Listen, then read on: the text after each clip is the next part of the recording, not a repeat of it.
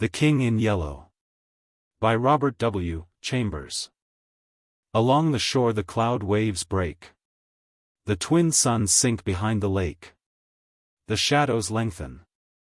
In Carcosa.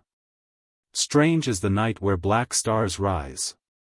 And strange moons circle through the skies. But stranger still is lost Carcosa. Songs that the Hyades shall sing, where flap the tatters of the king, must die unheard in dim Carcosa. Song of my soul, my voice is dead. Die thou, unsung, as tears unshed shall dry and die in lost Carcosa. Casilda's Song in The King in Yellow, Act 1, Scene 2. How do you find this book? Any thoughts about the book or the author? Any suggestion for improvement? Please take a moment to share your thoughts in a comment. If you like it, share it with your friends who might enjoy it as well. Subscribe to keep in touch. Visit completeaudiobooks.com for more quality content. The King in Yellow. The Repairer of Reputations. Ne rayons pas les faux, leur folie dure plus longtemps que la nôtre. Voilà toute la différence. Chapter 1. Toward the end of the year 1920, the government of the United States had practically completed the program, adopted during the last months of President Winthrop's administration. The country was apparently tranquil. Everybody knows how the tariff and labor questions were settled. The war with Germany, incident on that country's seizure of the Samoan Islands, had left no visible scars upon the Republic. And the temporary occupation of Norfolk by the invading army had been forgotten in the joy over repeated naval victories. And the subsequent ridiculous plight of General von Gartenlaub's forces in the state of New Jersey. The Cuban and Hawaiian investments had paid 100%, and the territory of Samoa was well worth its cost as a coaling station. The country was in a superb state of defense. Every coast city had been well supplied with land fortifications. The army, under the parental eye of the General Staff, organized according to the Prussian system, had been increased to 300,000 men, with a territorial reserve of 1,000,000. And 6 magnificent squadrons of cruisers and battleships patrolled the 6 stations of the navigable seas, leaving a steam reserve amply fitted to control home waters. The gentlemen from the West had at last been constrained to acknowledge that a college for the training of diplomats was as necessary as law schools are for the training of barristers. Consequently, we were no longer represented abroad by incompetent patriots. The nation was prosperous. Chicago, for a moment paralyzed after a second great fire, had risen from its ruins, white and imperial, and more beautiful than the white city which had been built for its plaything in 1893. Everywhere good architecture was replacing bad, and even in New York, a sudden craving for decency had swept away a great portion of the existing horrors. Streets had been widened, properly paved and lighted, trees had been planted, squares laid out, elevated structures demolished, and underground roads built to replace them. The new government buildings and barracks were fine bits of architecture. And the long system of stone quays which completely surrounded the island had been turned into parks which proved a godsend to the population. The subsidizing of the State Theater and State Opera brought its own reward. The United States National Academy of Design was much like European institutions of the same kind. Nobody envied the Secretary of Fine Arts, either his cabinet position or his portfolio. The Secretary of Forestry and Game Preservation had a much easier time, thanks to the new system of national mounted police. We had profited well by the latest treaties with France and England. The exclusion of foreign-born Jews as a measure of self-preservation, the settlement of the new independent Negro state of Suwanee, the checking of immigration, the new laws concerning naturalization, and the gradual centralization of power in the executive all contributed to national calm and prosperity. When the government solved the Indian problem and squadrons of Indian cavalry scouts in native costume were substituted for the pitiable organizations tacked onto the tail of skeletonized regiments by a former Secretary of War, the nation drew a long sigh of relief. When, after the colossal Congress of Religions, bigotry and intolerance were laid in their graves, and kindness and charity began to draw warring sects together. Many thought the millennium had arrived, at least in the New World, which after all is a world by itself. But self-preservation is the first law, and the United States had to look on in helpless sorrow as Germany, Italy, Spain and Belgium writhed in the throes of anarchy, while Russia, watching from the Caucasus, stooped and bound them one by one. In the city of New York, the summer of 1899 was signalized by the dismantling of the elevated railroads. The summer of 1900 will live in the memories of New York people for many a cycle. The Dodge statue was removed in that year. In the following winter began that agitation for the repeal of the laws prohibiting suicide, which bore its final fruit in the month of April, 1920. When the first government lethal chamber was opened on Washington Square. I had walked down that day from Dr. Archer's house on Madison Avenue, where I had been as a mere formality. Ever since that fall from my horse, 4 years before, I had been troubled at times with pains in the back of my head and neck, but now for months they had been absent. And the doctor sent me away that day saying there was nothing more to be cured in me. It was hardly worth his fee to be told that, I knew it myself. Still I did not grudge him the money. What I minded was the mistake which he made at first. When they picked me up from the pavement where I lay unconscious, and somebody had mercifully sent a bullet through my horse's head, I was carried to Dr. Archer, and he, pronouncing my brain affected, placed me in his private asylum, where I was obliged to endure treatment for insanity. At last he decided that I was well, and I, knowing that my mind had always been as sound as his, if not sounder, paid my tuition, as he jokingly called it, and left. I told him, smiling, that I would get even with him for his mistake, and he laughed heartily, and asked me to call once in a while. I did so, hoping for a chance to even up accounts, but he gave me none, and I told him I would wait. The fall from my horse had fortunately left no evil results. On the contrary, it had changed my whole character for the better. From a lazy young man about town, I had become active, energetic, temperate, and above all else, ambitious. There was only one thing which troubled me. I laughed at my own uneasiness, and yet it troubled me. During my convalescence I had bought and read for the first time, The King in Yellow. I remember after finishing the first act that it occurred to me that I had better stop. I started up and flung the book into the fireplace. The volume struck the barred grate and fell open on the hearth in the firelight. If I had not caught a glimpse of the opening words in the second act I should never have finished it, but as I stooped to pick it up, my eyes became riveted to the open page. And with a cry of terror, or perhaps it was of joy so poignant that I suffered in every nerve, I snatched the thing out of the coals and crept shaking to my bedroom, where I read it and reread it. And wept and laughed and trembled with a horror which at times assails me yet. This is the thing that troubles me, for I cannot forget Carcosa, where black stars hang in the heavens. Where the shadows of men's thoughts lengthen in the afternoon, when the twin suns sink into the lake of Hyades, and my mind will bear forever the memory of the pallid mask. I pray God will curse the writer, as the writer has cursed the world with this beautiful, stupendous creation, terrible in its simplicity, irresistible in its truth, a world which now trembles before the King in Yellow. When the French government seized the translated copies which had just arrived in Paris, London, of course, became eager to read it. It is well known how the book spread like an infectious disease, from city to city, from continent to continent, barred out here, confiscated there, denounced by press and pulpit, censured even by the most advanced of literary anarchists. No definite principles had been violated in those wicked pages, no doctrine promulgated, no convictions outraged. It could not be judged by any known standard, yet, although it was acknowledged that the supreme note of art had been struck in The King in Yellow, all felt that human nature could not bear the strain, nor thrive on words in which the essence of purest poison lurked. The very banality and innocence of the first act only allowed the blow to fall afterward with more awful effect. It was, I remember, the 13th day of April, 1920, that the first government lethal chamber was established on the south side of Washington Square, between Wooster Street and South Fifth Avenue. The block, which had formerly consisted of a lot of shabby old buildings, used as cafes and restaurants for foreigners, had been acquired by the government in the winter of 1898.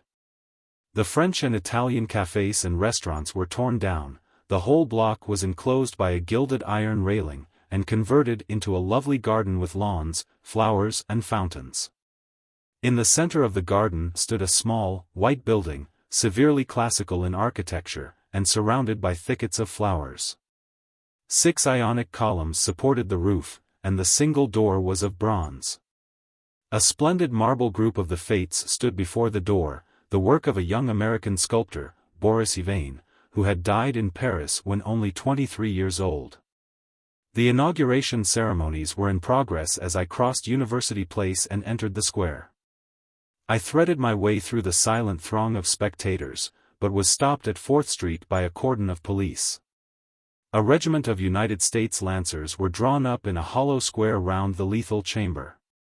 On a raised tribune facing Washington Park stood the Governor of New York, and behind him were grouped the Mayor of New York and Brooklyn, the Inspector General of Police, the Commandant of the State Troops, Colonel Livingston, military aide to the President of the United States, General Blunt, commanding at Governor's Island, Major General Hamilton.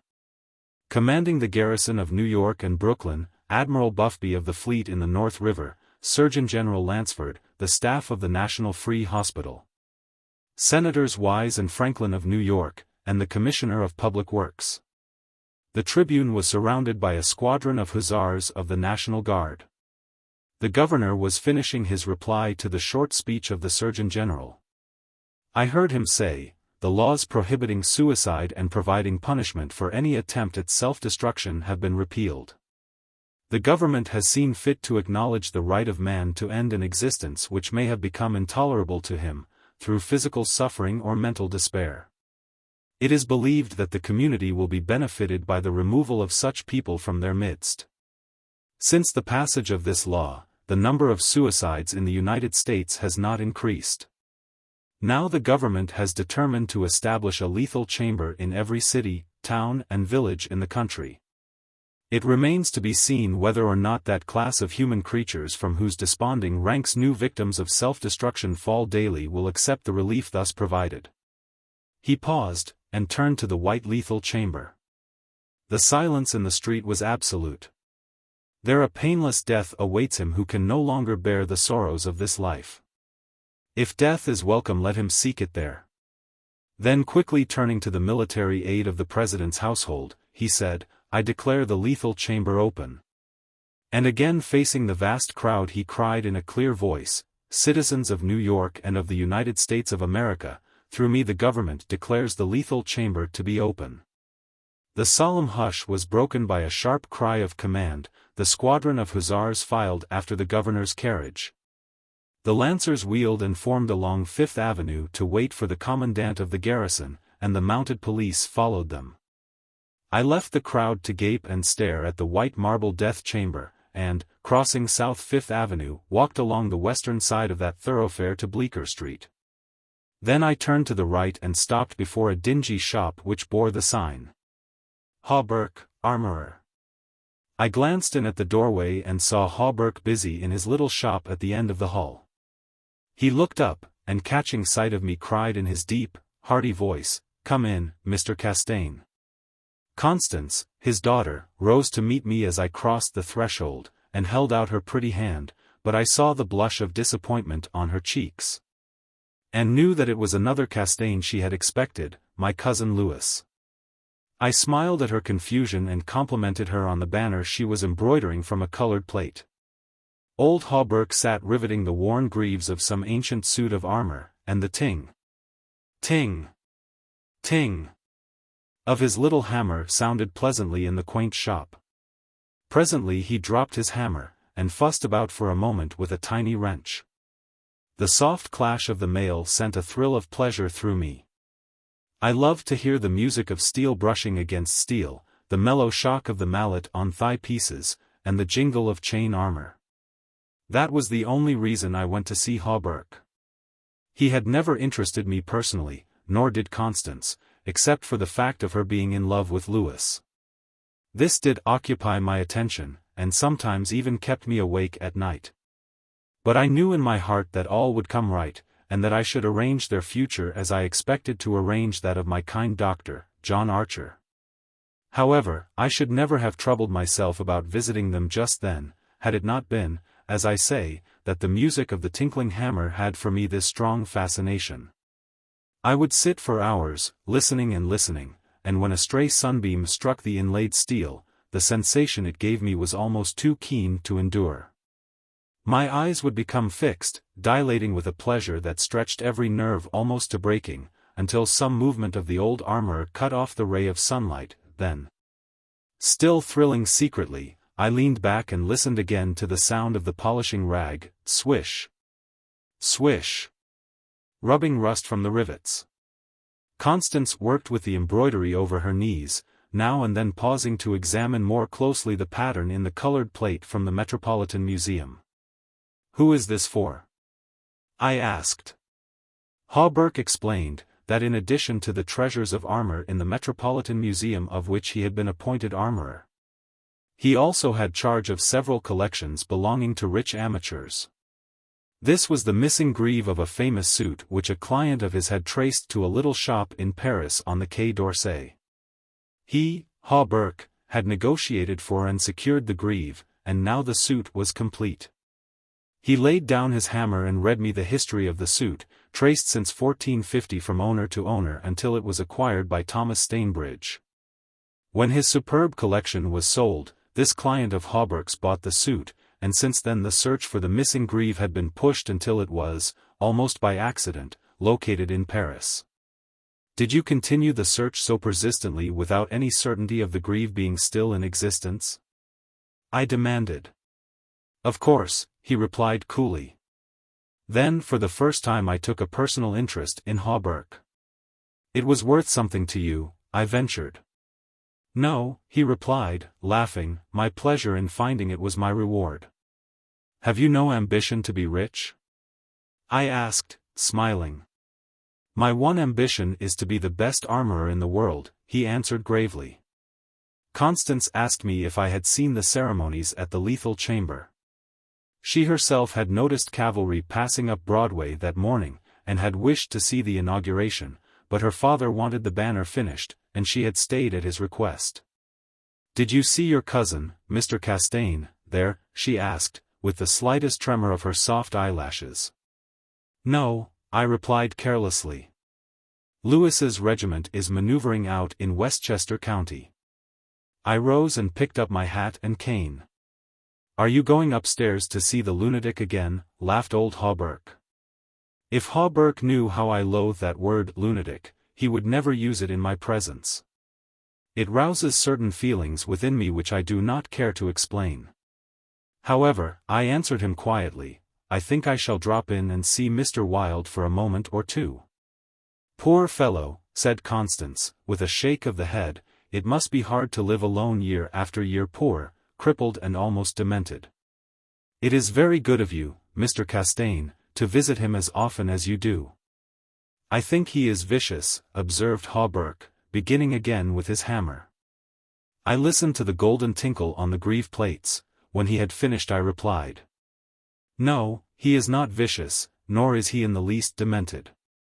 His mind is a wonder chamber, from which he can extract treasures that you and I would give years of our lives to acquire." Hawberk laughed. I continued a little impatiently, "He knows history as no one else could know it.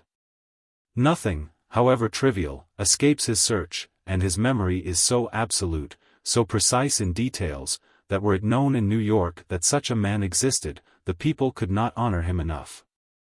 "Nonsense," muttered Hawberk, searching on the floor for a fallen rivet. "Is it nonsense?" I asked, managing to suppress what I felt. "Is it nonsense when he says that the tassets and cuissards of the enameled suit of armor commonly known as the Prince's Emblazoned can be found among a mass of rusty theatrical properties? Broken stoves and ragpickers refuse in a garret in Pell Street?" Hawberk's hammer fell to the ground, but he picked it up and asked, with a great deal of calm, how I knew that the tassets and left cuissard were missing from the Prince's Emblazoned. I did not know until Mr. Wilde mentioned it to me the other day. He said they were in the garret of 998 Pell Street. Nonsense, he cried, but I noticed his hand trembling under his leathern apron. Is this nonsense too? I asked pleasantly, is it nonsense when Mr. Wilde continually speaks of you as the Marquis of Avonshire and of Miss Constance? I did not finish. For Constance had started to her feet with terror written on every feature. Hawberk looked at me and slowly smoothed his leathern apron. That is impossible, he observed. Mr. Wilde may know a great many things. About armor, for instance, and the Prince's Emblazoned, I interposed, smiling. Yes, he continued, slowly, about armor also, maybe, but he is wrong in regard to the Marquis of Avonshire, who, as you know, killed his wife's traducer years ago. And went to Australia where he did not long survive his wife. Mr. Wilde is wrong, murmured Constance. Her lips were blanched, but her voice was sweet and calm. Let us agree, if you please, that in this one circumstance Mr. Wilde is wrong, I said. Chapter 2. I climbed the 3 dilapidated flights of stairs, which I had so often climbed before, and knocked at a small door at the end of the corridor. Mr. Wilde opened the door and I walked in. When he had double-locked the door and pushed a heavy chest against it, he came and sat down beside me, peering up into my face with his little light-colored eyes. Half a dozen new scratches covered his nose and cheeks, and the silver wires which supported his artificial ears had become displaced. I thought I had never seen him so hideously fascinating. He had no ears. The artificial ones, which now stood out at an angle from the fine wire, were his one weakness.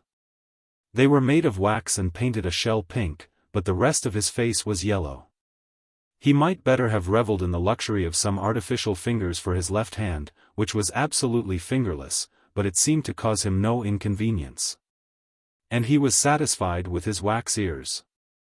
He was very small, scarcely higher than a child of 10, but his arms were magnificently developed, and his thighs as thick as any athlete's. Still, the most remarkable thing about Mr. Wilde was that a man of his marvelous intelligence and knowledge should have such a head. It was flat and pointed, like the heads of many of those unfortunates whom people imprison in asylums for the weak-minded. Many called him insane, but I knew him to be as sane as I was. I do not deny that he was eccentric. The mania he had for keeping that cat and teasing her until she flew at his face like a demon, was certainly eccentric. I never could understand why he kept the creature, nor what pleasure he found in shutting himself up in his room with this surly, vicious beast. I remember once, glancing up from the manuscript I was studying by the light of some tallow dips, and seeing Mr. Wilde squatting motionless on his high chair, his eyes fairly blazing with excitement. While the cat, which had risen from her place before the stove, came creeping across the floor right at him. Before I could move she flattened her belly to the ground, crouched, trembled, and sprang into his face. Howling and foaming they rolled over and over on the floor, scratching and clawing, until the cat screamed and fled under the cabinet, and Mr. Wilde turned over on his back. His limbs contracting and curling up like the legs of a dying spider. He was eccentric. Mr. Wilde had climbed into his high chair, and, after studying my face, picked up a dog's-eared ledger and opened it. Henry B. Matthews, he read, bookkeeper with Weissett and Company, dealers in church ornaments. Called April 3rd, reputation damaged on the racetrack. Known as a welcher. Reputation to be repaired by August 1st, retainer $5. He turned the page and ran his fingerless knuckles down the closely written columns. P. Green Dusenberry, minister of the gospel, Fair Beach, New Jersey. Reputation damaged in the Bowery. To be repaired as soon as possible. Retainer $100. He coughed and added, called, April 6th. Then you are not in need of money, Mr. Wilde, I inquired. Listen, he coughed again. Mrs. C. Hamilton Chester, of Chester Park, New York City. Called April 7, reputation damaged at Dieppe, France. To be repaired by October 1, retainer $500. Note, see, Hamilton Chester, Captain USS. Avalanche, ordered home from South Sea Squadron October 1. Well, I said, the profession of a repairer of reputations is lucrative. His colorless eyes sought mine. I only wanted to demonstrate that I was correct. You said it was impossible to succeed as a repairer of reputations. That even if I did succeed in certain cases it would cost me more than I would gain by it. Today I have 500 men in my employ, who are poorly paid, but who pursue the work with an enthusiasm which possibly may be born of fear. These men enter every shade and grade of society. Some even are pillars of the most exclusive social temples, others are the prop and pride of the financial world, still others hold undisputed sway among the fancy and the talent.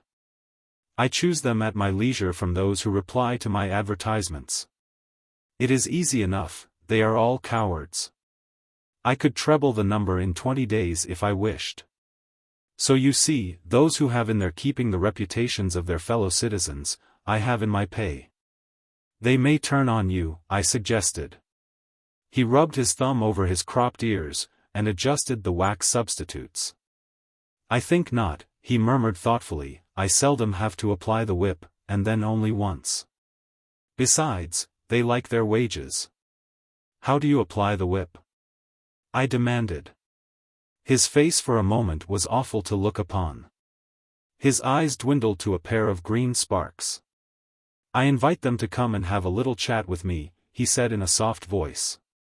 A knock at the door interrupted him, and his face resumed its amiable expression. Who is it? He inquired. Mr. Stelet, was the answer. Come tomorrow, replied Mr. Wilde. Impossible, began the other, but was silenced by a sort of bark from Mr. Wilde. Come tomorrow, he repeated. We heard somebody move away from the door and turn the corner by the stairway. Who is that? I asked. Arnold Stelet, owner and editor-in-chief of the great New York Daily. He drummed on the ledger with his fingerless hand, adding, I pay him very badly, but he thinks it a good bargain. Arnold Stelet. I repeated, amazed. Yes, said Mr. Wilde, with a self-satisfied cough. The cat, which had entered the room as he spoke, hesitated, looked up at him and snarled. He climbed down from the chair and, squatting on the floor, took the creature into his arms and caressed her. The cat ceased snarling and presently began a loud purring which seemed to increase in timbre as he stroked her. Where are the notes? I asked. He pointed to the table, and for the 100th time I picked up the bundle of manuscript entitled The Imperial Dynasty of America. One by one I studied the well-worn pages, worn only by my own handling, and although I knew all by heart, from the beginning, when from Carcosa, the Hyades, Hastur, and Aldebaran, to Castaigne. Louis de Calvados, born December 19, 1877, I read it with an eager, rapt attention, pausing to repeat parts of it aloud, and dwelling especially on Hildred de Calvados. Only son of Hildred Castaigne and Edith Landis Castaigne, first in succession, etc. etc. When I finished, Mr. Wilde nodded and coughed. Speaking of your legitimate ambition, he said, how do Constance and Louis get along? She loves him, I replied simply. The cat on his knee suddenly turned and struck at his eyes, and he flung her off and climbed onto the chair opposite me. And Dr. Archer? But that's a matter you can settle any time you wish, he added. Yes, I replied, Dr. Archer can wait, but it is time I saw my cousin Louis. It is time, he repeated. Then he took another ledger from the table and ran over the leaves rapidly. We are now in communication with 10,000 men, he muttered. We can count on 100,000 within the first 28 hours, and in 48 hours the state will rise en masse. The country follows the state, and the portion that will not, I mean California and the Northwest, might better never have been inhabited. I shall not send them the yellow sign. The blood rushed to my head, but I only answered, "A new broom sweeps clean." The ambition of Caesar and of Napoleon pales before that which could not rest until it had seized the minds of men and controlled even their unborn thoughts, said Mr. Wilde. You are speaking of the king in yellow, I groaned, with a shudder. He is a king whom emperors have served. I am content to serve him, I replied. Mr. Wilde sat rubbing his ears with his crippled hand. Perhaps Constance does not love him, he suggested. I started to reply, but a sudden burst of military music from the street below drowned my voice. The 20th Dragoon Regiment, formerly in garrison at Mount St. Vincent, was returning from the maneuvers in Westchester County, to its new barracks on East Washington Square. It was my cousin's regiment. They were a fine lot of fellows, in their pale blue, tight-fitting jackets, jaunty busbies and white riding breeches with the double yellow stripe, into which their limbs seemed molded. Every other squadron was armed with lances, from the metal points of which fluttered yellow and white pennons. The band passed, playing the regimental march, then came the colonel and staff, the horses crowding and trampling, while their heads bobbed in unison. And the pennons fluttered from their lance points. The troopers, who rode with the beautiful English seat, looked brown as berries from their bloodless campaign among the farms of Westchester, and the music of their sabres against the stirrups. And the jingle of spurs and carbines was delightful to me. I saw Lewis riding with his squadron. He was as handsome an officer as I have ever seen. Mr. Wilde, who had mounted a chair by the window, saw him too, but said nothing. Lewis turned and looked straight at Hawberk's shop as he passed, and I could see the flush on his brown cheeks. I think Constance must have been at the window. When the last troopers had clattered by, and the last pennons vanished into South Fifth Avenue, Mr. Wilde clambered out of his chair and dragged the chest away from the door. Yes, he said, it is time that you saw your cousin Lewis. He unlocked the door and I picked up my hat and stick and stepped into the corridor. The stairs were dark. Groping about, I set my foot on something soft, which snarled and spit, and I aimed a murderous blow at the cat, but my cane shivered to splinters against the balustrade. And the beast scurried back into Mr. Wilde's room. Passing Hawberk's door again I saw him still at work on the armor, but I did not stop, and stepping out into Bleecker Street, I followed it to Worcester, skirted the grounds of the Lethal Chamber. And crossing Washington Park went straight to my rooms in the Benedict. Here I lunched comfortably, read the Herald and the Meteor, and finally went to the steel safe in my bedroom and set the time combination. The 3 3/4 minutes which it is necessary to wait, while the time lock is opening, are to me golden moments. From the instant I set the combination to the moment when I grasp the knobs and swing back the solid steel doors, I live in an ecstasy of expectation. Those moments must be like moments passed in paradise. I know what I am to find at the end of the time limit. I know what the massive safe holds secure for me alone, and the exquisite pleasure of waiting is hardly enhanced when the safe opens and I lift, from its velvet crown, a diadem of purest gold, blazing with diamonds. I do this every day, and yet the joy of waiting and at last touching again the diadem, only seems to increase as the days pass. It is a diadem fit for a king among kings, an emperor among emperors. The king in yellow might scorn it, but it shall be worn by his royal servant. I held it in my arms until the alarm in the safe rang harshly, and then tenderly, proudly, I replaced it and shut the steel doors. I walked slowly back into my study, which faces Washington Square, and leaned on the window sill. The afternoon sun poured into my windows, and a gentle breeze stirred the branches of the elms and maples in the park, now covered with buds and tender foliage. A flock of pigeons circled about the tower of the Memorial Church, sometimes alighting on the purple-tiled roof, sometimes wheeling downward to the lotus fountain in front of the marble arch. The gardeners were busy with the flower beds around the fountain, and the freshly turned earth smelled sweet and spicy. A lawn mower, drawn by a fat white horse, clinked across the green sward, and watering carts poured showers of spray over the asphalt drives. Around the statue of Peter Stuyvesant, which in 1897 had replaced the monstrosity supposed to represent Garibaldi. Children played in the spring sunshine, and nurse girls wheeled elaborate baby carriages with a reckless disregard for the pasty-faced occupants, which could probably be explained by the presence of half a dozen trim dragoon troopers languidly lolling on the benches. Through the trees, the Washington Memorial Arch glistened like silver in the sunshine, and beyond, on the eastern extremity of the square, the gray stone barracks of the dragoons and the white granite artillery stables were alive with color and motion. I looked at the lethal chamber on the corner of the square opposite. A few curious people still lingered about the gilded iron railing, but inside the grounds the paths were deserted. I watched the fountains ripple and sparkle. The sparrows had already found this new bathing nook, and the basins were covered with the dusty feathered little things. 2 or 3 white peacocks picked their way across the lawns, and a drab-colored pigeon sat so motionless on the arm of one of the fates, that it seemed to be a part of the sculptured stone. As I was turning carelessly away, a slight commotion in the group of curious loiterers around the gates attracted my attention. A young man had entered, and was advancing with nervous strides along the gravel path which leads to the bronze doors of the lethal chamber. He paused a moment before the fates, and as he raised his head to those 3 mysterious faces, the pigeon rose from its sculptured perch, circled about for a moment and wheeled to the east. The young man pressed his hand to his face, and then with an undefinable gesture sprang up the marble steps. The bronze doors closed behind him, and half an hour later the loiterers slouched away, and the frightened pigeon returned to its perch in the arms of fate.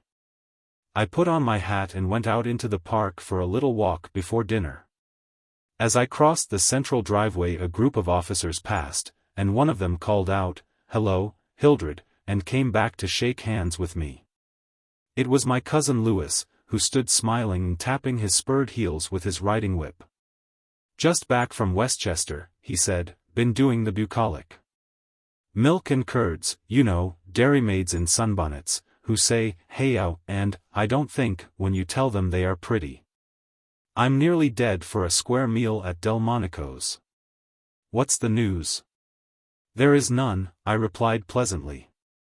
"I saw your regiment coming in this morning." "Did you?" "I didn't see you." "Where were you?" "In Mr. Wilde's window." "Oh, hell." He began impatiently, "That man is stark mad. I don't understand why you—" He saw how annoyed I felt by this outburst, and begged my pardon. "Really, old chap," he said, "I don't mean to run down a man you like, but for the life of me I can't see what the deuce you find in common with Mr. Wilde. He's not well bred, to put it generously. He is hideously deformed, his head is the head of a criminally insane person. You know yourself he's been in an asylum." "So have I interrupted calmly. Louis looked startled and confused for a moment, but recovered and slapped me heartily on the shoulder. "You were completely cured," he began, but I stopped him again. "I suppose you mean that I was simply acknowledged never to have been insane." "Of course that's what I meant," he laughed. I disliked his laugh because I knew it was forced, but I nodded gaily and asked him where he was going. Louis looked after his brother officers who had now almost reached Broadway. We had intended to sample a Brunswick cocktail, but to tell you the truth I was anxious for an excuse to go and see Hawberk instead. "Come along, I'll make you my excuse." We found old Hawberk, neatly attired in a fresh spring suit, standing at the door of his shop and sniffing the air. I had just decided to take Constance for a little stroll before dinner. He replied to the impetuous volley of questions from Louis. We thought of walking on the park terrace along the North River. At that moment Constance appeared and grew pale and rosy by turns as Louis bent over her small gloved fingers. I tried to excuse myself, alleging an engagement uptown, but Louis and Constance would not listen, and I saw I was expected to remain and engage old Hawberk's attention. After all, it would be just as well if I kept my eye on Louis, I thought, and when they hailed a Spring Street horse car, I got in after them and took my seat beside the armorer. The beautiful line of parks and granite terraces overlooking the wharves along the North River, which were built in 1910 and finished in the autumn of 1917, had become one of the most popular promenades in the metropolis. They extended from the Battery to 190th Street, overlooking the noble river and affording a fine view of the Jersey Shore and the Highlands opposite. Cafes and restaurants were scattered here and there among the trees, and twice a week military bands from the garrison played in the kiosks on the parapets. We sat down in the sunshine on the bench at the foot of the equestrian statue of General Sheridan. Constance tipped her sunshade to shield her eyes, and she and Louis began a murmuring conversation which was impossible to catch. Old Hawberk, leaning on his ivory-headed cane, lighted an excellent cigar, the mate to which I politely refused, and smiled at vacancy. The sun hung low above the Staten Island woods, and the bay was dyed with golden hues reflected from the sun-warmed sails of the shipping in the harbor. Brigs, schooners, yachts, clumsy ferryboats, their decks swarming with people, railroad transports carrying lines of brown, blue and white freight cars, stately sound steamers, déclassé tramp steamers, coasters, dredgers, scows, and everywhere pervading the entire bay impudent little tugs puffing and whistling officiously. These were the craft which churned the sunlight waters as far as the eye could reach. In calm contrast to the hurry of sailing vessel and steamer, a silent fleet of white warships lay motionless in midstream. Constance's merry laugh aroused me from my reverie. "What are you staring at?" she inquired. "Nothing, the fleet," I smiled. Then Louis told us what the vessels were, pointing out each by its relative position to the old red fort on Governor's Island. "That little cigar-shaped thing is a torpedo boat," he explained. "There are 4 more lying close together. They are the Tarpon, the Falcon, the Sea Fox, and the Octopus. The gunboats just above are the Princeton, the Champlain, the Stillwater and the Erie. Next to them lie the cruisers Farragut and Los Angeles, and above them the battleships California, and Dakota, and the Washington, which is the flagship. Those 2 squatty-looking chunks of metal which are anchored there off Castle William are the double-turreted monitors Terrible and Magnificent.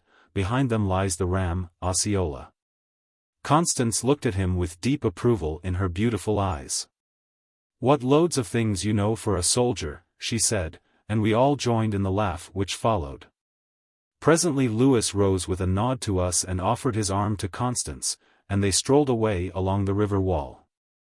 Hawberk watched them for a moment and then turned to me. "Mr. Wilde was right," he said.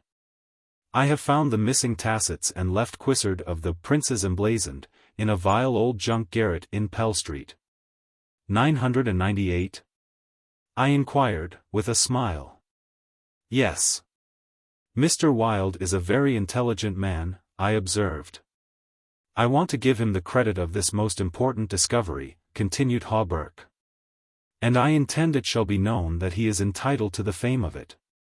"He won't thank you for that," I answered sharply. "Please say nothing about it." "Do you know what it is worth?" said Hawberk. "No, $50, perhaps.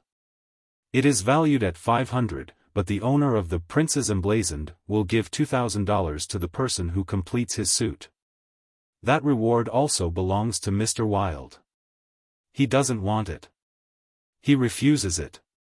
I answered angrily. "What do you know about Mr. Wilde?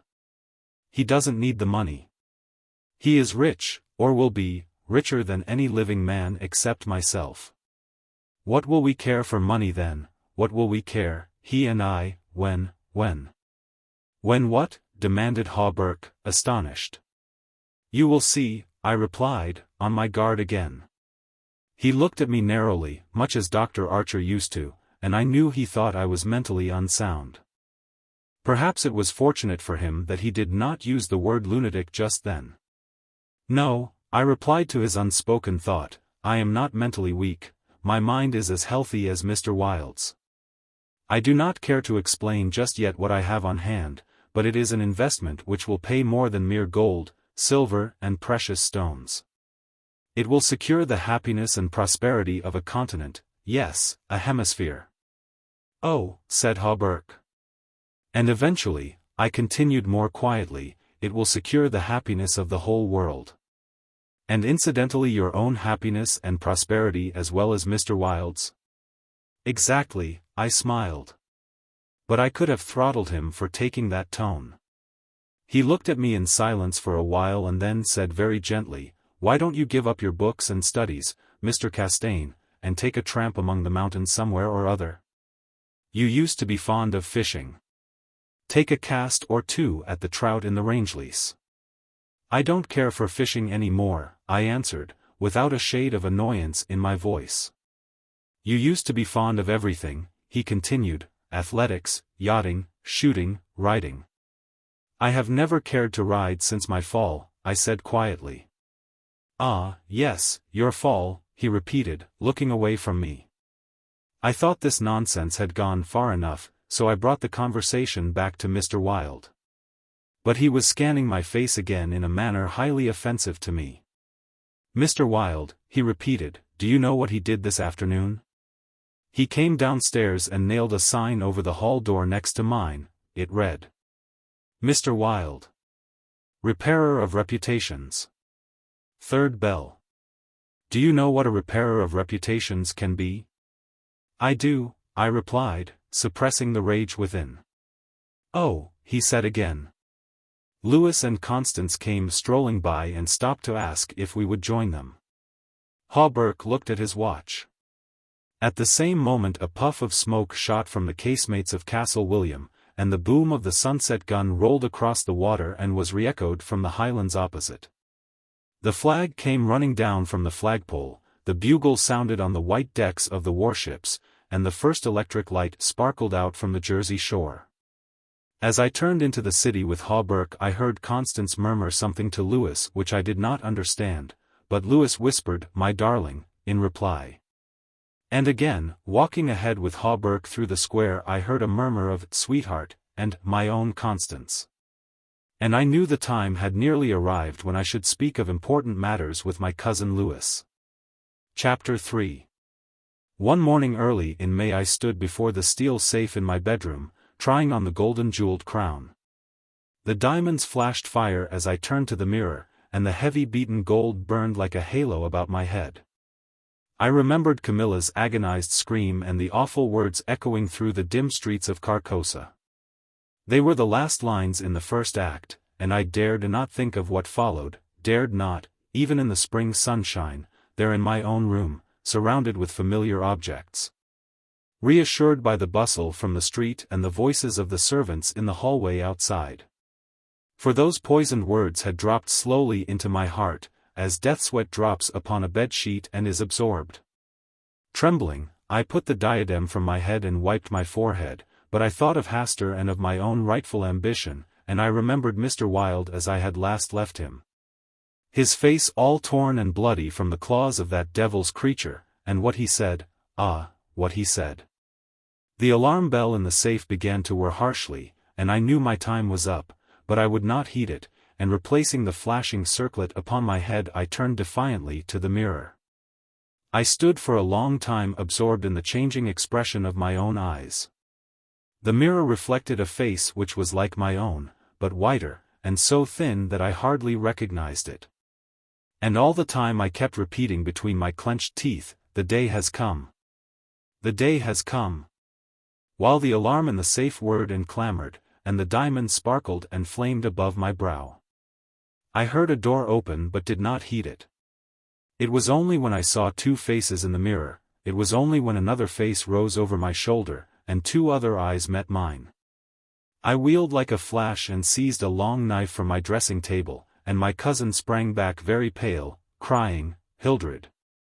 For God's sake!" Then as my hand fell, he said, "It is I, Louis, don't you know me?" I stood silent. I could not have spoken for my life. He walked up to me and took the knife from my hand. "What is all this?" he inquired, in a gentle voice. "Are you ill?" "No," I replied. But I doubt if he heard me. "Come, come, old fellow," he cried, "take off that brass crown and toddle into the study. Are you going to a masquerade? What's all this theatrical tinsel anyway? I was glad he thought the crown was made of brass and paste, yet I didn't like him any the better for thinking so. I let him take it from my hand, knowing it was best to humor him. He tossed the splendid diadem in the air, and catching it, turned to me smiling. "It's dear at 50 cents, he said. "What's it for?" I did not answer, but took the circlet from his hands, and placing it in the safe shut the massive steel door. The alarm ceased its infernal din at once. He watched me curiously, but did not seem to notice the sudden ceasing of the alarm. He did, however, speak of the safe as a biscuit box. Fearing lest he might examine the combination, I led the way into my study. Louis threw himself on the sofa and flicked at flies with his eternal riding whip. He wore his fatigue uniform with the braided jacket and jaunty cap, and I noticed that his riding boots were all splashed with red mud. "Where have you been?" I inquired. "Jumping mud creeks in Jersey," he said. "I haven't had time to change yet, I was rather in a hurry to see you. Haven't you got a glass of something?" "I'm dead tired. Been in the saddle 24 hours. I gave him some brandy from my medicinal store, which he drank with a grimace. "Damned bad stuff," he observed. "I'll give you an address where they sell brandy that is brandy." "It's good enough for my needs," I said indifferently. "I use it to rub my chest with." He stared and flicked at another fly. "See here, old fellow," he began, "I've got something to suggest to you. It's 4 years now that you've shut yourself up here like an owl, never going anywhere, never taking any healthy exercise. Never doing a damn thing but poring over those books up there on the mantelpiece." He glanced along the row of shelves. "Napoleon, Napoleon, Napoleon," he read. "For heaven's sake, have you nothing but Napoleons there?"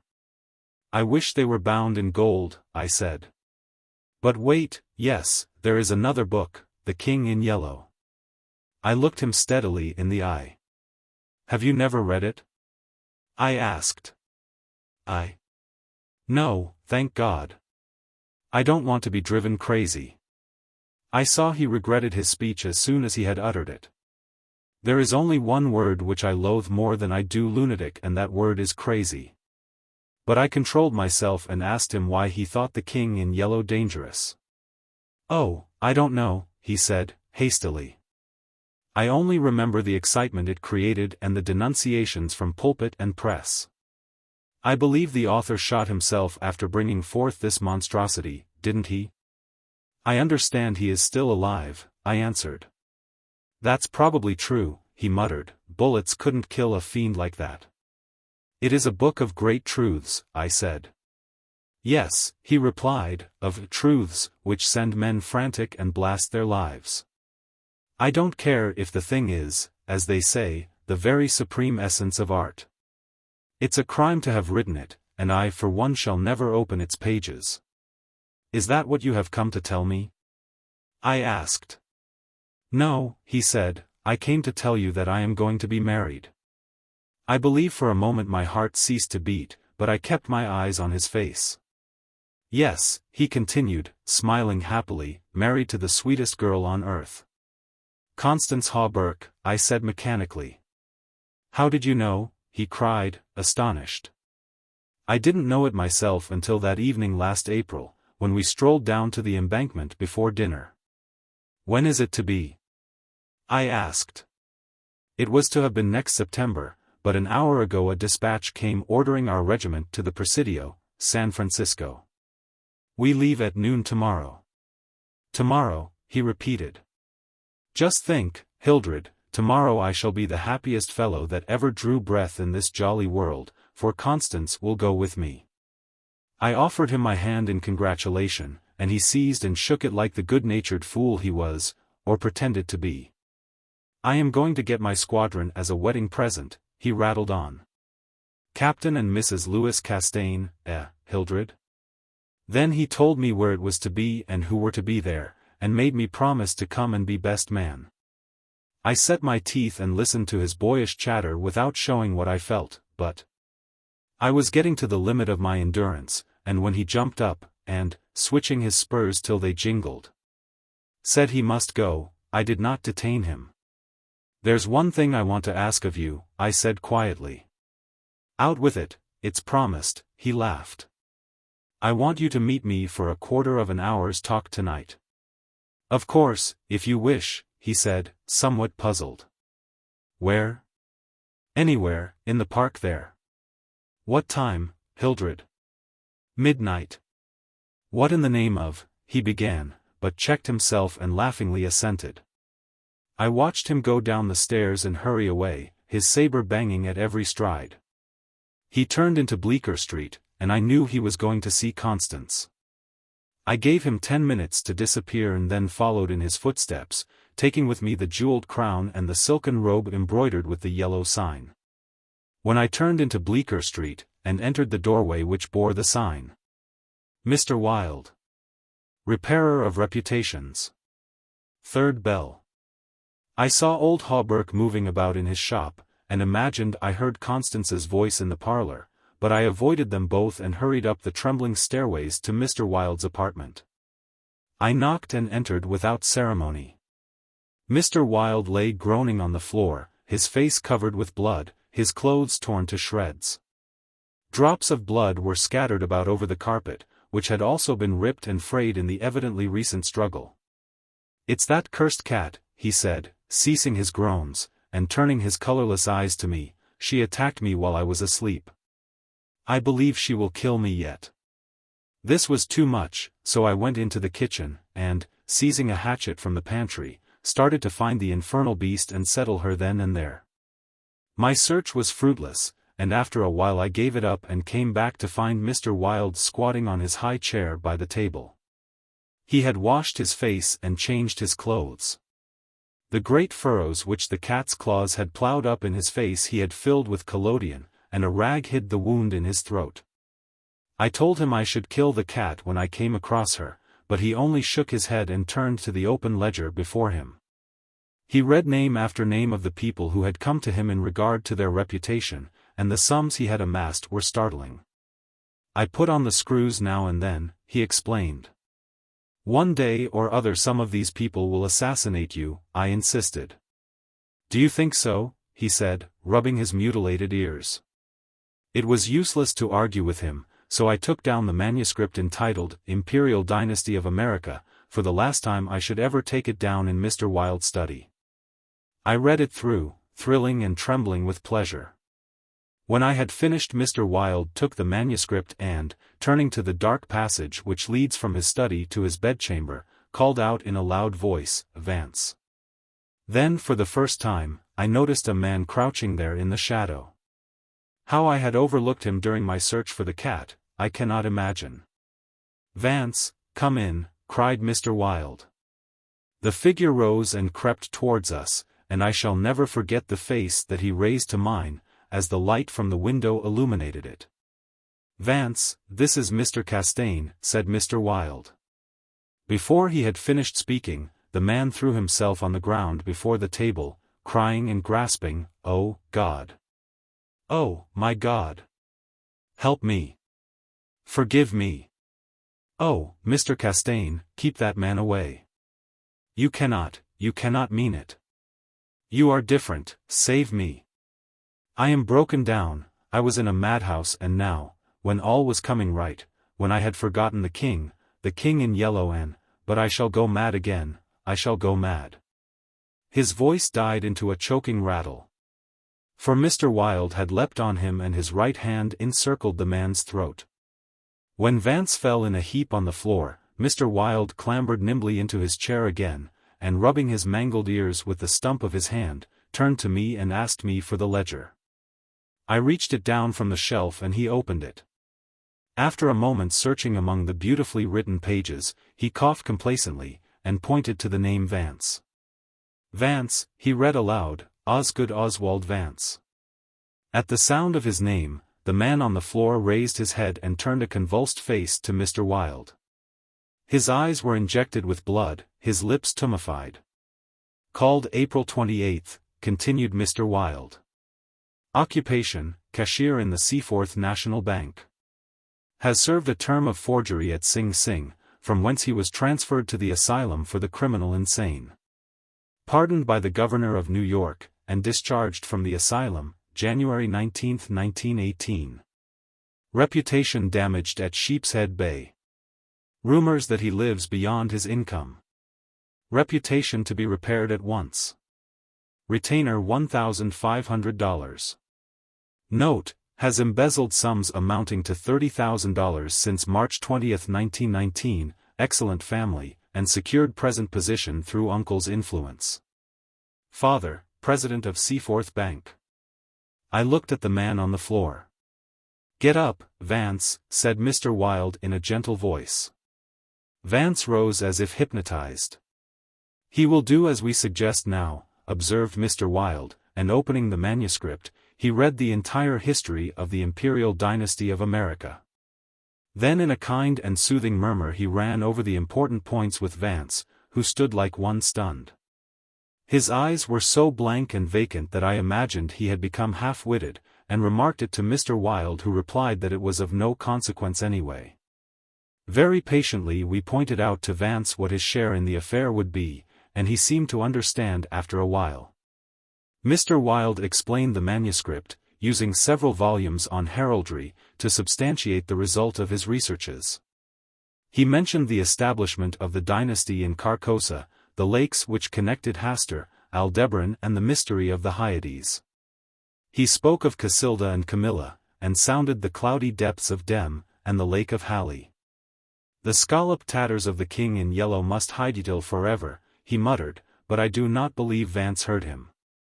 Then by degrees he led Vance along the ramifications of the imperial family, to Ute and Thale, from Neotalba and Phantom of Truth, to Aldens, and then tossing aside his manuscript and notes, he began the wonderful story of the last king.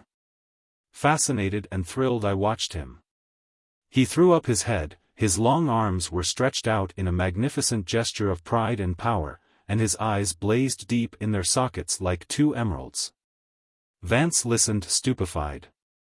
As for me, when at last Mr. Wilde had finished, and pointing to me, cried, "The cousin of the king," my head swam with excitement. Controlling myself with a superhuman effort, I explained to Vance why I alone was worthy of the crown and why my cousin must be exiled or die. I made him understand that my cousin must never marry, even after renouncing all his claims. And how that least of all he should marry the daughter of the Marquis of Avonshire and bring England into the question. I showed him a list of thousands of names which Mr. Wilde had drawn up. Every man whose name was there had received the yellow sign which no living human being dared disregard. The city, the state, the whole land, were ready to rise and tremble before the pallid mask. The time had come, the people should know the son of Hastur, and the whole world bow to the black stars which hang in the sky over Carcosa. Vance leaned on the table, his head buried in his hands. Mr. Wilde drew a rough sketch on the margin of yesterday's Herald with a bit of lead pencil. It was a plan of Hawberk's rooms. Then he wrote out the order and affixed the seal, and shaking like a palsied man I signed my first writ of execution with my name Hildred Rex. Mr. Wilde clambered to the floor and unlocking the cabinet, took a long square box from the first shelf. This he brought to the table and opened. A new knife lay in the tissue paper inside and I picked it up and handed it to Vance, along with the order and the plan of Hawberk's apartment. Then Mr. Wilde told Vance he could go. And he went, shambling like an outcast of the slums. I sat for a while watching the daylight fade behind the square tower of the Judson Memorial Church, and finally, gathering up the manuscript and notes, took my hat and started for the door. Mr. Wilde watched me in silence. When I had stepped into the hall I looked back. Mr. Wilde's small eyes were still fixed on me. Behind him, the shadows gathered in the fading light. Then I closed the door behind me and went out into the darkening streets. I had eaten nothing since breakfast, but I was not hungry. A wretched, half-starved creature, who stood looking across the street at the lethal chamber, noticed me and came up to tell me a tale of misery. I gave him money, I don't know why, and he went away without thanking me. An hour later another outcast approached and whined his story. I had a blank bit of paper in my pocket, on which was traced the yellow sign, and I handed it to him. He looked at it stupidly for a moment, and then with an uncertain glance at me, folded it with what seemed to me exaggerated care and placed it in his bosom. The electric lights were sparkling among the trees, and the new moon shone in the sky above the lethal chamber. It was tiresome waiting in the square. I wandered from the marble arch to the artillery stables and back again to the lotus fountain. The flowers and grass exhaled a fragrance which troubled me. The jet of the fountain played in the moonlight, and the musical splash of falling drops reminded me of the tinkle of chained mail in Hauberk's shop.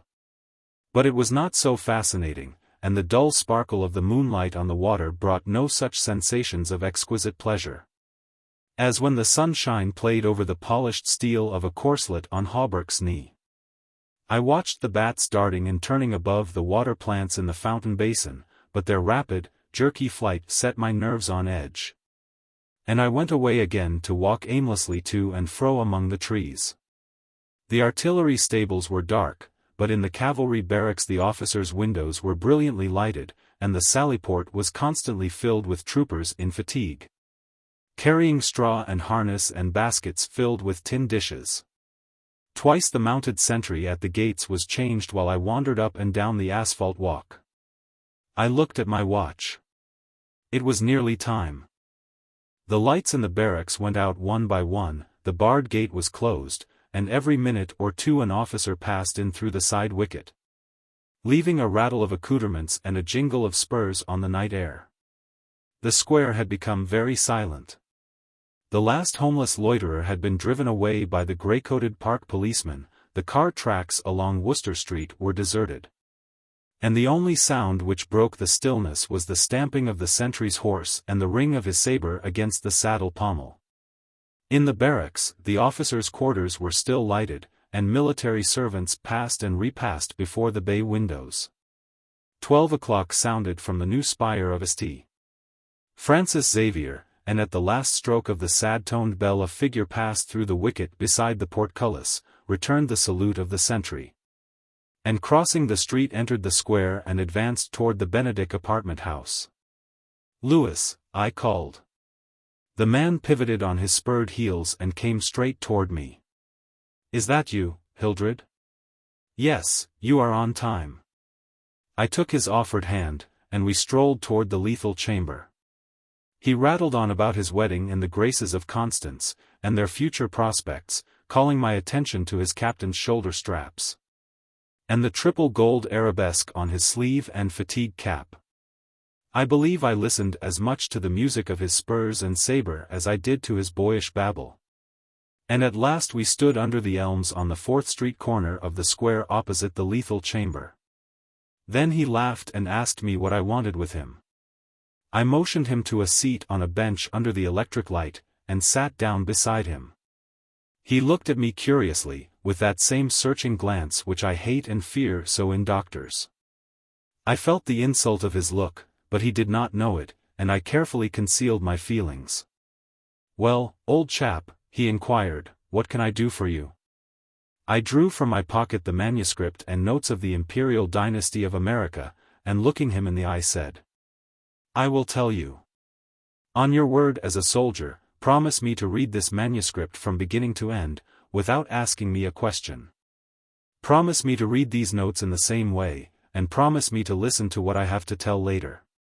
"I promise, if you wish it," he said pleasantly. "Give me the paper, Hildred." He began to read, raising his eyebrows with a puzzled, whimsical air, which made me tremble with suppressed anger.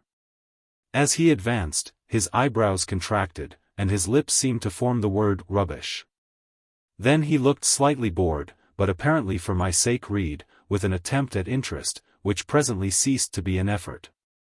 He started when in the closely written pages he came to his own name, and when he came to mine he lowered the paper, and looked sharply at me for a moment. But he kept his word, and resumed his reading, and I let the half-formed question die on his lips unanswered. When he came to the end and read the signature of Mr. Wilde, he folded the paper carefully and returned it to me. I handed him the notes, and he settled back, pushing his fatigue cap up to his forehead, with a boyish gesture, which I remembered so well in school. I watched his face as he read, and when he finished I took the notes with the manuscript, and placed them in my pocket. Then I unfolded a scroll marked with the yellow sign. He saw the sign, but he did not seem to recognize it, and I called his attention to it somewhat sharply. "Well," he said, "I see it." "What is it?" "It is the yellow sign," I said angrily. "Oh, that's it, is it?" said Lewis, in that flattering voice, which Dr. Archer used to employ with me, and would probably have employed again, had I not settled his affair for him. I kept my rage down and answered as steadily as possible, "Listen, you have engaged your word?" "I am listening, old chap," he replied soothingly. I began to speak very calmly. Dr. Archer, having by some means become possessed of the secret of the imperial succession, attempted to deprive me of my right, alleging that because of a fall from my horse 4 years ago, I had become mentally deficient. He presumed to place me under restraint in his own house in hopes of either driving me insane or poisoning me. I have not forgotten it. I visited him last night and the interview was final. Lewis turned quite pale, but did not move. I resumed triumphantly, "There are yet 3 people to be interviewed in the interests of Mr. Wilde and myself. They are my cousin Lewis, Mr. Hawberk, and his daughter Constance." Lewis sprang to his feet and I arose also, and flung the paper marked with the yellow sign to the ground. "Oh, I don't need that to tell you what I have to say," I cried, with a laugh of triumph. "You must renounce the crown to me, do you hear, to me." Lewis looked at me with a startled air, but recovering himself said kindly, "Of course I renounce what is it I must renounce?" "The crown," I said angrily. "Of course," he answered, "I renounce it. Come, old chap, I'll walk back to your rooms with you." "Don't try any of your doctor's tricks on me," I cried, trembling with fury. "Don't act as if you think I am insane." "What nonsense," he replied. "Come, it's getting late, Hildred." "No," I shouted, "you must listen. You cannot marry, I forbid it. Do you hear? I forbid it. You shall renounce the crown, and in reward I grant you exile, but if you refuse you shall die." He tried to calm me, but I was roused at last, and drawing my long knife barred his way. Then I told him how they would find Dr. Archer in the cellar with his throat open, and I laughed in his face when I thought of Vance and his knife, and the order signed by me. "Ah, you are the king," I cried, "but I shall be king. Who are you to keep me from empire over all the habitable earth? I was born the cousin of a king, but I shall be king." Lewis stood white and rigid before me. Suddenly a man came running up 4th Street, entered the gate of the Lethal Temple, traversed the path to the bronze doors at full speed, and plunged into the death chamber with the cry of one demented, and I laughed until I wept tears, for I had recognized Vance, and knew that Hawberk and his daughter were no longer in my way.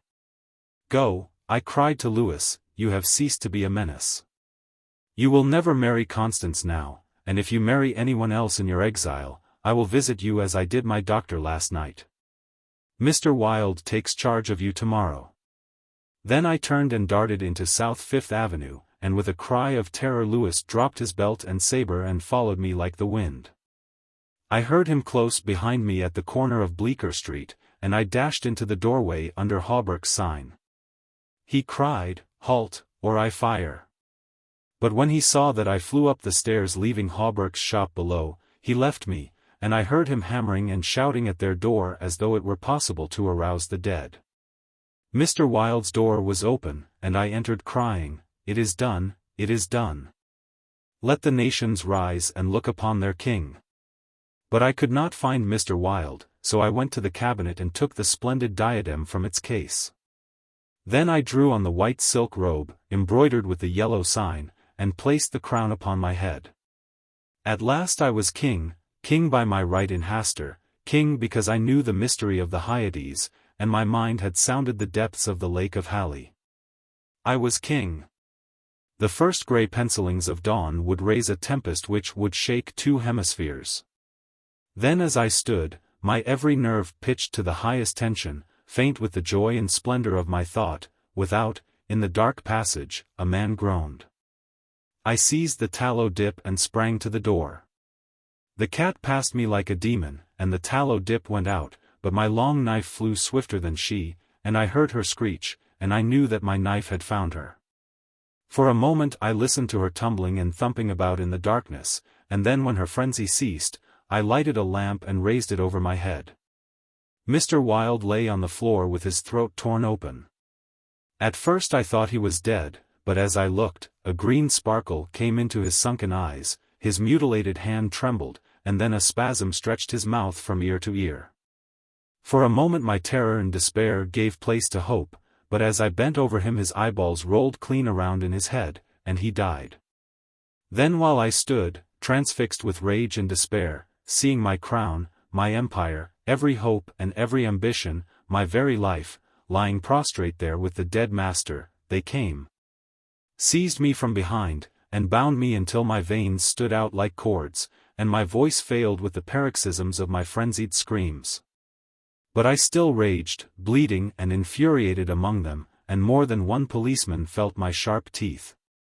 Then when I could no longer move they came nearer. I saw old Hawberk, and behind him my cousin Louis's ghastly face, and farther away, in the corner, a woman, Constance, weeping softly. "Ah! I see it now!" I shrieked. "You have seized the throne and the empire. Woe! Woe to you who are crowned with the crown of the king in yellow."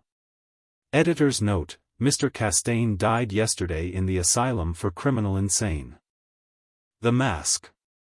Camilla. You, sir, should unmask. Stranger. Indeed? Casilda. Indeed it's time. We all have laid aside disguise but you. Stranger. I wear no mask. Camilla. Terrified, aside to Casilda. No mask? No mask. The King in Yellow, Act 1, Scene 2. Chapter 1. Although I knew nothing of chemistry, I listened fascinated. He picked up an Easter lily which Genevieve had brought that morning from Notre Dame, and dropped it into the basin. Instantly the liquid lost its crystalline clearness. For a second the lily was enveloped in a milk-white foam, which disappeared, leaving the fluid opalescent. Changing tints of orange and crimson played over the surface, and then what seemed to be a ray of pure sunlight struck through from the bottom where the lily was resting. At the same instant he plunged his hand into the basin and drew out the flower. "There is no danger," he explained, "if you choose the right moment. That golden ray is the signal." He held the lily toward me, and I took it in my hand. It had turned to stone, to the purest marble. "You see," he said, "it is without a flaw. What sculptor could reproduce it?" The marble was white as snow, but in its depths the veins of the lily were tinged with palest azure, and a faint flush lingered deep in its heart. "Don't ask me the reason of that," he smiled, noticing my wonder. "I have no idea why the veins and heart are tinted, but they always are. Yesterday I tried one of Genevieve's goldfish, there it is. The fish looked as if sculptured in marble. But if you held it to the light the stone was beautifully veined with a faint blue, and from somewhere within came a rosy light like the tint which slumbers in an opal." I looked into the basin. Once more it seemed filled with clearest crystal. "If I should touch it now?" I demanded. "I don't know," he replied, "but you had better not try." "There is one thing I'm curious about," I said, "and that is where the ray of sunlight came from." "It looked like a sunbeam true enough," he said. "I don't know, it always comes when I immerse any living thing.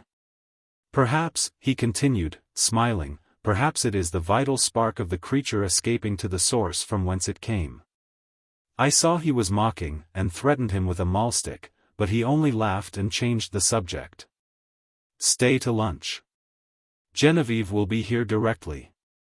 "I saw her going to early mass," I said, "and she looked as fresh and sweet as that lily, before you destroyed it."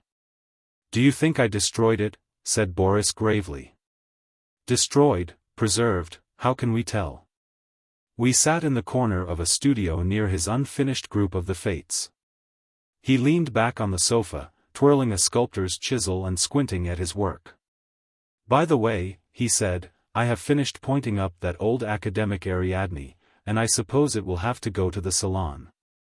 It's all I have ready this year, but after the success the Madonna brought me I feel ashamed to send a thing like that. The Madonna, an exquisite marble for which Genevieve had sat, had been the sensation of last year's salon. I looked at the Ariadne. It was a magnificent piece of technical work, but I agreed with Boris that the world would expect something better of him than that. Still, it was impossible now to think of finishing in time for the salon that splendid terrible group half shrouded in the marble behind me. The Fates would have to wait. We were proud of Boris Yvain. We claimed him and he claimed us on the strength of his having been born in America, although his father was French and his mother was a Russian. Everyone in the Beaux-Arts called him Boris. And yet there were only two of us whom he addressed in the same familiar way, Jack Scott and myself. Perhaps my being in love with Genevieve had something to do with his affection for me. Not that it had ever been acknowledged between us. But after all was settled, and she had told me with tears in her eyes that it was Boris whom she loved, I went over to his house and congratulated him. The perfect cordiality of that interview did not deceive either of us, I always believed, although to one at least it was a great comfort.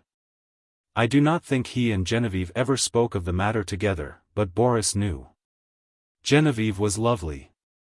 The Madonna-like purity of her face might have been inspired by the Sanctus in Gounod's Mass. But I was always glad when she changed that mood for what we called her April maneuver. She was often as variable as an April day. In the morning grave, dignified and sweet, at noon laughing, capricious, at evening whatever one least expected. I preferred her so rather than in that Madonna-like tranquility which stirred the depths of my heart. I was dreaming of Genevieve when he spoke again. What do you think of my discovery, Alec? I think it wonderful. I shall make no use of it, you know, beyond satisfying my own curiosity so far as may be, and the secret will die with me. It would be rather a blow to sculpture, would it not? We painters lose more than we ever gain by photography. Boris nodded, playing with the edge of the chisel. This new vicious discovery would corrupt the world of art. No, I shall never confide the secret to anyone, he said slowly. It would be hard to find anyone less informed about such phenomena than myself. But of course I had heard of mineral springs so saturated with silica that the leaves and twigs which fell into them were turned to stone after a time. I dimly comprehended the process, how the silica replaced the vegetable matter, atom by atom, and the result was a duplicate of the object in stone.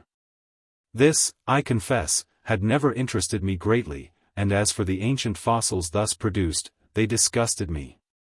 Boris, it appeared, feeling curiosity instead of repugnance, had investigated the subject, and had accidentally stumbled on a solution which, attacking the immersed object with a ferocity unheard of, in a second did the work of years. This was all I could make out of the strange story he had just been telling me. He spoke again after a long silence. I am almost frightened when I think what I have found.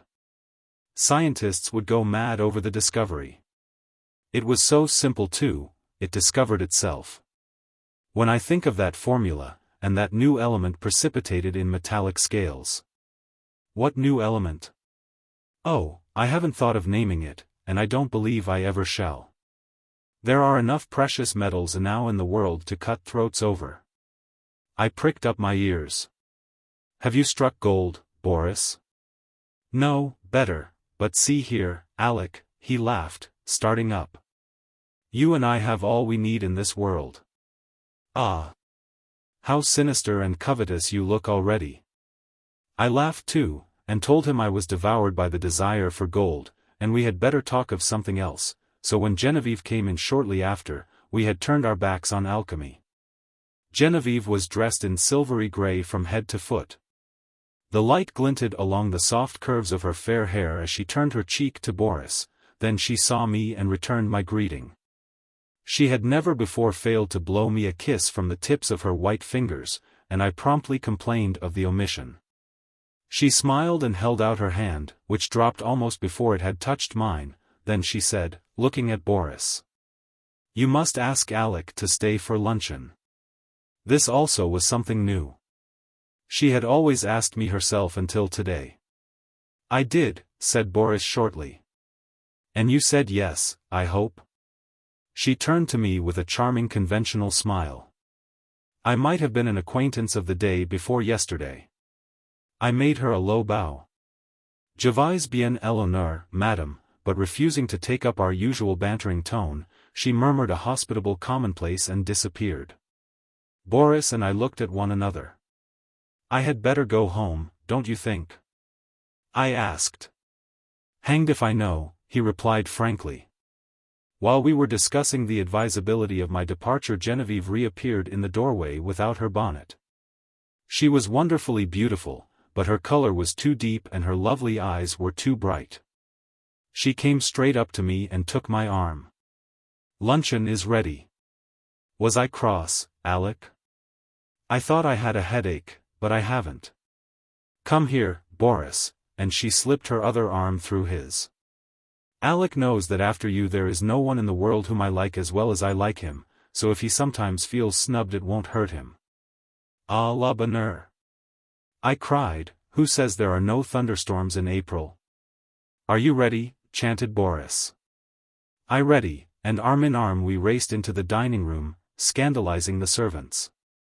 After all, we were not so much to blame. Genevieve was 18, Boris was 23, and I not quite 21. Chapter 2.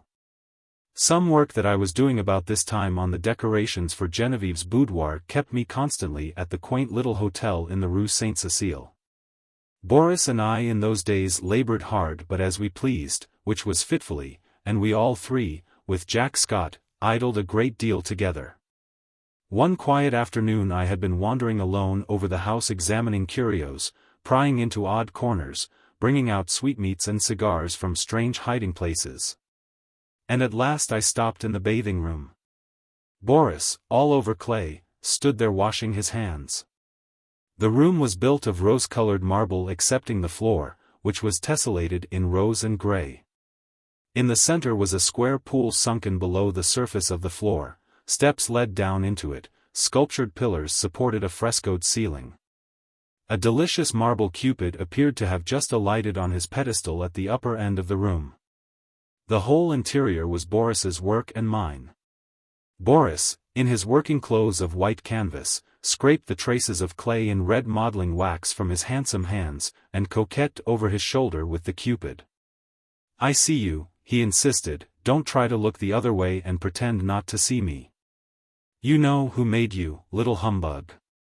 It was always my role to interpret Cupid's sentiments in these conversations, and when my turn came I responded in such a manner, that Boris seized my arm and dragged me toward the pool, declaring he would duck me. Next instant he dropped my arm and turned pale. "Good God," he said, "I forgot the pool is full of the solution." I shivered a little, and dryly advised him to remember better where he had stored the precious liquid. "In heaven's name, why do you keep a small lake of that gruesome stuff here of all places?" I asked. "I want to experiment on something large," he replied. "On me, for instance?" "Ah. That came too close for jesting. But I do want to watch the action of that solution on a more highly organized living body. There is that big white rabbit," he said, following me into the studio. Jack Scott, wearing a paint-stained jacket, came wandering in, appropriated all the oriental sweetmeats he could lay his hands on, looted the cigarette case. And finally he and Boris disappeared together to visit the Luxembourg Gallery, where a new silver bronze by Rodin and a landscape of Monet's were claiming the exclusive attention of artistic France. I went back to the studio, and resumed my work. It was a Renaissance screen, which Boris wanted me to paint for Genevieve's boudoir. But the small boy who was unwillingly dawdling through a series of poses for it, today refused all bribes to be good.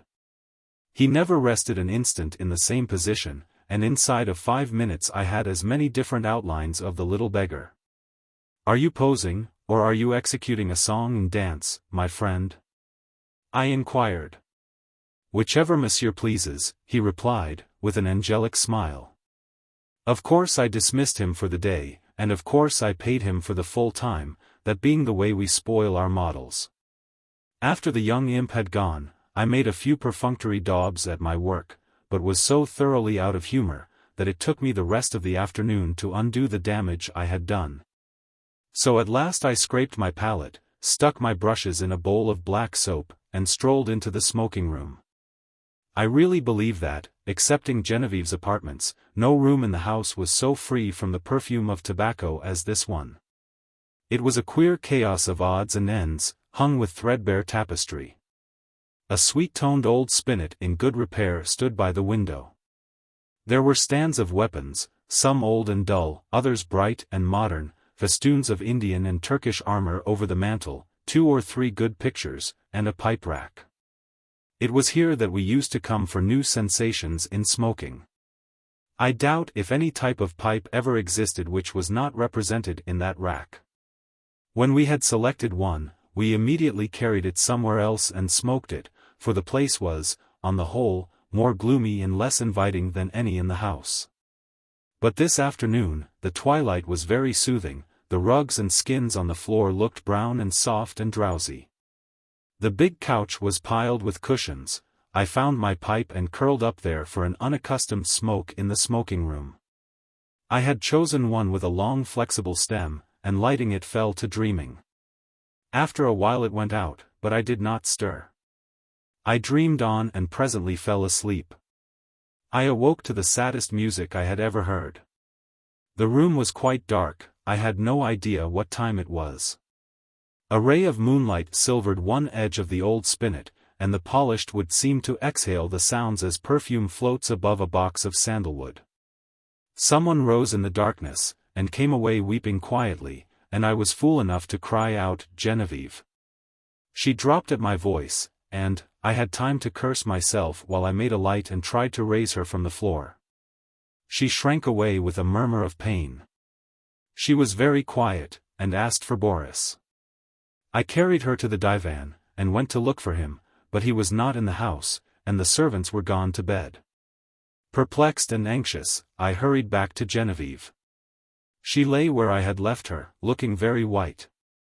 "I can't find Boris nor any of the servants," I said. "I know," she answered faintly, "Boris has gone to Ept with Mr. Scott. I did not remember when I sent you for him just now. But he can't get back in that case before tomorrow afternoon, and, are you hurt? Did I frighten you into falling? What an awful fool I am, but I was only half awake. Boris thought you had gone home before dinner. Do please excuse us for letting you stay here all this time. I have had a long nap," I laughed, so sound that I did not know whether I was still asleep or not when I found myself staring at a figure that was moving toward me, and called out your name. "Have you been trying the old spinet? You must have played very softly.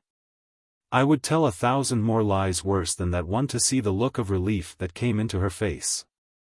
She smiled adorably, and said in her natural voice, "Alec, I tripped on that wolf's head, and I think my ankle is sprained. Please call Marie, and then go home." I did as she bade me, and left her there when the maid came in. Chapter 3. At noon next day when I called, I found Boris walking restlessly about his studio. "Genevieve is asleep just now," he told me, "the sprain is nothing, but why should she have such a high fever? The doctor can't account for it, or else he will not," he muttered. "Genevieve has a fever?" I asked. "I should say so, and has actually been a little light-headed at intervals all night. The idea! Gay little Genevieve, without a care in the world, and she keeps saying her heart's broken, and she wants to die." My own heart stood still. Boris leaned against the door of his studio, looking down, his hands in his pockets, his kind, keen eyes clouded, a new line of trouble drawn over the mouth's good mark, that made the smile. The maid had orders to summon him the instant Genevieve opened her eyes. We waited, and Boris, growing restless, wandered about, fussing with modeling wax and red clay. Suddenly he started for the next room. "Come and see my rose-colored bath full of death," he cried. "Is it death?" I asked, to humor his mood. "You are not prepared to call it life, I suppose," he answered. As he spoke he plucked a solitary goldfish squirming and twisting out of its globe. "We'll send this one after the other, wherever that is," he said. There was feverish excitement in his voice. A dull weight of fever lay on my limbs and on my brain as I followed him to the fair crystal pool with its pink-tinted sides, and he dropped the creature in. Falling, its scales flashed with a hot orange gleam in its angry twistings and contortions. The moment it struck the liquid it became rigid and sank heavily to the bottom. Then came the milky foam, the splendid hues radiating on the surface, and then the shaft of pure serene light broke through from seemingly infinite depths. Boris plunged in his hand and drew out an exquisite marble thing, blue-veined, rose-tinted, and glistening with opalescent drops. "Child's play," he muttered, and looked wearily, longingly at me, as if I could answer such questions. But Jack Scott came in and entered into the game, as he called it, with ardor. Nothing would do but to try the experiment on the white rabbit then and there. I was willing that Boris should find distraction from his cares, but I hated to see the life go out of a warm, living creature, and I declined to be present. Picking up a book at random, I sat down in the studio to read. Alas! I had found The King in Yellow. After a few moments, which seemed ages, I was putting it away with a nervous shudder, when Boris and Jack came in bringing their marble rabbit. At the same time the bell rang above, and a cry came from the sickroom. Boris was gone like a flash, and the next moment he called, "Jack, run for the doctor, bring him back with you. Alec, come here." I went and stood at her door. A frightened maid came out in haste and ran away to fetch some remedy. Genevieve, sitting bolt upright, with crimson cheeks and glittering eyes, babbled incessantly and resisted Boris's gentle restraint. He called me to help. At my first touch she sighed and sank back, closing her eyes, and then, as we still bent above her, she opened them again, looked straight into Boris's face, poor fever-crazed girl, and told her secret. At the same instant our 3 lives turned into new channels. The bond that held us so long together snapped forever, and a new bond was forged in its place, for she had spoken my name, and as the fever tortured her, her heart poured out its load of hidden sorrow. Amazed and dumb I bowed my head, while my face burned like a live coal, and the blood surged in my ears, stupefying me with its clamor. Incapable of movement, incapable of speech, I listened to her feverish words in an agony of shame and sorrow. I could not silence her, I could not look at Boris. Then I felt an arm upon my shoulder, and Boris turned a bloodless face to mine. "It is not your fault, Alec, don't grieve so if she loves you," but he could not finish. And as the doctor stepped swiftly into the room, saying, "Ah, the fever," I seized Jack Scott and hurried him to the street, saying, Boris would rather be alone. We crossed the street to our own apartments, and that night, seeing I was going to be ill too, he went for the doctor again. The last thing I recollect with any distinctness was hearing Jack say, "For heaven's sake, doctor, what ails him, to wear a face like that?" and I thought of the King in Yellow and the pallid mask. I was very ill, for the strain of 2 years which I had endured since that fatal May morning when Genevieve murmured, "I love you, but I think I love Boris best," told on me at last. I had never imagined that it could become more than I could endure. Outwardly tranquil, I had deceived myself. Although the inward battle raged night after night, and I, lying alone in my room, cursed myself for rebellious thoughts unloyal to Boris and unworthy of Genevieve, the morning always brought relief. And I returned to Genevieve and to my dear Boris with a heart washed clean by the tempests of the night. Never in word or deed or thought while with them had I betrayed my sorrow even to myself. The mask of self-deception was no longer a mask for me, it was a part of me. Night lifted it, laying bare the stifled truth below, but there was no one to see except myself, and when the day broke the mask fell back again of its own accord. These thoughts passed through my troubled mind as I lay sick, but they were hopelessly entangled with visions of white creatures, heavy as stone, crawling about in Boris's basin, of the wolf's head on the rug, foaming and snapping at Genevieve, who lay smiling beside it. I thought, too, of the king in yellow wrapped in the fantastic colors of his tattered mantle, and that bitter cry of Casilda, "Not upon us, O king, not upon us." Feverishly I struggled to put it from me, but I saw the lake of Hali, thin and blank, without a ripple or wind to stir it, and I saw the towers of Carcosa behind the moon. Aldebaran, the Hyades, Aller, Hastur, glided through the cloud rifts which fluttered and flapped as they passed like the scalloped tatters of the king in yellow. Among all these, one sane thought persisted. It never wavered, no matter what else was going on in my disordered mind, that my chief reason for existing was to meet some requirement of Boris and Genevieve. What this obligation was, its nature, was never clear. Sometimes it seemed to be protection, sometimes support, through a great crisis. Whatever it seemed to be for the time, its weight rested only on me, and I was never so ill or so weak that I did not respond with my whole soul. There were always crowds of faces about me, mostly strange, but a few I recognized, Boris among them. Afterward they told me that this could not have been, but I know that once at least he bent over me. It was only a touch, a faint echo of his voice, then the clouds settled back on my senses, and I lost him, but he did stand there and bend over me once at least. At last, one morning I awoke to find the sunlight falling across my bed, and Jack Scott reading beside me. I had not strength enough to speak aloud, neither could I think, much less remember, but I could smile feebly, as Jack's eye met mine, and when he jumped up and asked eagerly if I wanted anything, I could whisper, "Yes, Boris." Jack moved to the head of my bed, and leaned down to arrange my pillow. I did not see his face, but he answered heartily, "You must wait, Alec, you are too weak to see even Boris." I waited and I grew strong. In a few days I was able to see whom I would, but meanwhile I had thought and remembered.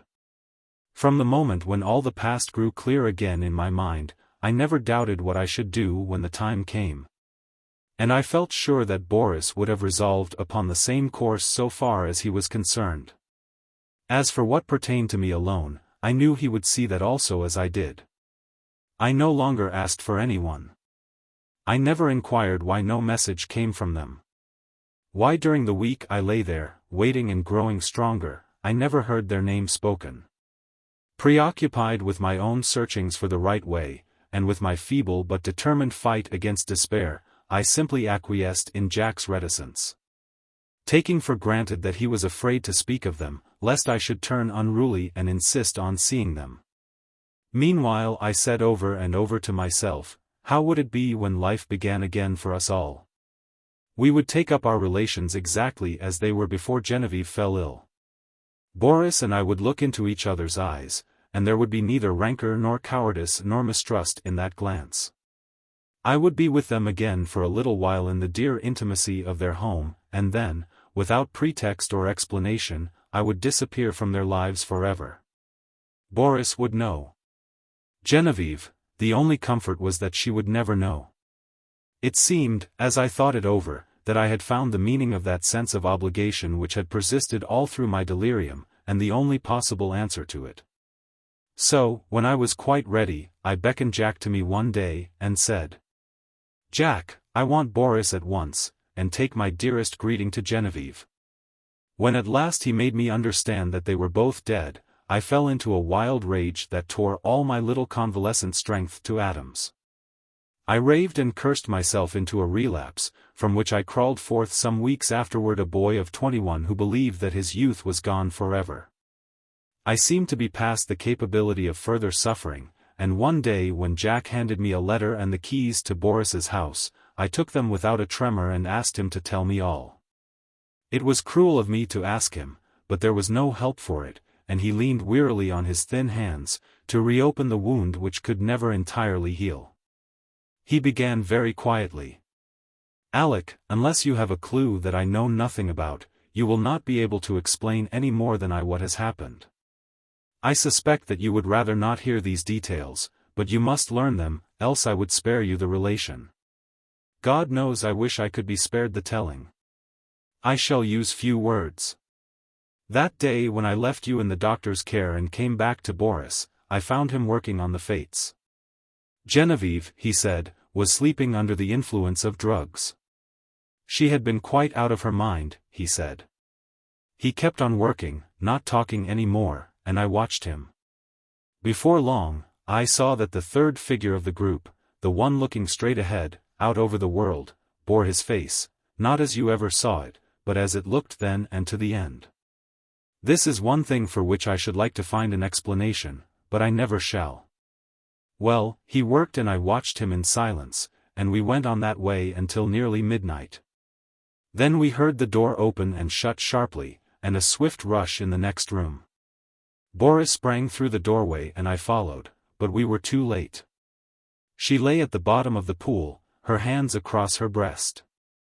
Then Boris shot himself through the heart. Jack stopped speaking, drops of sweat stood under his eyes, and his thin cheeks twitched. I carried Boris to his room. Then I went back and let that hellish fluid out of the pool, and turning on all the water, washed the marble clean of every drop. When at length I dared descend the steps, I found her lying there as white as snow. At last, when I had decided what was best to do, I went into the laboratory, and first emptied the solution in the basin into the waste pipe. Then I poured the contents of every jar and bottle after it. There was wood in the fireplace, so I built a fire, and breaking the locks of Boris's cabinet I burnt every paper, notebook and letter that I found there. With a mallet from the studio I smashed to pieces all the empty bottles, then loading them into a coal scuttle, I carried them to the cellar and threw them over the red-hot bed of the furnace. 6 times I made the journey, and at last, not a vestige remained of anything which might again aid in seeking for the formula which Boris had found. Then at last I dared call the doctor. He is a good man, and together we struggled to keep it from the public. Without him I never could have succeeded. At last we got the servants paid and sent away into the country, where old Rosier keeps them quiet with stories of Boris's and Genevieve's travels in distant lands, from whence they will not return for years. We buried Boris in the little cemetery of Sèvres. The doctor is a good creature, and knows when to pity a man who can bear no more. He gave his certificate of heart disease and asked no questions of me. Then, lifting his head from his hands, he said, "Open the letter, Alec, it is for us both." I tore it open. It was Boris's will dated a year before. He left everything to Genevieve, and in case of her dying childless, I was to take control of the house in the Rue Saint-Cécile, and Jack Scott the management at Ept. On our deaths the property reverted to his mother's family in Russia, with the exception of the sculptured marbles executed by himself. These he left to me. The page blurred under our eyes, and Jack got up and walked to the window. Presently he returned and sat down again. I dreaded to hear what he was going to say, but he spoke with the same simplicity and gentleness. Genevieve lies before the Madonna in the marble room. The Madonna bends tenderly above her, and Genevieve smiles back into that calm face that never would have been except for her. His voice broke, but he grasped my hand, saying, "Courage, Alec." Next morning he left for Ept to fulfill his trust. Chapter 4. The same evening I took the keys and went into the house I had known so well. Everything was in order, but the silence was terrible. Though I went twice to the door of the marble room, I could not force myself to enter. It was beyond my strength. I went into the smoking room and sat down before the spinet. A small lace handkerchief lay on the keys, and I turned away, choking. It was plain I could not stay, so I locked every door, every window, and the 3 front and back gates, and went away. Next morning Alcide packed my valise, and leaving him in charge of my apartments I took the Orient Express for Constantinople. During the 2 years that I wandered through the East, at first, in our letters, we never mentioned Genevieve and Boris, but gradually their names crept in. I recollect particularly a passage in one of Jack's letters replying to one of mine. What you tell me of seeing Boris bending over you while you lay ill, and feeling his touch on your face, and hearing his voice, of course troubles me. This that you describe must have happened a fortnight after he died. I say to myself that you were dreaming, that it was part of your delirium, but the explanation does not satisfy me, nor would it you. Toward the end of the second year a letter came from Jack to me in India so unlike anything that I had ever known of him that I decided to return at once to Paris. He wrote, "I am well, and sell all my pictures as artists do who have no need of money. I have not a care of my own, but I am more restless than if I had. I am unable to shake off a strange anxiety about you. It is not apprehension, it is rather a breathless expectancy, of what, God knows. I can only say it is wearing me out. Nights I dream always of you and Boris. I can never recall anything afterward, but I wake in the morning with my heart beating, and all day the excitement increases until I fall asleep at night to recall the same experience. I am quite exhausted by it, and have determined to break up this morbid condition. I must see you. Shall I go to Bombay, or will you come to Paris?" I telegraphed him to expect me by the next steamer. When we met I thought he had changed very little. He insisted, looked in splendid health. It was good to hear his voice again, and as we sat and chatted about what life still held for us, we felt that it was pleasant to be alive in the bright spring weather. We stayed in Paris together a week, and then I went for a week to Epte with him, but first of all we went to the cemetery at Sèvres, where Boris lay. "Shall we place the Fates in the little grove above him?" Jack asked, and I answered. "I think only the Madonna should watch over Boris's grave." But Jack was none the better for my homecoming. The dreams of which he could not retain even the least definite outline continued, and he said that at times the sense of breathless expectancy was suffocating. "You see I do you harm and not good," I said. "Try a change without me." So he started alone for a ramble among the Channel Islands, and I went back to Paris. I had not yet entered Boris's house, now mine, since my return, but I knew it must be done. It had been kept in order by Jack. There were servants there, so I gave up my own apartment and went there to live. Instead of the agitation I had feared, I found myself able to paint there tranquilly. I visited all the rooms, all but one. I could not bring myself to enter the marble room where Genevieve lay, and yet I felt the longing growing daily to look upon her face, to kneel beside her. One April afternoon, I lay dreaming in the smoking room, just as I had lain 2 years before, and mechanically I looked among the tawny eastern rugs for the wolf skin. At last I distinguished the pointed ears and flat cruel head, and I thought of my dream where I saw Genevieve lying beside it. The helmet still hung against the threadbare tapestry, among them the old Spanish morion which I remembered Genevieve had once put on when we were amusing ourselves with the ancient bits of mail.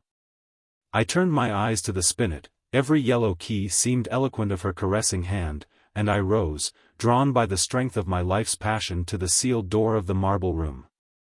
The heavy doors swung inward under my trembling hands. Sunlight poured through the window, tipping with gold the wings of Cupid, and lingered like a nimbus over the brows of the Madonna. Her tender face bent in compassion over a marble form so exquisitely pure that I knelt and signed myself.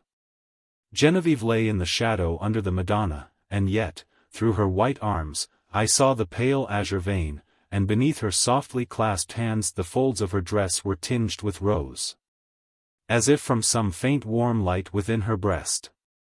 Bending, with a breaking heart, I touched the marble drapery with my lips, then crept back into the silent house. A maid came and brought me a letter, and I sat down in the little conservatory to read it, but as I was about to break the seal, seeing the girl lingering, I asked her what she wanted. She stammered something about a white rabbit that had been caught in the house, and asked what should be done with it. I told her to let it loose in the walled garden behind the house, and opened my letter. It was from Jack, but so incoherent that I thought he must have lost his reason. It was nothing but a series of prayers to me not to leave the house until he could get back. He could not tell me why. There were the dreams, he said. He could explain nothing, but he was sure that I must not leave the house in the Rue Saint-Cécile. As I finished reading, I raised my eyes and saw the same maidservant standing in the doorway holding a glass dish in which 2 goldfish were swimming. Put them back into the tank and tell me what you mean by interrupting me, I said. With a half-suppressed whimper she emptied water and fish into an aquarium at the end of the conservatory, and turning to me asked my permission to leave my service. She said people were playing tricks on her, evidently with a design of getting her into trouble. The marble rabbit had been stolen and a live one had been brought into the house. The 2 beautiful marble fish were gone, and she had just found those common live things flopping on the dining room floor. I reassured her and sent her away, saying I would look about myself. I went into the studio. There was nothing there but my canvases and some casts, except the marble of the Easter lily. I saw it on a table across the room. Then I strode angrily over to it. But the flower I lifted from the table was fresh and fragile and filled the air with perfume. Then suddenly I comprehended, and sprang through the hallway to the marble room. The doors flew open, the sunlight streamed into my face, and through it, in a heavenly glory, the Madonna smiled. As Genevieve lifted her flushed face from her marble couch and opened her sleepy eyes. In the court of the dragon. Oh, thou who burn'st in heart for those who burn. In hell, whose fires thyself shall feed in turn. How long be crying, mercy on them, God? Why, who art thou to teach and he to learn? In the church of St. Barnaby vespers were over, the clergy left the altar. The little choir boys flocked across the chancel and settled in the stalls. A Suisse in rich uniform marched down the south aisle, sounding his staff at every 4th step on the stone pavement. Behind him came that eloquent preacher and good man, Monsignor C. My chair was near the chancel rail. I now turned toward the west end of the church. The other people between the altar and the pulpit turned too. There was a little scraping and rustling while the congregation seated itself again. The preacher mounted the pulpit stairs, and the organ voluntary ceased. I had always found the organ playing at St. Barnaby highly interesting. Learned and scientific it was, too much so for my small knowledge, but expressing a vivid if cold intelligence. Moreover, it possessed the French quality of taste. Taste reigned supreme, self-controlled, dignified and reticent. Today, however, from the first chord I had felt a change for the worse, a sinister change. During Vespers it had been chiefly the chancel organ which supported the beautiful choir, but now and again, quite wantonly as it seemed, from the west gallery where the great organ stands, a heavy hand had struck across the church at the serene peace of those clear voices. It was something more than harsh and dissonant, and it betrayed no lack of skill.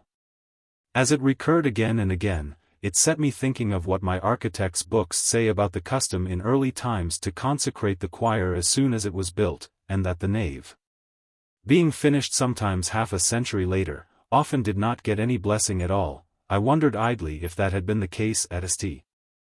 Barnaby, and whether something not usually supposed to be at home in a Christian church might have entered undetected and taken possession of the West Gallery.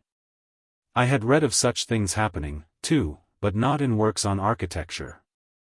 Then I remembered that St. Barnaby was not much more than 100 years old, and smiled at the incongruous association of medieval superstitions with that cheerful little piece of 18th-century rococo. But now Vespers were over, and there should have followed a few quiet chords, fit to accompany meditation, while we waited for the sermon. Instead of that, the discord at the lower end of the church broke out with the departure of the clergy, as if now nothing could control it. I belong to those children of an older and simpler generation who do not love to seek for psychological subtleties in art. And I have ever refused to find in music anything more than melody and harmony, but I felt that in the labyrinth of sounds now issuing from that instrument there was something being hunted. Up and down the pedals chased him, while the manuals blared approval. Poor devil! Whoever he was, there seemed small hope of escape. My nervous annoyance changed to anger. Who was doing this?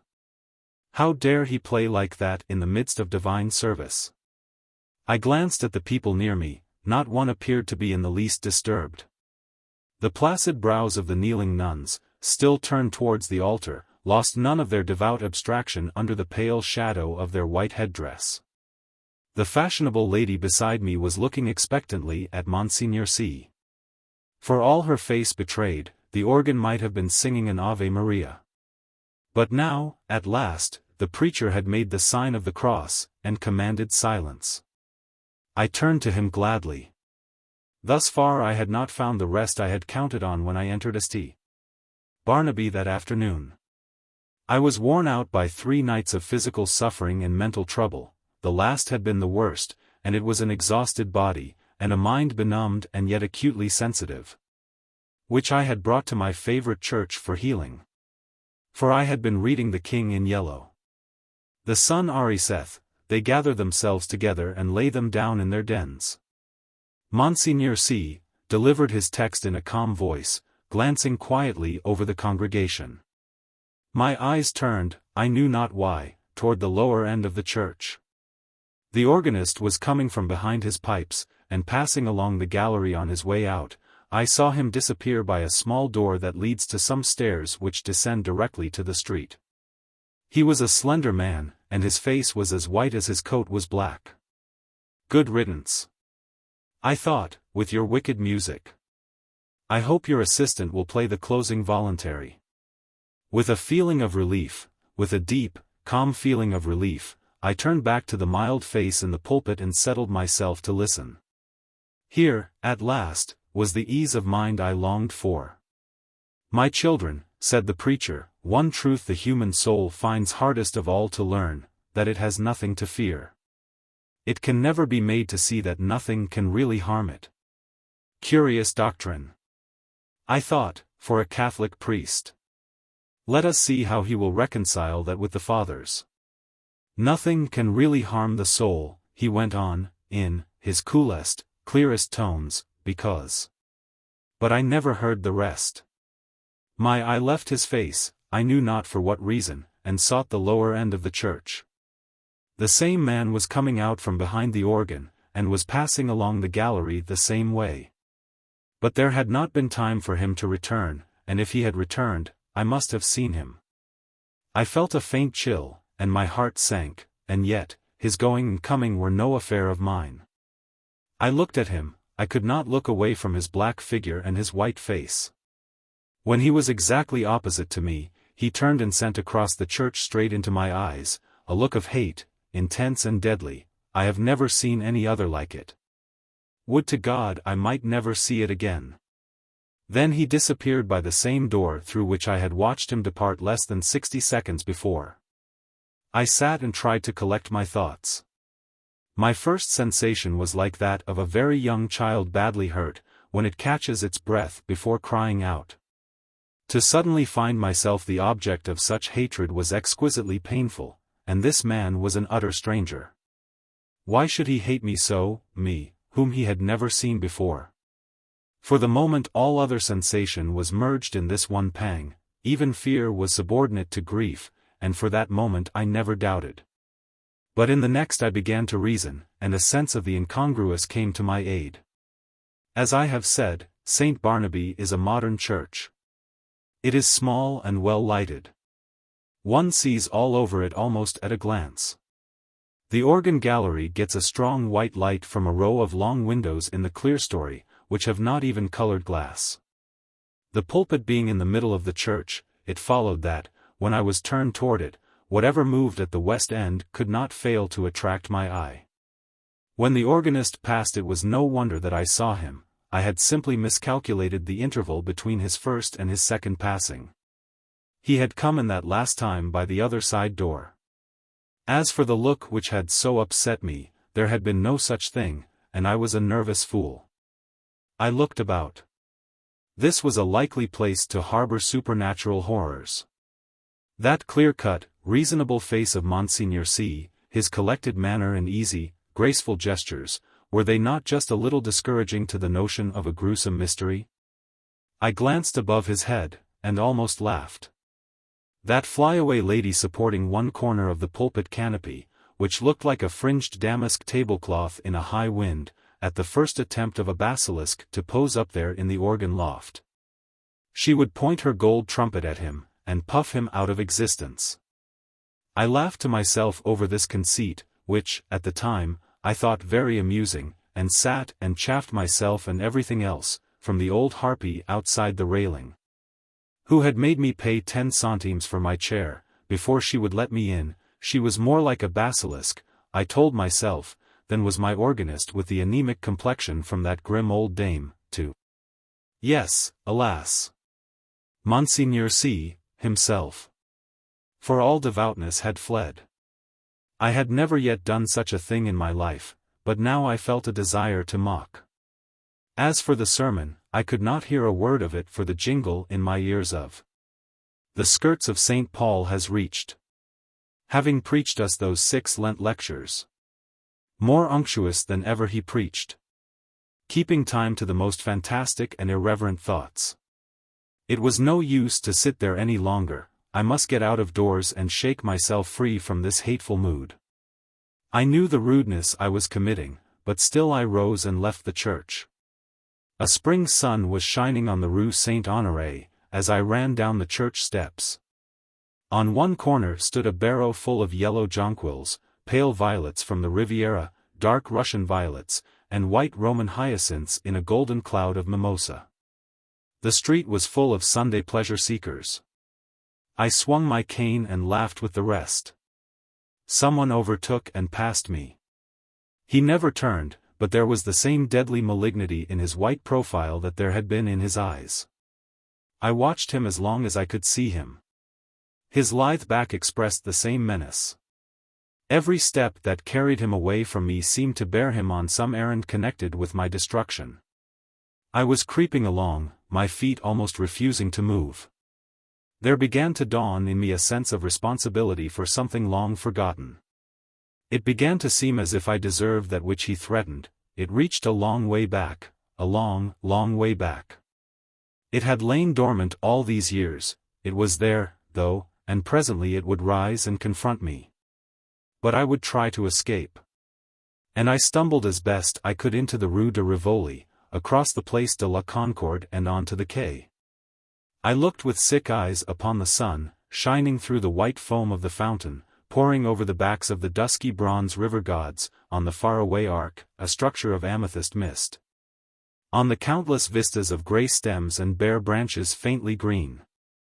Then I saw him again coming down one of the chestnut alleys of the Cours la Reine. I left the riverside, plunged blindly across to the Champs-Élysées and turned toward the Arc. The setting sun was sending its rays along the green sward of the Rond-Point. In the full glow he sat on a bench, children and young mothers all about him. He was nothing but a Sunday lounger, like the others, like myself. I said the words almost aloud, and all the while I gazed on the malignant hatred of his face. But he was not looking at me.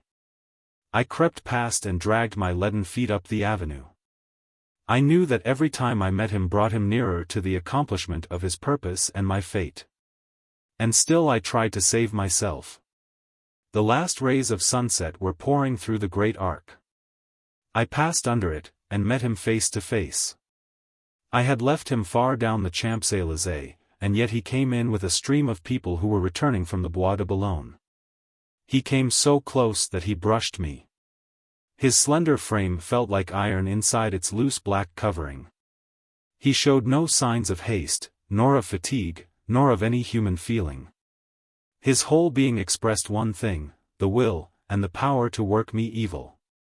In anguish I watched him where he went down the broad crowded avenue, that was all flashing with wheels and the trappings of horses and the helmets of the Garde Républicaine. He was soon lost to sight, then I turned and fled.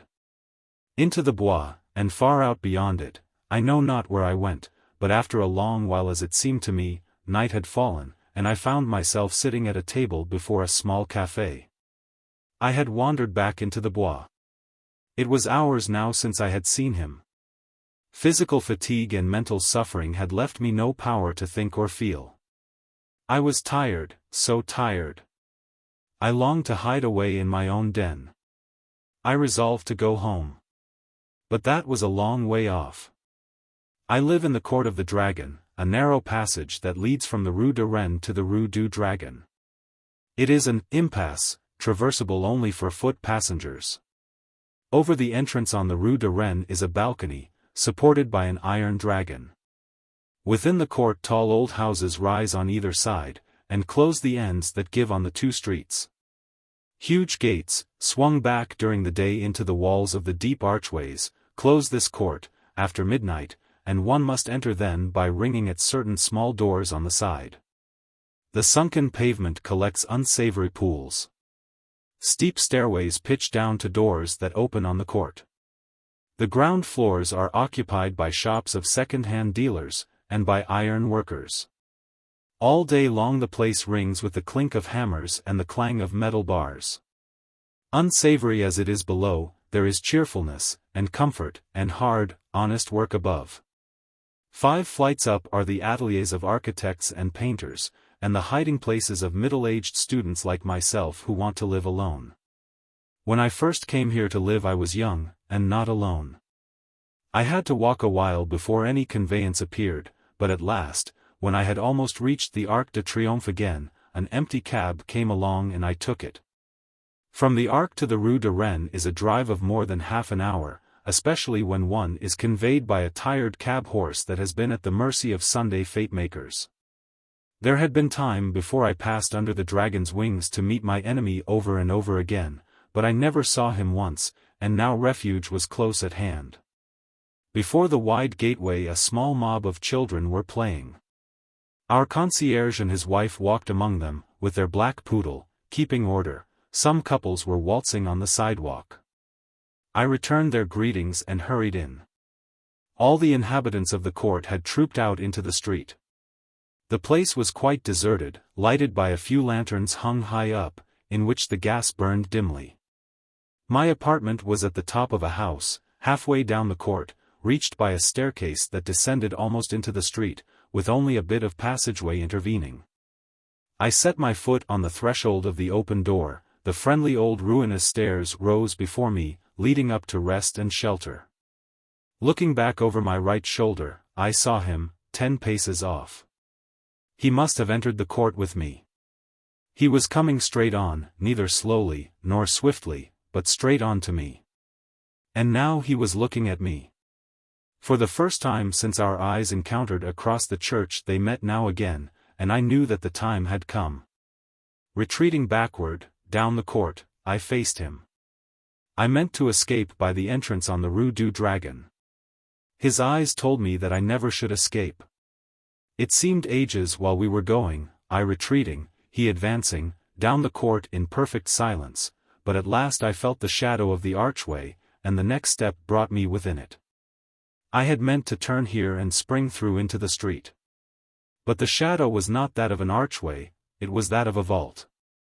The great doors on the Rue du Dragon were closed. I felt this by the blackness which surrounded me, and at the same instant I read it in his face. How his face gleamed in the darkness, drawing swiftly nearer. The deep vaults, the huge closed doors, their cold iron clamps were all on his side. The thing which he had threatened had arrived, it gathered and bore down on me from the fathomless shadows. The point from which it would strike was his infernal eyes.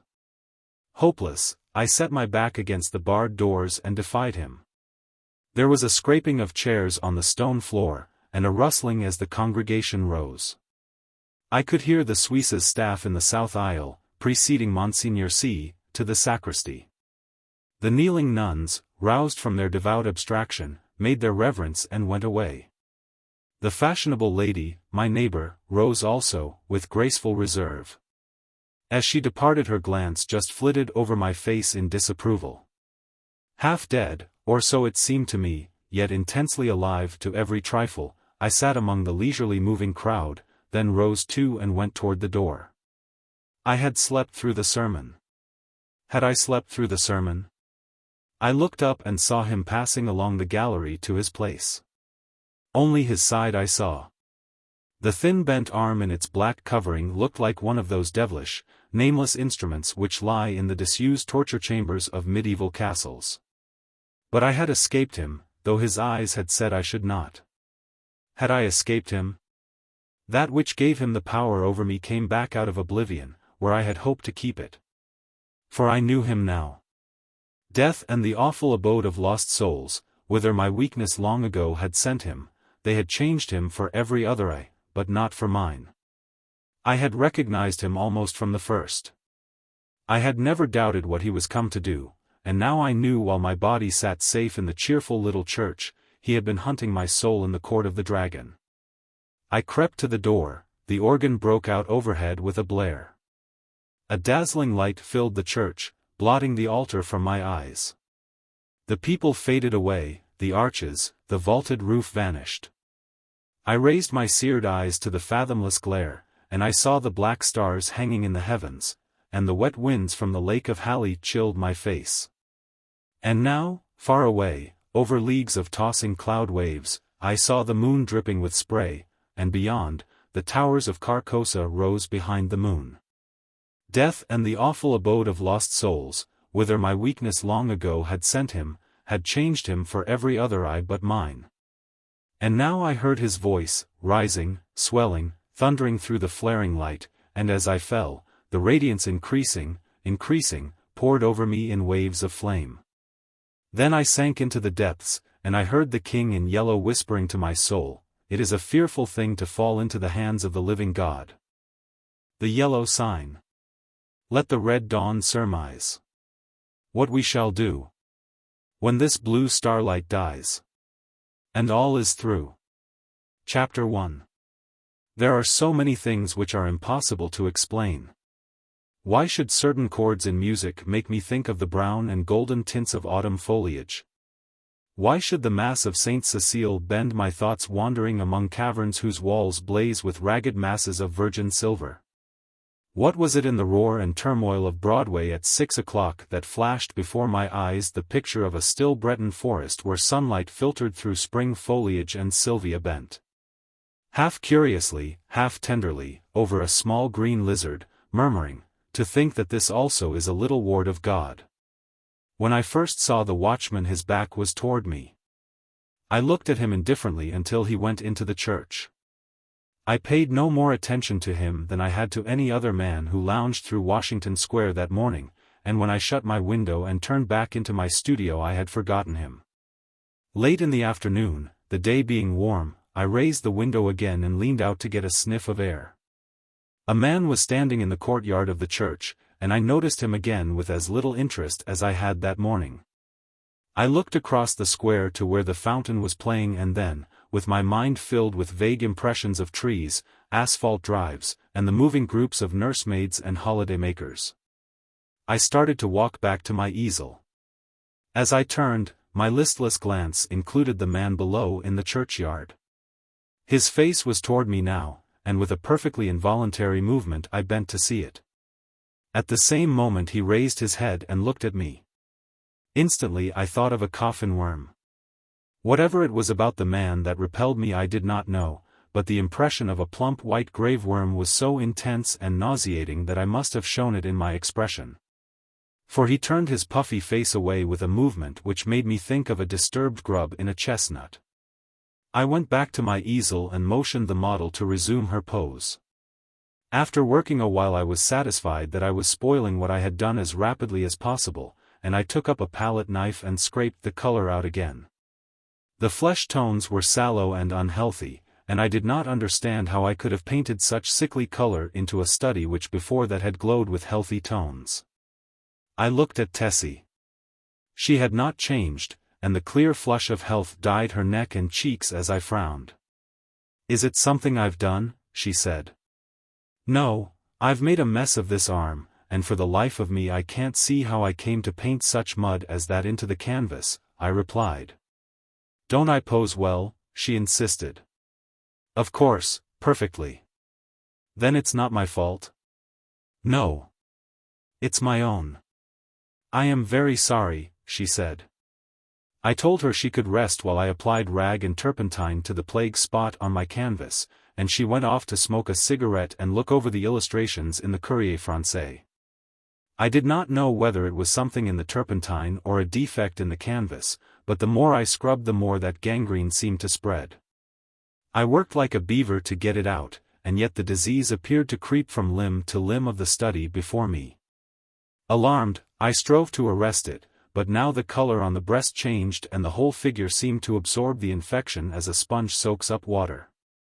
Vigorously I applied palette knife, turpentine, and scraper, thinking all the time what a séance I should hold with Duval who had sold me the canvas. But soon I noticed that it was not the canvas which was defective nor yet the colors of Edward. It must be the turpentine, I thought angrily, or else my eyes have become so blurred and confused by the afternoon light that I can't see straight. I called Tessie, the model. She came and leaned over my chair blowing rings of smoke into the air. "What have you been doing to it?" she exclaimed. "Nothing," I growled, "it must be this turpentine." "What a horrible color it is now," she continued. "Do you think my flesh resembles green cheese?" "No, I don't," I said angrily. "Did you ever know me to paint like that before?" "No, indeed." "Well, then. It must be the turpentine, or something," she admitted. She slipped on a Japanese robe and walked to the window.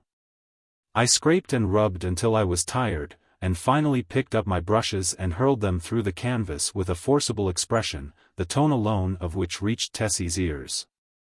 Nevertheless she promptly began, "That's it. Swear and act silly and ruin your brushes. You have been 3 weeks on that study, and now look. What's the good of ripping the canvas? What creatures artists are." I felt about as much ashamed as I usually did after such an outbreak, and I turned the ruined canvas to the wall. Tessie helped me clean my brushes, and then danced away to dress.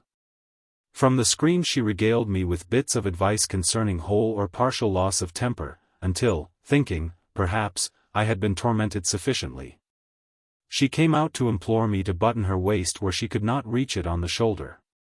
"Everything went wrong from the time you came back from the window and talked about that horrid-looking man you saw in the churchyard," she announced. "Yes, he probably bewitched the picture," I said, yawning. I looked at my watch. "It's after 6, I know," said Tessie, adjusting her hat before the mirror. "Yes," I replied, "I didn't mean to keep you so long." I leaned out of the window but recoiled with disgust, for the young man with the pasty face stood below in the churchyard. Tessie saw my gesture of disapproval and leaned from the window. "Is that the man you don't like?" she whispered. I nodded. "I can't see his face, but he does look fat and soft. Some way or other," she continued, turning to look at me, "he reminds me of a dream, an awful dream I once had." Or, she mused, looking down at her shapely shoes, was it a dream after all? How should I know? I smiled. Tessie smiled in reply. "You were in it," she said, "so perhaps you might know something about it." "Tessie! Tessie!" I protested, "Don't you dare flatter by saying that you dream about me." "But I did," she insisted. "Shall I tell you about it?" "Go ahead," I replied, lighting a cigarette. Tessie leaned back on the open windowsill and began very seriously. "One night last winter I was lying in bed thinking about nothing at all in particular. I had been posing for you and I was tired out, yet it seemed impossible for me to sleep. I heard the bells in the city ring 10, 11, and midnight. I must have fallen asleep about midnight because I don't remember hearing the bells after that. It seemed to me that I had scarcely closed my eyes when I dreamed that something impelled me to go to the window. I rose, and, raising the sash, leaned out. 25th Street was deserted as far as I could see. I began to be afraid, everything outside seemed so black and uncomfortable. Then the sound of wheels in the distance came to my ears, and it seemed to me as though that was what I must wait for. Very slowly the wheels approached, and, finally, I could make out a vehicle moving along the street. It came nearer and nearer, and when it passed beneath my window I saw it was a hearse. Then, as I trembled with fear, the driver turned and looked straight at me. When I awoke I was standing by the open window shivering with cold, but the black-plumed hearse and the driver were gone. I dreamed this dream again in March last, and again awoke beside the open window. Last night the dream came again. You remember how it was raining. When I awoke, standing at the open window, my nightdress was soaked. But where did I come into the dream? I asked. You were in the coffin, but you were not dead. In the coffin? Yes. How did you know? Could you see me? No, I only knew you were there. Had you been eating Welsh rarebits or lobster salad? I began, laughing, but the girl interrupted me with a frightened cry. Hello. What's up? I said, as she shrank into the embrasure by the window. The man below in the churchyard. He drove the hearse. Nonsense, I said, but Tessie's eyes were wide with terror. I went to the window and looked out. The man was gone. Come, Tessie, I urged, don't be foolish. You have posed too long, you are nervous. Do you think I could forget that face? She murmured. 3 times I saw the hearse pass below my window, and every time the driver turned and looked up at me. Oh, his face was so white and soft. It looked dead, it looked as if it had been dead a long time.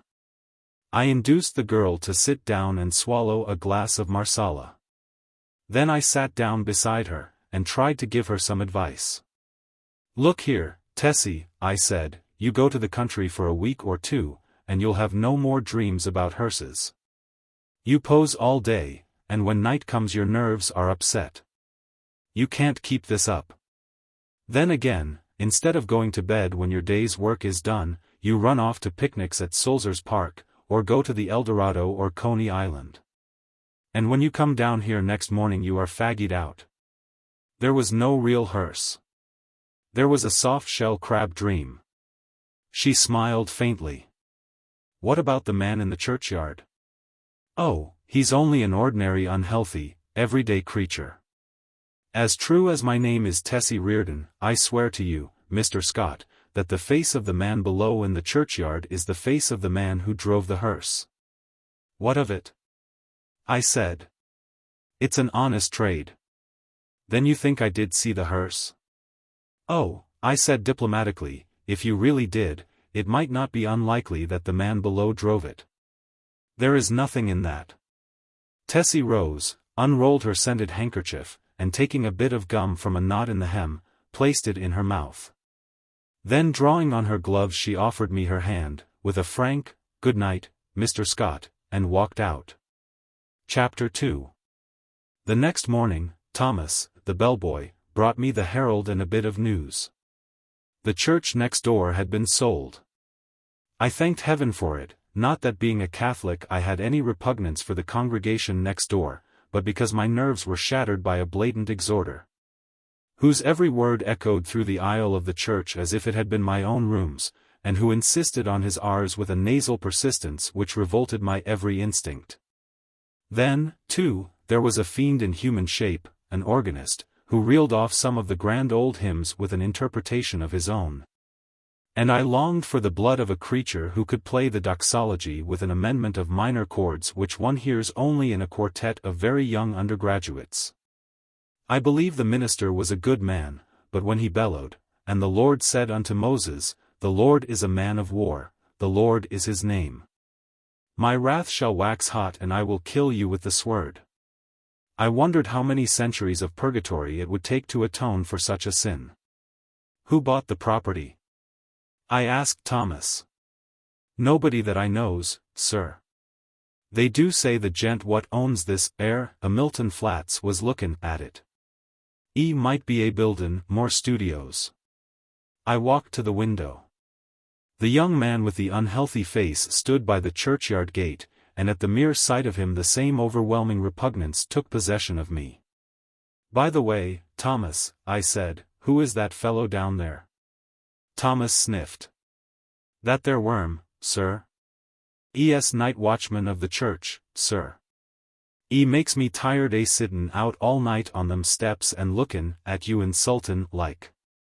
I'd a punched Ed, sir, beg pardon, sir. Go on, Thomas.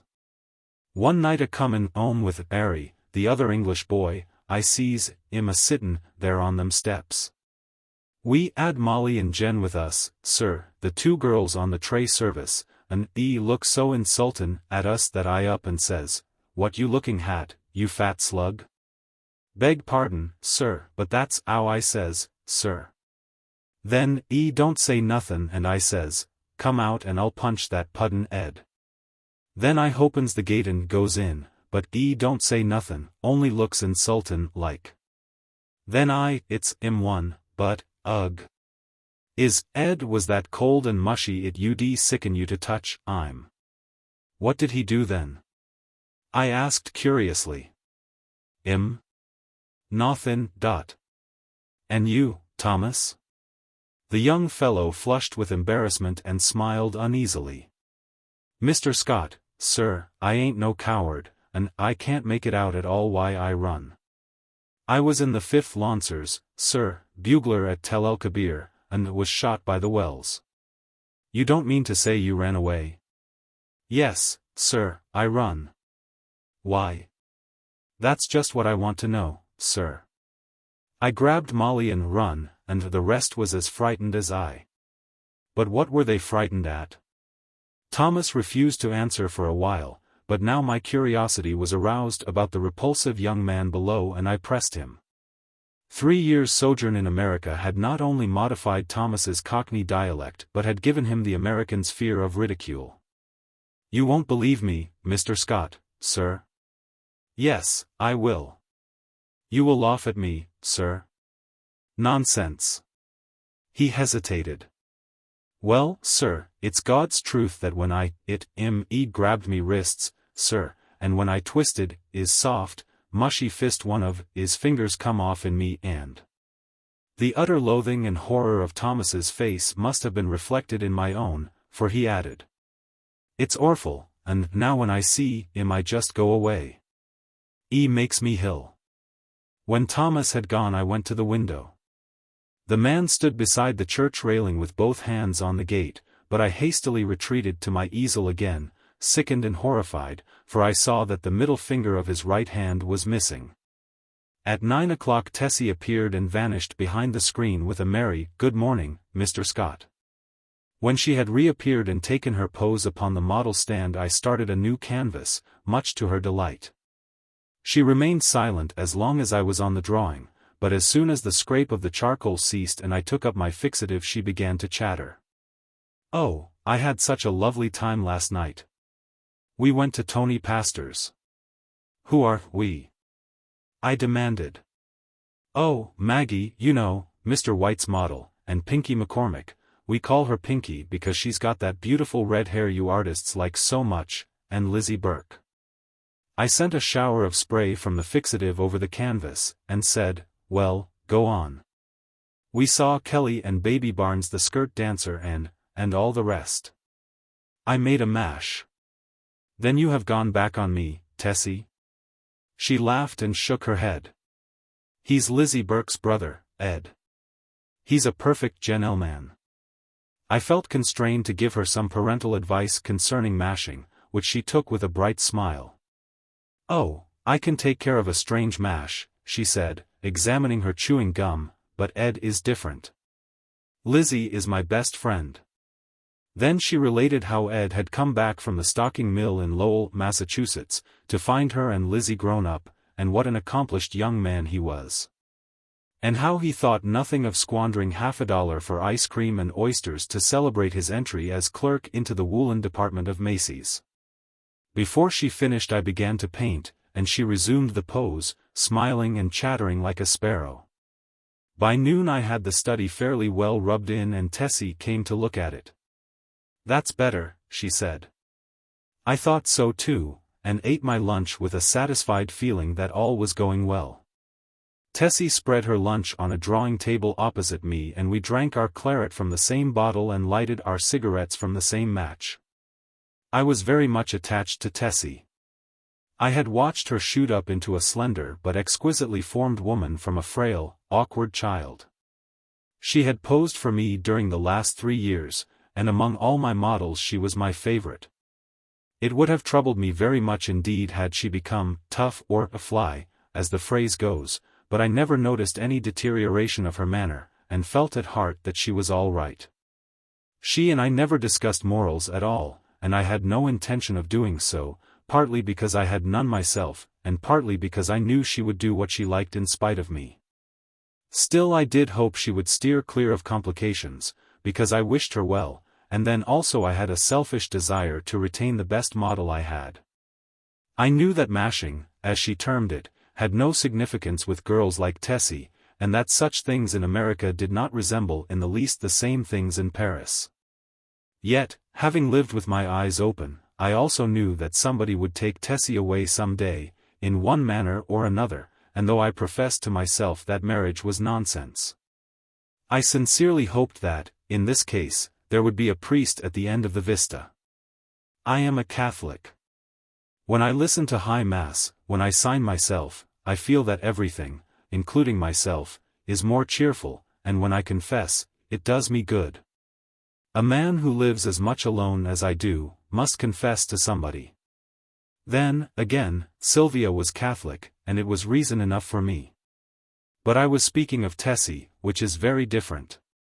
Tessie also was Catholic and much more devout than I, so, taking it all in all, I had little fear for my pretty model until she should fall in love. But then I knew that fate alone would decide her future for her.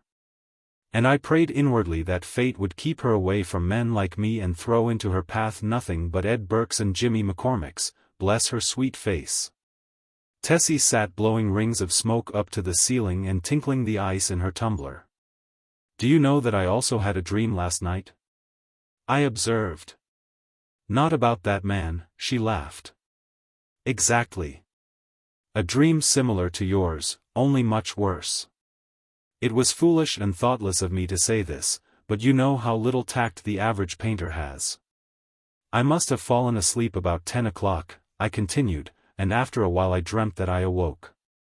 So plainly did I hear the midnight bells, the wind in the tree branches, and the whistle of steamers from the bay, that even now I can scarcely believe I was not awake.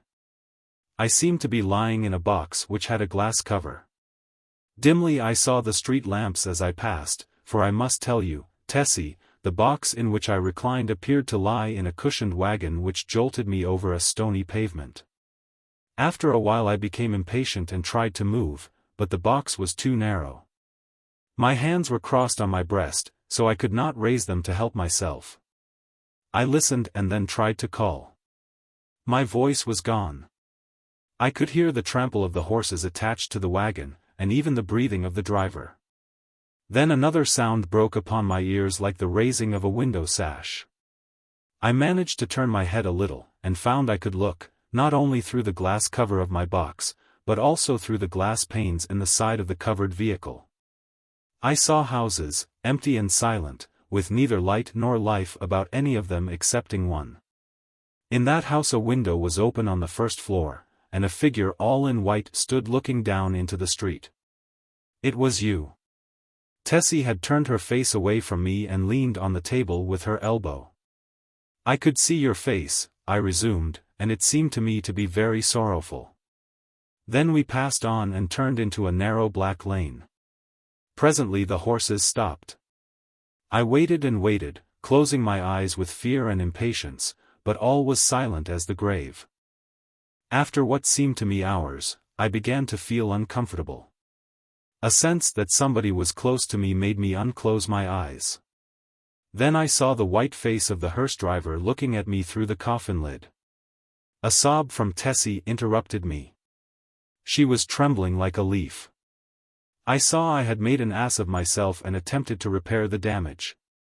Why, Tess, I said, I only told you this to show you what influence your story might have on another person's dreams. You don't suppose I really lay in a coffin, do you? What are you trembling for? Don't you see that your dream and my unreasonable dislike for that inoffensive watchman of the church simply set my brain working as soon as I fell asleep? She laid her head between her arms, and sobbed as if her heart would break. What a precious triple donkey I had made of myself. But I was about to break my record.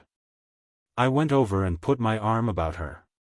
"Tessie dear, forgive me," I said, "I had no business to frighten you with such nonsense. You are too sensible a girl, too good a Catholic to believe in dreams." Her hand tightened on mine and her head fell back upon my shoulder, but she still trembled and I petted her and comforted her. "Come, Tess, open your eyes and smile." Her eyes opened with a slow languid movement and met mine, but their expression was so queer that I hastened to reassure her again. "It's all humbug, Tessie, you surely are not afraid that any harm will come to you because of that." "No," she said, but her scarlet lips quivered. "Then, what's the matter? Are you afraid?" "Yes." "Not for myself." "For me, then?" I demanded gaily. "For you," she murmured in a voice almost inaudible. I care for you." At first I started to laugh, but when I understood her, a shock passed through me, and I sat like one turned to stone. This was the crowning bit of idiocy I had committed. During the moment which elapsed between her reply and my answer I thought of 1,000 responses to that innocent confession. I could pass it by with a laugh, I could misunderstand her and assure her as to my health, I could simply point out that it was impossible she could love me. But my reply was quicker than my thoughts, and I might think and think now when it was too late, for I had kissed her on the mouth. That evening I took my usual walk in Washington Park, pondering over the occurrences of the day. I was thoroughly committed. There was no back out now, and I stared the future straight in the face. I was not good, not even scrupulous, but I had no idea of deceiving either myself or Tessie. The one passion of my life lay buried in the sunlit forests of Brittany. Was it buried forever? Hope cried, no. For 3 years I had been listening to the voice of hope, and for 3 years I had waited for a footstep on my threshold. Had Sylvia forgotten? No, cried Hope. I said that I was no good. That is true, but still I was not exactly a comic opera villain. I had led an easygoing reckless life, taking what invited me of pleasure, deploring and sometimes bitterly regretting consequences. In one thing alone, except my painting, was I serious, and that was something which lay hidden if not lost in the Breton forests. It was too late for me to regret what had occurred during the day. Whatever it had been, pity, a sudden tenderness for sorrow, or the more brutal instinct of gratified vanity, it was all the same now, and unless I wished to bruise an innocent heart. My path lay marked before me. The fire and strength, the depth of passion of a love which I had never even suspected, with all my imagined experience in the world, left me no alternative but to respond or send her away. Whether because I am so cowardly about giving pain to others, or whether it was that I have little of the gloomy Puritan in me, I do not know. But I shrank from disclaiming responsibility for that thoughtless kiss, and in fact had no time to do so before the gates of her heart opened and the flood poured forth. Others who habitually do their duty and find a sullen satisfaction in making themselves and everybody else unhappy, might have withstood it. I did not. I dared not. After the storm had abated I did tell her that she might better have loved Ed Burke and worn a plain gold ring, but she would not hear of it. And I thought perhaps as long as she had decided to love somebody she could not marry, it had better be me. I, at least, could treat her with an intelligent affection, and whenever she became tired of her infatuation she could go none the worse for it. For I was decided on that point although I knew how hard it would be. I remembered the usual termination of platonic liaisons, and thought how disgusted I had been whenever I heard of one. I knew I was undertaking a great deal for so unscrupulous a man as I was, and I dreamed the future, but never for one moment did I doubt that she was safe with me. Had it been anybody but Tessie I should not have bothered my head about scruples. For it did not occur to me to sacrifice Tessie as I would have sacrificed a woman of the world. I looked the future squarely in the face and saw the several probable endings to the affair. She would either tire of the whole thing, or become so unhappy that I should have either to marry her or go away. If I married her we would be unhappy. I with a wife unsuited to me, and she with a husband unsuitable for any woman. For my past life could scarcely entitle me to marry. If I went away she might either fall ill, recover, and marry some Eddie Burke, or she might recklessly or deliberately go and do something foolish. On the other hand, if she tired of me, then her whole life would be before her with beautiful vistas of Eddie Burkes and marriage rings and twins and Harlem flats and heaven knows what. As I strolled along through the trees by the Washington Arch, I decided that she should find a substantial friend in me, anyway, and the future could take care of itself. Then I went into the house and put on my evening dress, for the little faintly perfumed note on my dresser said, "Have a cab at the stage door at 11, and the note was signed Edith Carmichael. Metropolitan Theatre. I took supper that night, or rather we took supper, Miss Carmichael and I, at Solari's. And the dawn was just beginning to gild the cross on the Memorial Church as I entered Washington Square after leaving Edith at the Brunswick. There was not a soul in the park as I passed along the trees and took the walk which leads from the Garibaldi statue to the Hamilton apartment house. But as I passed the churchyard I saw a figure sitting on the stone steps. In spite of myself a chill crept over me at the sight of the white puffy face, and I hastened to pass. Then he said something which might have been addressed to me or might merely have been a mutter to himself, but a sudden furious anger flamed up within me that such a creature should address me. For an instant I felt like wheeling about and smashing my stick over his head, but I walked on, and entering the Hamilton went to my apartment. For some time I tossed about the bed trying to get the sound of his voice out of my ears, but could not. It filled my head, that muttering sound, like thick oily smoke from a fat-rendering vat or an odor of noisome decay.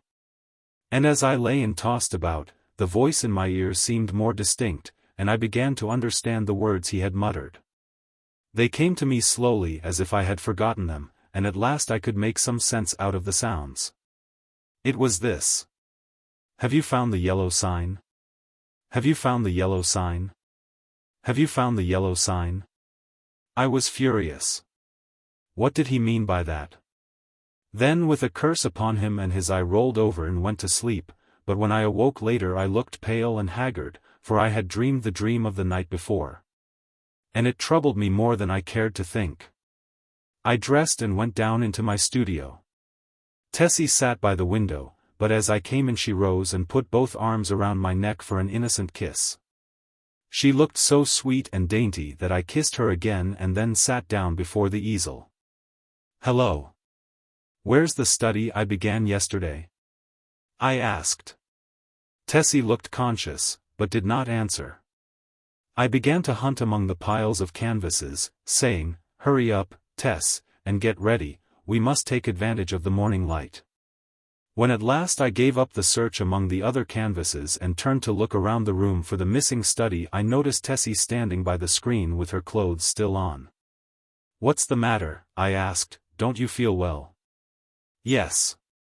"Then hurry. Do you want me to pose as I have always posed?" Then I understood. Here was a new complication. I had lost, of course, the best nude model I had ever seen. I looked at Tessie. Her face was scarlet. Alas! Alas! We had eaten of the tree of knowledge, and Eden and native innocence were dreams of the past, I mean for her. I suppose she noticed the disappointment on my face, for she said, "I will pose if you wish. The study is behind the screen here where I put it." "No," I said, "we will begin something new." And I went into my wardrobe and picked out a Moorish costume which fairly blazed with tinsel. It was a genuine costume, and Tessie retired to the screen with it enchanted. When she came forth again I was astonished. Her long black hair was bound above her forehead with a circlet of turquoises, and the ends, curled about her glittering girdle. Her feet were encased in the embroidered pointed slippers and the skirt of her costume, curiously wrought with arabesques in silver, fell to her ankles. The deep metallic blue vest embroidered with silver and the short Moresque jacket spangled and sewn with turquoises became her wonderfully. She came up to me and held up her face smiling. I slipped my hand into my pocket, and drawing out a gold chain with a cross attached, dropped it over her head. "It's yours, Tessie." "Mine?" she faltered. "Yours. Now go and pose." Then with a radiant smile she ran behind the screen and presently reappeared with a little box on which was written my name. "I had intended to give it to you when I went home tonight," she said, "but I can't wait now." I opened the box. On the pink cotton inside lay a clasp of black onyx, on which was inlaid a curious symbol or letter in gold. It was neither Arabic nor Chinese, nor, as I found afterwards, did it belong to any human script. "It's all I had to give you for a keepsake," she said timidly. I was annoyed, but I told her how much I should prize it, and promised to wear it always. She fastened it on my coat beneath the lapel. "How foolish, Tess, to go and buy me such a beautiful thing as this," I said. "I did not buy it," she laughed. "Where did you get it?" Then she told me how she had found it one day while coming from the aquarium in the Battery, how she had advertised it and watched the papers, but at last gave up all hopes of finding the owner. "That was last winter," she said, "the very day I had the first horrid dream about the hearse." I remembered my dream of the previous night but said nothing, and presently my charcoal was flying over a new canvas, and Tessie stood motionless on the model stand. Chapter 3. The day following was a disastrous one for me. While moving a framed canvas from one easel to another my foot slipped on the polished floor, and I fell heavily on both wrists. They were so badly sprained that it was useless to attempt to hold a brush, and I was obliged to wander about the studio, glaring at unfinished drawings and sketches. Until despair seized me and I sat down to smoke and twiddle my thumbs with rage. The rain blew against the windows and rattled on the roof of the church, driving me into a nervous fit with its interminable patter. Tessie sat sewing by the window, and every now and then raised her head and looked at me with such innocent compassion that I began to feel ashamed of my irritation and looked about for something to occupy me. I had read all the papers and all the books in the library, but for the sake of something to do I went to the bookcases and shoved them open with my elbow. I knew every volume by its color and examined them all, passing slowly around the library and whistling to keep up my spirits. I was turning to go into the dining room when my eye fell upon a book bound in serpent skin, standing in a corner of the top shelf of the last bookcase. I did not remember it, and from the floor could not decipher the pale lettering on the back, so I went to the smoking room and called Tessie. She came in from the studio and climbed up to reach the book. "What is it?" I asked. "The King in Yellow." I was dumbfounded. Who had placed it there? How came it in my rooms? I had long ago decided that I should never open that book, and nothing on earth could have persuaded me to buy it. Fearful lest curiosity might tempt me to open it, I had never even looked at it in bookstores. If I ever had had any curiosity to read it, the awful tragedy of young Castaigne, whom I knew, prevented me from exploring its wicked pages. I had always refused to listen to any description of it, and indeed, nobody ever ventured to discuss the second part aloud, so I had absolutely no knowledge of what those leaves might reveal. I stared at the poisonous mottled binding as I would at a snake. "Don't touch it, Tessie," I said, "come down." Of course my admonition was enough to arouse her curiosity, and before I could prevent it she took the book and, laughing, danced off into the studio with it. I called to her, but she slipped away with a tormenting smile at my helpless hands, and I followed her with some impatience. "Tessie," I cried, entering the library, "listen, I am serious. Put that book away. I do not wish you to open it." The library was empty. I went into both drawing rooms, then into the bedrooms, laundry, kitchen, and finally returned to the library and began a systematic search. She had hidden herself so well that it was half an hour later when I discovered her crouching white and silent by the latticed window in the storeroom above. At the first glance I saw she had been punished for her foolishness. The king in yellow lay at her feet, but the book was open at the second part. I looked at Tessie and saw it was too late. She had opened the king in yellow. Then I took her by the hand and led her into the studio. She seemed dazed, and when I told her to lie down on the sofa she obeyed me without a word. After a while she closed her eyes and her breathing became regular and deep, but I could not determine whether or not she slept. For a long while I sat silently beside her, but she neither stirred nor spoke, and at last I rose, and, entering the unused storeroom, took the book in my least injured hand. It seemed heavy as lead, but I carried it into the studio again, and sitting down on the rug beside the sofa, opened it and read it through from beginning to end. When, faint with excess of my emotions, I dropped the volume and leaned wearily back against the sofa, Tessie opened her eyes and looked at me. We had been speaking for some time in a dull monotonous strain before I realized that we were discussing the king in yellow. Oh, the sin of writing such words, words which are clear as crystal, limpid and musical as bubbling springs, words which sparkle and glow like the poisoned diamonds of the Medicis. Oh, the wickedness, the hopeless damnation of a soul who could fascinate and paralyze human creatures with such words, words understood by the ignorant and wise alike. Words which are more precious than jewels, more soothing than music, more awful than death. We talked on, unmindful of the gathering shadows, and she was begging me to throw away the clasp of black onyx quaintly inlaid with what we now knew to be the yellow sign. I never shall know why I refused, though even at this hour, here in my bedroom as I write this confession, I should be glad to know what it was that prevented me from tearing the yellow sign from my breast and casting it into the fire. I am sure I wished to do so, and yet Tessie pleaded with me in vain. Night fell and the hours dragged on, but still we murmured to each other of the king and the pallid mask, and midnight sounded from the misty spires in the fog-wrapped city. We spoke of Hastur and of Casilda, while outside the fog rolled against the blank window-panes as the cloud waves roll and break on the shores of Halley. The house was very silent now, and not a sound came up from the misty streets. Tessie lay among the cushions, her face a grey blot in the gloom, but her hands were clasped in mine, and I knew that she knew and read my thoughts as I read hers. For we had understood the mystery of the Hyades and the phantom of truth was laid. Then as we answered each other, swiftly, silently, thought on thought, the shadows stirred in the gloom about us, and far in the distant streets we heard a sound. Nearer and nearer it came, the dull crunching of wheels, nearer and yet nearer, and now, outside before the door it ceased, and I dragged myself to the window and saw a black-plumed hearse. The gate below opened and shut, and I crept shaking to my door and bolted it, but I knew no bolts, no locks, could keep that creature out who was coming for the yellow sign. And now I heard him moving very softly along the hall. Now he was at the door, and the bolts rotted at his touch. Now he had entered. With eyes starting from my head I peered into the darkness, but when he came into the room I did not see him.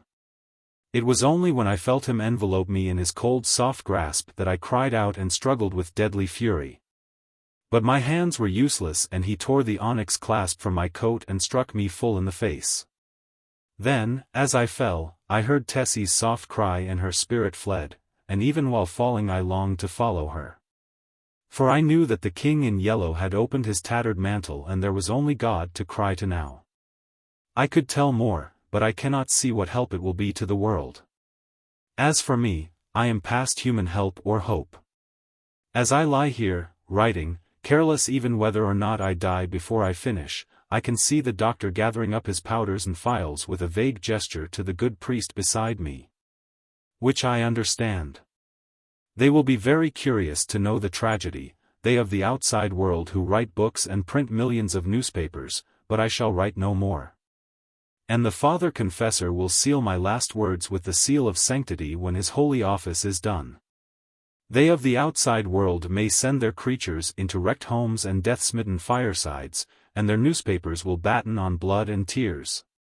But with me their spies must halt before the confessional. They know that Tessie is dead and that I am dying.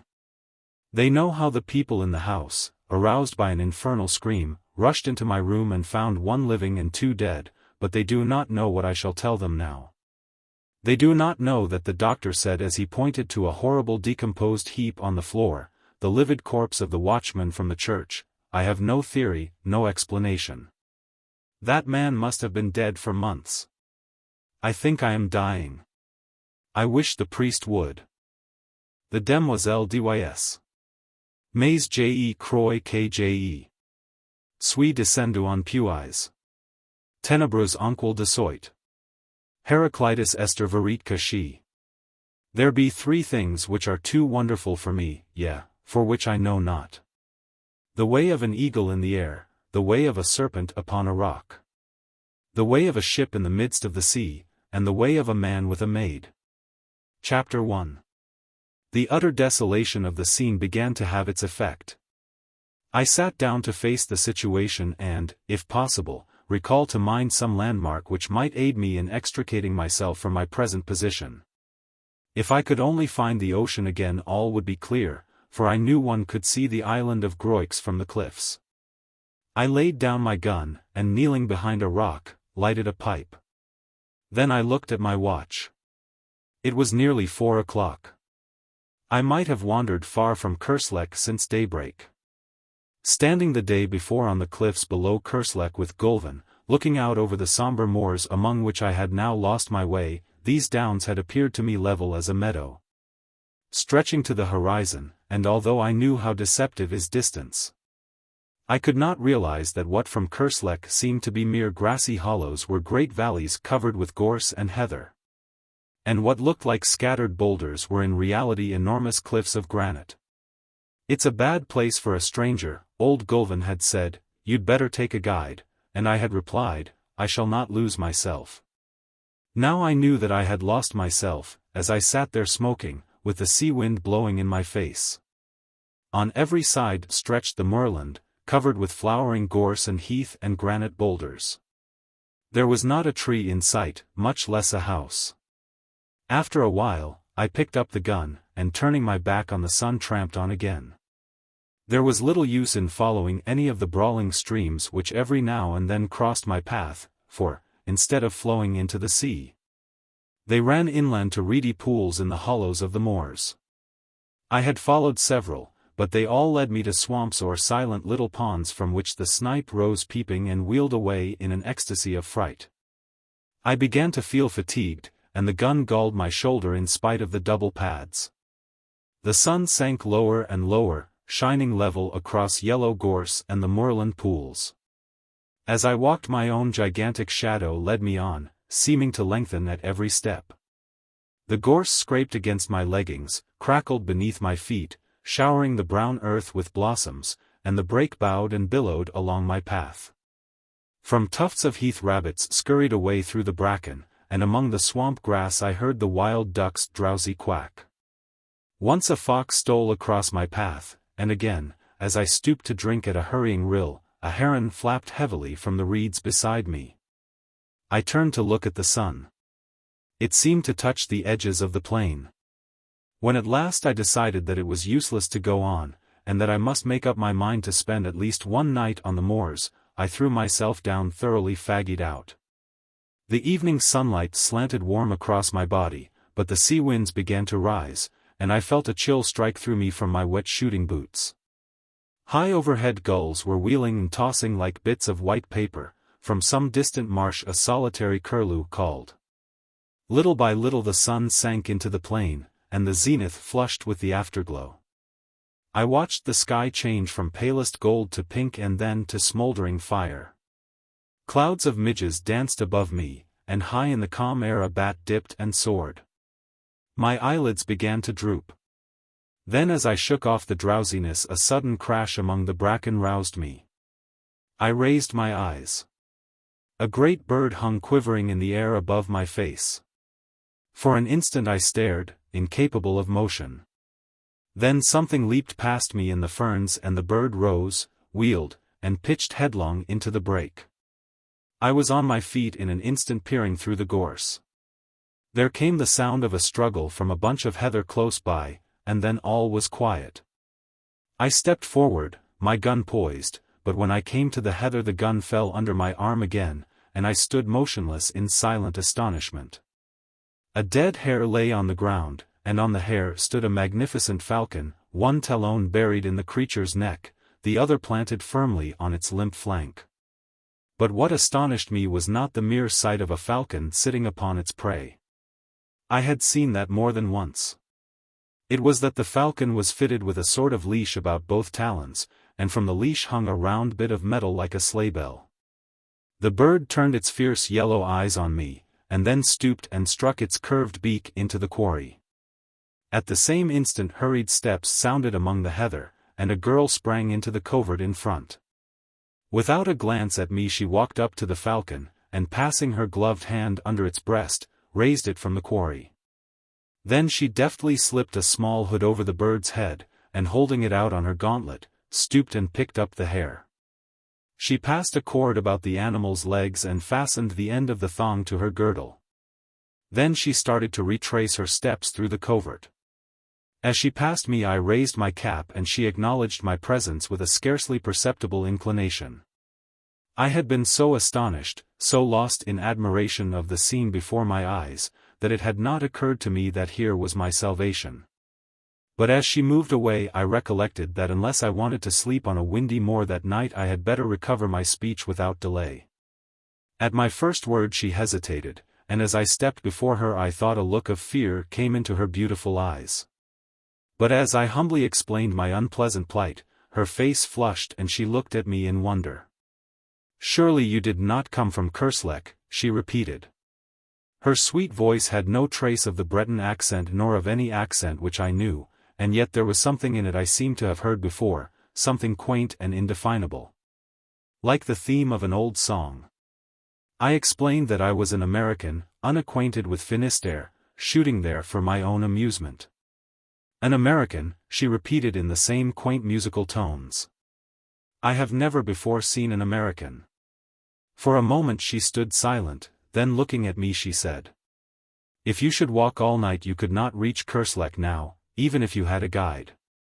This was pleasant news. "But," I began, "if I could only find a peasant's hut where I might get something to eat, and shelter." The falcon on her wrist fluttered and shook its head.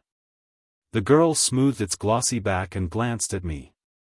"Look around," she said gently. "Can you see the end of these moors? Look, north, south, east, west. Can you see anything but moorland and bracken?" "No," I said. "The moor is wild and desolate. It is easy to enter, but sometimes they who enter never leave it. There are no peasants' huts here." "Well," I said, "if you will tell me in which direction Kerslake lies, tomorrow it will take me no longer to go back than it has to come." She looked at me again with an expression almost like pity. "Ah," she said, "to come is easy and takes hours, to go is different, and may take centuries." I stared at her in amazement but decided that I had misunderstood her. Then before I had time to speak she drew a whistle from her belt and sounded it. "Sit down and rest," she said to me. "You have come a long distance and are tired." She gathered up her pleated skirts, and, motioning me to follow, picked her dainty way through the gorse to a flat rock among the ferns. "They will be here directly," she said, and taking a seat at one end of the rock invited me to sit down on the other edge. The afterglow was beginning to fade in the sky and a single star twinkled faintly through the rosy haze. A long wavering triangle of waterfowl drifted southward over our heads, and from the swamps around plover were calling. "They are very beautiful, these moors," she said quietly. "Beautiful, but cruel to strangers," I answered. "Beautiful and cruel," she repeated dreamily, "beautiful and cruel." "Like a woman," I said stupidly. "Oh," she cried with a little catch in her breath, and looked at me. Her dark eyes met mine, and I thought she seemed angry or frightened. "Like a woman," she repeated under her breath, "how cruel to say so." Then after a pause, as though speaking aloud to herself, "How cruel for him to say that." I don't know what sort of an apology I offered for my inane, though harmless speech. But I know that she seemed so troubled about it that I began to think I had said something very dreadful without knowing it. And remembered with horror the pitfalls and snares which the French language sets for foreigners. While I was trying to imagine what I might have said, a sound of voices came across the moor, and the girl rose to her feet. "No," she said, with a trace of a smile on her pale face, "I will not accept your apologies, monsieur, but I must prove you wrong, and that shall be my revenge. Look! Here come Hastur and Raoul." Two men loomed up in the twilight. One had a sack across his shoulders and the other carried a hoop before him as a waiter carries a tray. The hoop was fastened with straps to his shoulders, and around the edge of the circlet sat 3 hooded falcons fitted with tinkling bells. The girl stepped up to the falconer, and with a quick turn of her wrist transferred her falcon to the hoop, where it quickly sidled off and nestled among its mates, who shook their hooded heads and ruffled their feathers till the bell jesses tinkled again. The other man stepped forward and bowing respectfully took up the hare and dropped it into the game sack. "These are my piqueurs," said the girl, turning to me with a gentle dignity. "Raoul is a good fauconnier, and I shall some day make him grand veneur. Hastur is incomparable." The 2 silent men saluted me respectfully. "Did I not tell you, monsieur, that I should prove you wrong?" she continued. "This, then, is my revenge, that you do me the courtesy of accepting food and shelter at my own house." Before I could answer she spoke to the falconers, who started instantly across the heath, and with a gracious gesture to me she followed. I don't know whether I made her understand how profoundly grateful I felt, but she seemed pleased to listen, as we walked over the dewy heather. "Are you not very tired?" she asked. I had clean forgotten my fatigue in her presence, and I told her so. "Don't you think your gallantry is a little old-fashioned?" she said. And when I looked confused and humbled, she added quietly, "Oh, I like it, I like everything old-fashioned, and it is delightful to hear you say such pretty things." The moorland around us was very still now under its ghostly sheet of mist. The plovers had ceased their calling. The crickets and all the little creatures of the fields were silent as we passed, yet it seemed to me as if I could hear them beginning again far behind us. Well in advance, the 2 tall falconers strode across the heather, and the faint jingling of the hawks' bells came to our ears in distant murmuring chimes. Suddenly a splendid hound dashed out of the mist in front, followed by another and another until 6 or more were bounding and leaping around the girl beside me. She caressed and quieted them with her gloved hand, speaking to them in quaint terms which I remembered to have seen in old French manuscripts. Then the falcons on the circlet borne by the falconer ahead began to beat their wings and scream, and from somewhere out of sight the notes of a hunting horn floated across the moor. The hound sprang away before us and vanished in the twilight, the falcons flapped and squealed upon their perch, and the girl, taking up the song of the horn, began to hum. Clear and mellow her voice sounded in the night air. "Chasseur, chasseur, chasses encore. Quits rosette et jean ton. Taunton, taunton, taunton, taunton. Oh, poor rabbiter, des l'aurore. Que les amours soyent de plantain. Taunton, taunton, taunton." As I listened to her lovely voice a grey mass which rapidly grew more distinct loomed up in front, and the horn rang out joyously through the tumult of the hounds and falcons. A torch glimmered at a gate, a light streamed through an opening door. And we stepped upon a wooden bridge which trembled under our feet and rose creaking and straining behind us as we passed over the moat and into a small stone court, walled on every side. From an open doorway a man came and, bending in salutation, presented a cup to the girl beside me. She took the cup and touched it with her lips, then lowering it turned to me and said in a low voice, "I bid you welcome." At that moment one of the falconers came with another cup, but before handing it to me, presented it to the girl, who tasted it. The falconer made a gesture to receive it, but she hesitated a moment, and then, stepping forward, offered me the cup with her own hands. I felt this to be an act of extraordinary graciousness, but hardly knew what was expected of me, and did not raise it to my lips at once. The girl flushed crimson. I saw that I must act quickly. Mademoiselle, I faltered, a stranger whom you have saved from dangers he may never realize empties this cup to the gentlest and loveliest hostess of France. In his name, she murmured, crossing herself as I drained the cup. Then stepping into the doorway she turned to me with a pretty gesture and, taking my hand in hers, led me into the house, saying again and again, "You are very welcome. Indeed you are welcome to the Château d'Ys." Chapter 2. I awoke next morning with the music of the horn in my ears, and leaping out of the ancient bed, went to a curtained window where the sunlight filtered through little deep-set panes. The horn ceased as I looked into the court below. A man who might have been brother to the two falconers of the night before stood in the midst of a pack of hounds. A curved horn was strapped over his back, and in his hand he held a long-lashed whip. The dogs whined and yelped, dancing around him in anticipation. There was the stamp of horses, too, in the walled yard. "Mount!" cried a voice in Breton, and with a clatter of hoofs the two falconers, with falcons upon their wrists, rode into the courtyard among the hounds. Then I heard another voice which sent the blood throbbing through my heart, "Imperial Louis, hunt the hounds well and spare neither spur nor whip. Thou Raoul and thou Gaston, see that the Epigraph does not prove himself Hyades, and if it be best in your judgment, fate's courtoisie à l'oiseau. Jardiner un oiseau, like the mew there on Hastur's wrist, is not difficult, but thou, Raoul, mayest not find it so simple to govern that Hyades.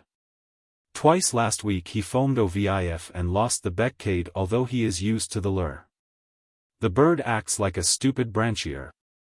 Pater un Hyades n'est pas si facile. Was I dreaming?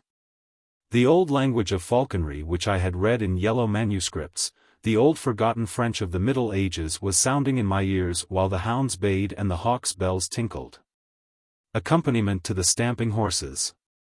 She spoke again in the sweet forgotten language. If you would rather attach the lunge and leave thy Hyades au bloc, Raoul, I shall say nothing.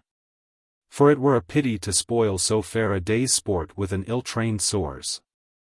Essimer abaser, it is possibly the best way. Ca Louis donnera de reins. I was perhaps hasty with the bird. It takes time to pass à la filière and the exercises d'escape.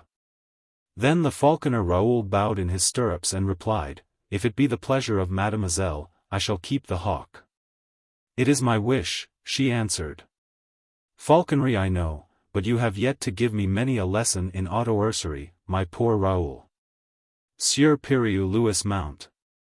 The huntsman sprang into an archway and in an instant returned, mounted upon a strong black horse, followed by a piqueur also mounted. "Ah," she cried joyously, "speed Glemarec René. Speed! Speed all! Sound thy horn, Sieur Piriou." The silvery music of the hunting horn filled the courtyard, the hounds sprang through the gateway and galloping hoofbeats plunged out of the paved court. Loud on the drawbridge, suddenly muffled, then lost in the heather and bracken of the moors. Distant and more distant sounded the horn, until it became so faint that the sudden carol of a soaring lark drowned it in my ears. I heard the voice below responding to some call from within the house. "I do not regret the chase, I will go another time. Courtesy to the stranger, Pelage, remember." And a feeble voice came quavering from within the house, "Courtoisie." I stripped, and rubbed myself from head to foot in the huge earthen basin of icy water which stood upon the stone floor at the foot of my bed. Then I looked about for my clothes.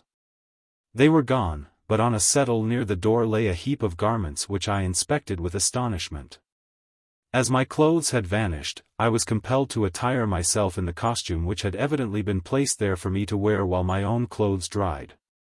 Everything was there, cap, shoes, and hunting doublet of silvery grey homespun. But the close-fitting costume and seamless shoes belonged to another century, and I remembered the strange costumes of the three falconers in the courtyard. I was sure that it was not the modern dress of any portion of France or Brittany. But not until I was dressed and stood before a mirror between the windows did I realize that I was clothed much more like a young huntsman of the Middle Ages than like a Breton of that day. I hesitated and picked up the cap. Should I go down and present myself in that strange guise? There seemed to be no help for it. My own clothes were gone and there was no bell in the ancient chamber to call a servant.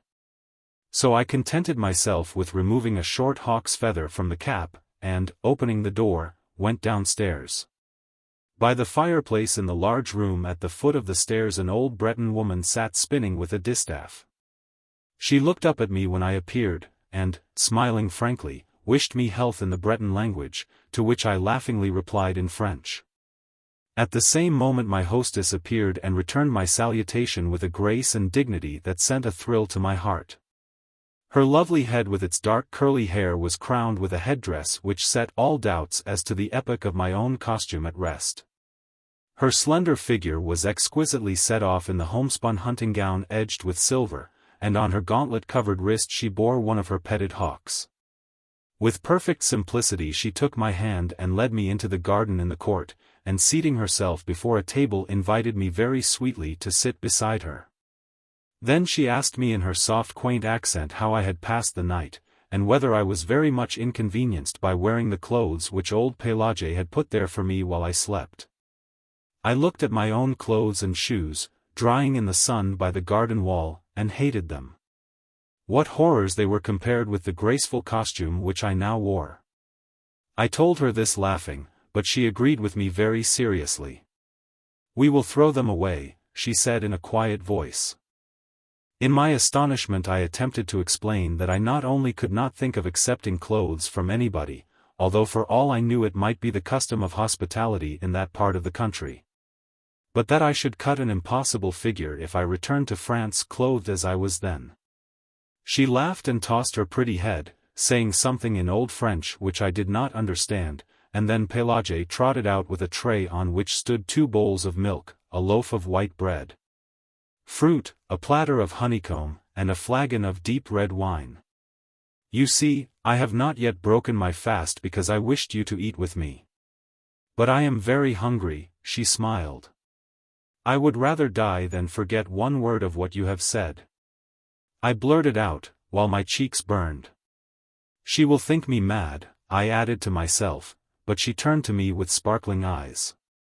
"Ah," she murmured. "Then monsieur knows all that there is of chivalry." She crossed herself and broke bread. I sat and watched her white hands, not daring to raise my eyes to hers. "Will you not eat?" she asked. "Why do you look so troubled?" "Ah, why?" I knew it now. I knew I would give my life to touch with my lips those rosy palms. I understood now that from the moment when I looked into her dark eyes there on the moor last night I had loved her. My great and sudden passion held me speechless. "Are you ill at ease?" she asked again. Then, like a man who pronounces his own doom, I answered in a low voice, "Yes, I am ill at ease for love of you." And as she did not stir nor answer, the same power moved my lips in spite of me and I said, "I, who am unworthy of the lightest of your thoughts. I who abuse hospitality and repay your gentle courtesy with bold presumption, I love you." She leaned her head upon her hands, and answered softly, "I love you. Your words are very dear to me. I love you. Then I shall win you." "Win me," she replied. But all the time I had been sitting silent, my face turned toward her. She, also silent, her sweet face resting on her upturned palm, sat facing me, and as her eyes looked into mine I knew that neither she nor I had spoken human speech. But I knew that her soul had answered mine, and I drew myself up feeling youth and joyous love coursing through every vein. She, with a bright color in her lovely face, seemed as one awakened from a dream, and her eyes sought mine with a questioning glance which made me tremble with delight. We broke our fast, speaking of ourselves. I told her my name and she told me hers, the Demoiselle Jean Dys.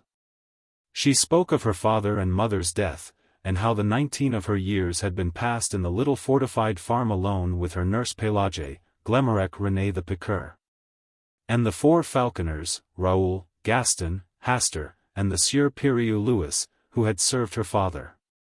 She had never been outside the moorland, never even had seen a human soul before, except the falconers and Pélagie. She did not know how she had heard of Kerslek.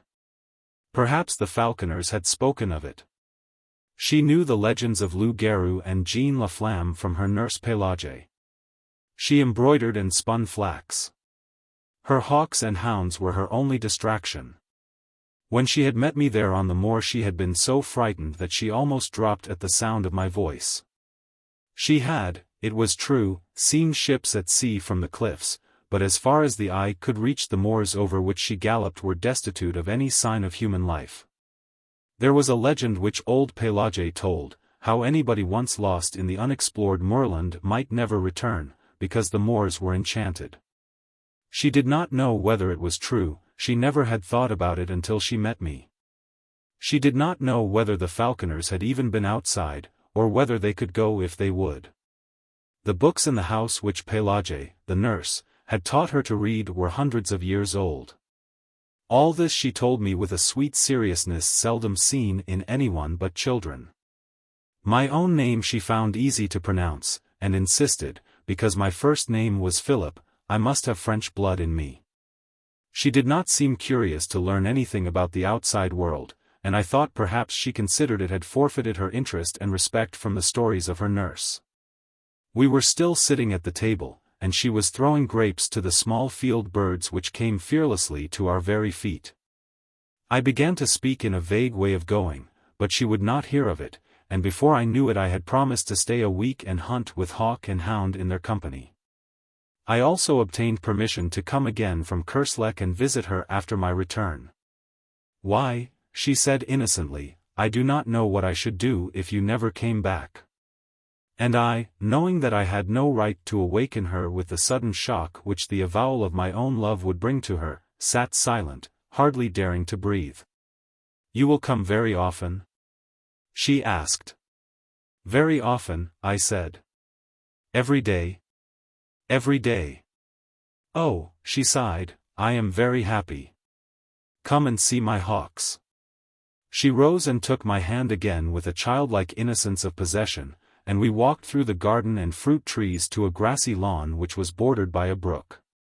Over the lawn were scattered 15 or 20 stumps of trees, partially embedded in the grass, and upon all of these except 2 sat falcons. They were attached to the stumps by thongs which were in turn fastened with steel rivets to their legs just above the talons. A little stream of pure spring water flowed in a winding course within easy distance of each perch. The birds set up a clamor when the girl appeared, but she went from one to another, caressing some, taking others for an instant upon her wrist, or stooping to adjust their jesses. "Are they not pretty?" she said. "See, here is a falcon jaunty. We call it ignoble, because it takes the quarry in direct chase. This is a blue falcon. In falconry we call it noble, because it rises over the quarry, and wheeling, drops upon it from above. This white bird is a gerfalcon from the north. It is also noble. Here is a merlin, and this tierslet is a falcon heroner." I asked her how she had learned the old language of falconry. She did not remember, but thought her father must have taught it to her when she was very young. Then she led me away and showed me the young falcons still in the nest. "They are termed Hyades in falconry," she explained. A branchier is the young bird which is just able to leave the nest and hop from branch to branch. A young bird which has not yet molted is called a soars, and a mew is a hawk which has molted in captivity. When we catch a wild falcon which has changed its plumage we term it a Hyade. Raoul first taught me to dress a falcon. Shall I teach you how it is done? She seated herself on the bank of the stream among the falcons and I threw myself at her feet to listen. Then the Demoiselle Dys held up one rosy-tipped finger and began very gravely. "First one must catch the falcon." "I am caught," I answered. She laughed very prettily and told me my dressage would perhaps be difficult, as I was noble. "I am already tamed," I replied, "jessied and belled." She laughed, delighted. "Oh, my brave falcon. Then you will return at my call?" "I am yours," I answered gravely. She sat silent for a moment. Then the color heightened in her cheeks and she held up her finger again, saying, "Listen. I wish to speak of falconry." "I listen, Countess Jean Dys." But again she fell into the reverie, and her eyes seemed fixed on something beyond the summer clouds. "Philip," she said at last. "Jean," I whispered. "That is all, that is what I wished," she sighed, "Philip and Jean." She held her hand toward me and I touched it with my lips.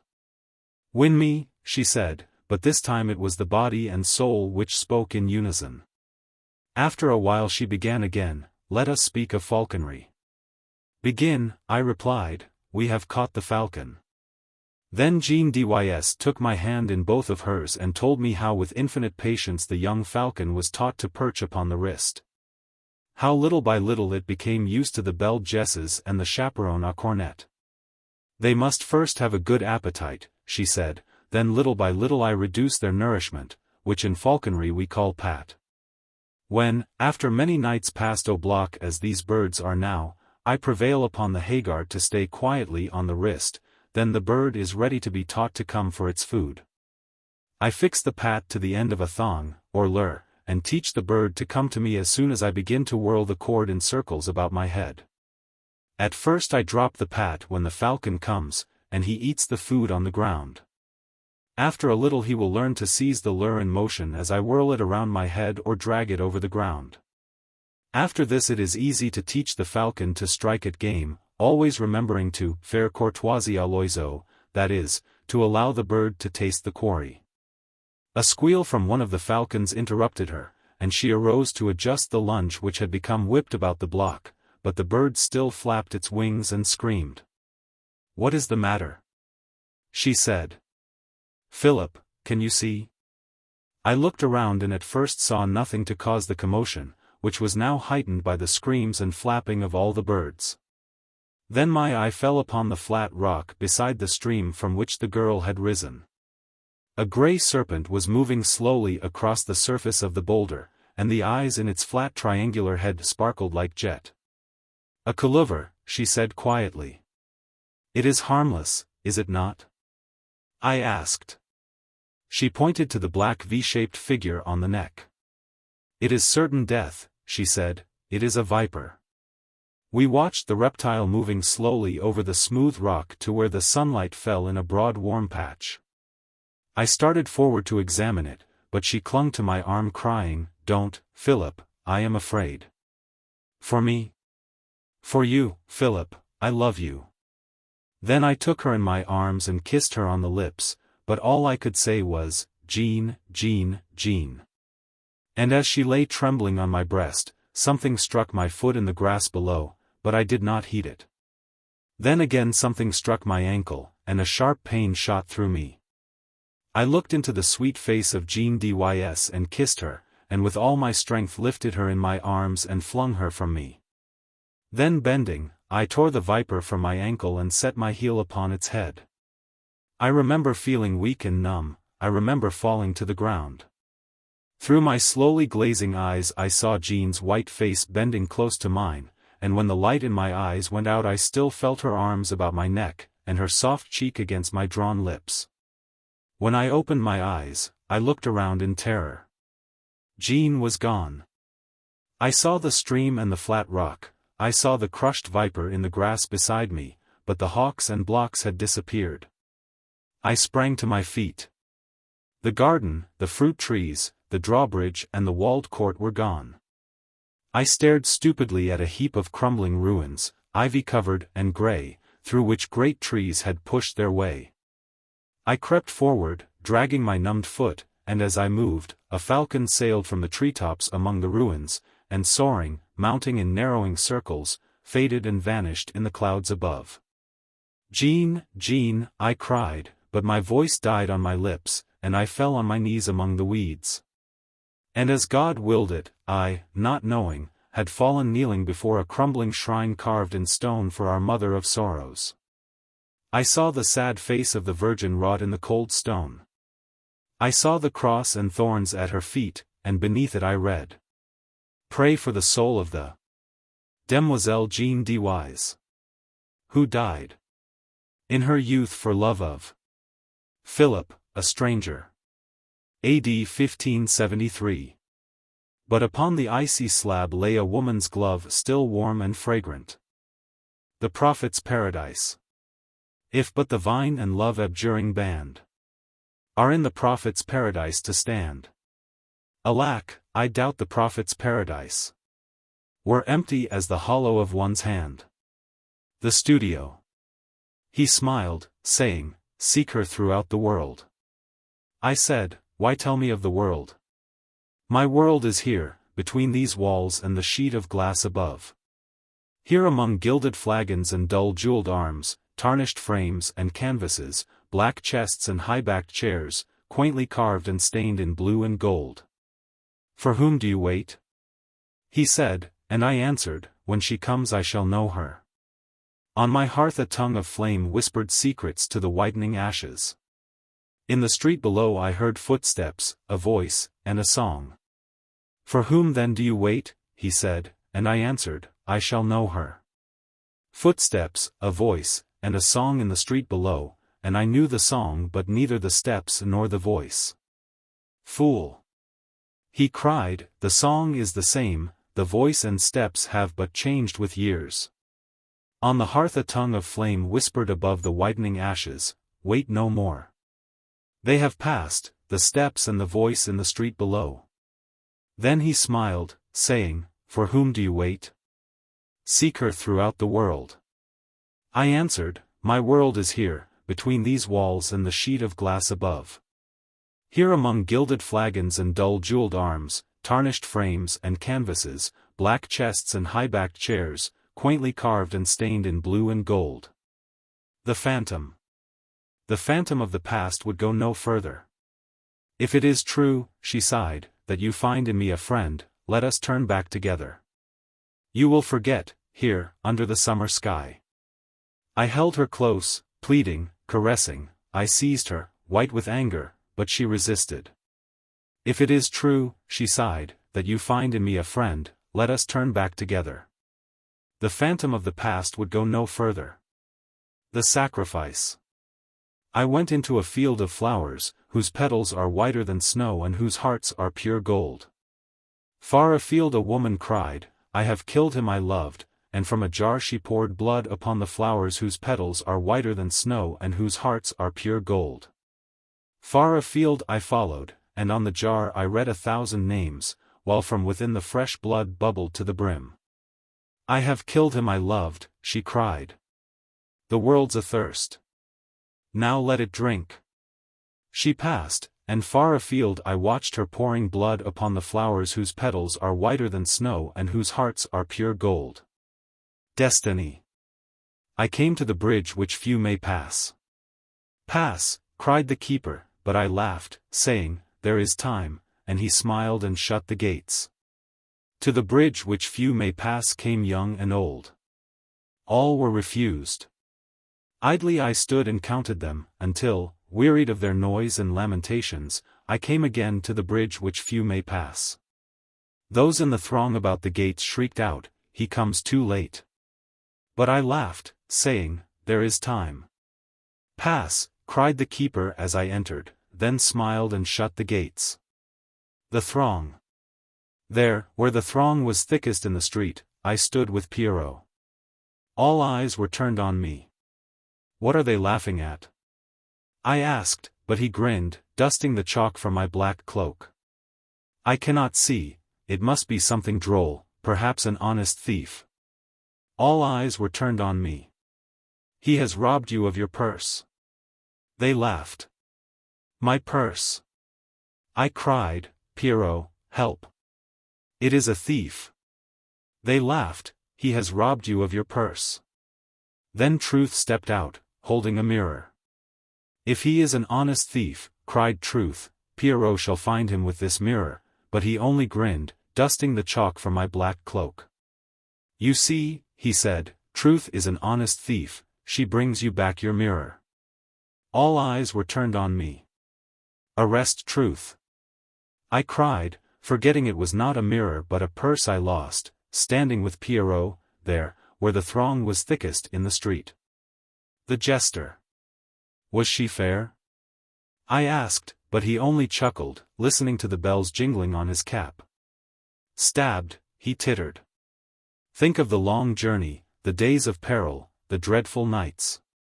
Think how he wandered, for her sake, year after year, through hostile lands, yearning for kith and kin, yearning for her. Stabbed, he tittered, listening to the bells jingling on his cap. Was she fair?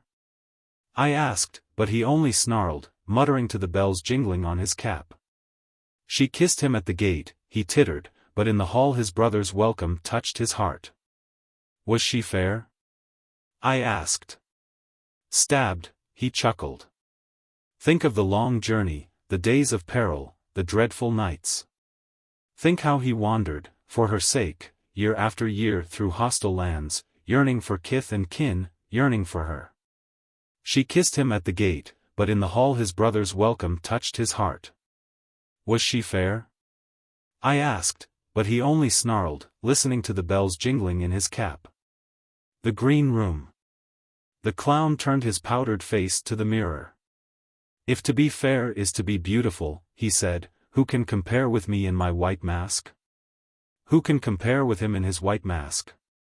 I asked of Death beside me. Who can compare with me, said Death, for I am paler still. You are very beautiful, sighed the clown, turning his powdered face from the mirror. The love test. If it is true that you love, said Love, then wait no longer. Give her these jewels which would dishonor her and so dishonor you in loving one dishonored. If it is true that you love, said Love, then wait no longer. I took the jewels and went to her, but she trod upon them, sobbing, teach me to wait, I love you. Then wait, if it is true, said Love. The street of the four winds. Ferme tes yeux demi. Croix tes bras sur ton sein. Iti de ton cœur endormi. Chasse à jamais tout dessin. J'ai chanté la nature. Les étoiles du soir, les larmes du matin. Les couchers de soleil à l'horizon lointain. Le ciel que parle au cœur d'existence future. Chapter 1. The animal paused on the threshold, interrogative, alert, ready for flight if necessary. Severn laid down his palette, and held out a hand of welcome. The cat remained motionless, her yellow eyes fastened upon Severn. Puss, he said, in his low, pleasant voice, come in. The tip of her thin tail twitched uncertainly. Come in, he said again. Apparently she found his voice reassuring, for she slowly settled upon all fours, her eyes still fastened upon him, her tail tucked under her gaunt flanks. He rose from his easel smiling. She eyed him quietly, and when he walked toward her she watched him bend above her without a wince, her eyes followed his hand until it touched her head. Then she uttered a ragged mew. It had long been Severn's custom to converse with animals, probably because he lived so much alone, and now he said, What's the matter, Puss? Her timid eyes sought his. I understand, he said gently, you shall have it at once. Then moving quietly about he busied himself with the duties of a host, rinsed a saucer, filled it with the rest of the milk from the bottle on the windowsill, and kneeling down, crumbled a roll into the hollow of his hand. The creature rose and crept toward the saucer. With the handle of a palette knife he stirred the crumbs and milk together and stepped back as she thrust her nose into the mess. He watched her in silence. From time to time the saucer clinked upon the tiled floor as she reached for a morsel on the rim. And at last the bread was all gone, and her purple tongue traveled over every unlicked spot until the saucer shone like polished marble. Then she sat up, and coolly turning her back to him, began her ablutions. Keep it up, said Severn, much interested, you need it. She flattened one ear, but neither turned nor interrupted her toilet. As the grime was slowly removed Severn observed that nature had intended her for a white cat. Her fur had disappeared in patches, from disease or the chances of war, her tail was bony and her spine sharp. But what charms she had were becoming apparent under vigorous licking, and he waited until she had finished before reopening the conversation. When at last she closed her eyes and folded her forepaws under her breast, he began again very gently, "Puss, tell me your troubles." At the sound of his voice she broke into a harsh rumbling which he recognized as an attempt to purr. He bent over to rub her cheek and she mewed again, an amiable inquiring little mew, to which he replied, "Certainly, you are greatly improved. And when you recover your plumage you will be a gorgeous bird." Much flattered, she stood up and marched around and around his legs, pushing her head between them and making pleased remarks, to which he responded with grave politeness. "Now, what sent you here?" he said, "here into the street of the Four Winds, and up 5 flights to the very door where you would be welcome? What was it that prevented your meditated flight when I turned from my canvas to encounter your yellow eyes? Are you a Latin Quarter cat as I am a Latin Quarter man? And why do you wear a rose-colored flowered garter buckled about your neck?" The cat had climbed into his lap, and now sat purring as he passed his hand over her thin coat. "Excuse me," he continued in lazy soothing tones, harmonizing with her purring, "if I seem indelicate, but I cannot help musing on this rose-colored garter. Flowered so quaintly and fastened with a silver clasp. For the clasp is silver, I can see the mint mark on the edge, as is prescribed by the law of the French Republic. Now, why is this garter woven of rose silk and delicately embroidered? Why is this silken garter with its silver clasp about your famished throat? Am I indiscreet when I inquire if its owner is your owner? Is she some aged dame living in memory of youthful vanities, fond, doting on you, decorating you with her intimate personal attire? The circumference of the garter would suggest this, for your neck is thin, and the garter fits you. But then again I notice most things, that the garter is capable of being much enlarged. These small silver-rimmed eyelets, of which I count 5, are proof of that. And now I observe that the 5th eyelet is worn out, as though the tongue of the clasp were accustomed to lie there. That seems to argue a well-rounded form." The cat curled her toes in contentment. The street was very still outside. He murmured on, "Why should your mistress decorate you with an article most unnecessary to her at all times? Anyway, at most times. How did she come to slip this bit of silk and silver about your neck? Was it the caprice of a moment, when you, before you had lost your pristine plumpness, marched singing into her bedroom to bid her good morning? Of course, and she sat up among the pillows, her coiled hair tumbling to her shoulders, as you sprang upon the bed purring, 'Good day, my lady.' Oh, it is very easy to understand," he yawned, resting his head on the back of the chair. The cat still purred, tightening and relaxing her padded claws over his knee. "Shall I tell you all about her, cat? She is very beautiful, your mistress," he murmured drowsily, "and her hair is heavy as burnished gold. I could paint her, not on canvas, for I should need shades and tones and hues and dyes more splendid than the iris of a splendid rainbow. I could only paint her with closed eyes, for in dreams alone can such colors as I need be found. For her eyes, I must have azure from skies untroubled by a cloud, the skies of dreamland. For her lips, roses from the palaces of slumberland, and for her brow, snowdrifts from mountains which tower in fantastic pinnacles to the moons. Oh, much higher than our moon here, the crystal moons of dreamland.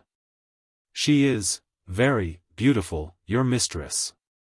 The words died on his lips and his eyelids drooped. The cat, too, was asleep, her cheek turned up upon her wasted flank, her paws relaxed and limp. Chapter 2. "It is fortunate," said Severn, sitting up and stretching, "that we have tided over the dinner hour, for I have nothing to offer you for supper but what may be purchased with 1 silver franc."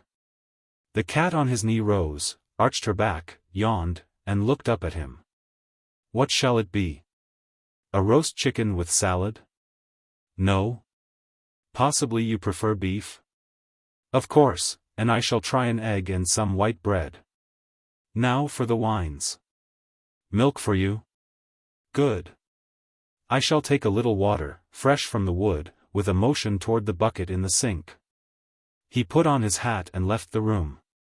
The cat followed to the door, and after he had closed it behind him, she settled down, smelling at the cracks, and cocking one ear at every creak from the crazy old building. The door below opened and shut. The cat looked serious, for a moment doubtful, and her ears flattened in nervous expectation. Presently she rose with a jerk of her tail and started on a noiseless tour of the studio. She sneezed at a pot of turpentine, hastily retreating to the table, which she presently mounted, and having satisfied her curiosity concerning a roll of red modeling wax, returned to the door and sat down with her eyes on the crack over the threshold. Then she lifted her voice in a thin plaint.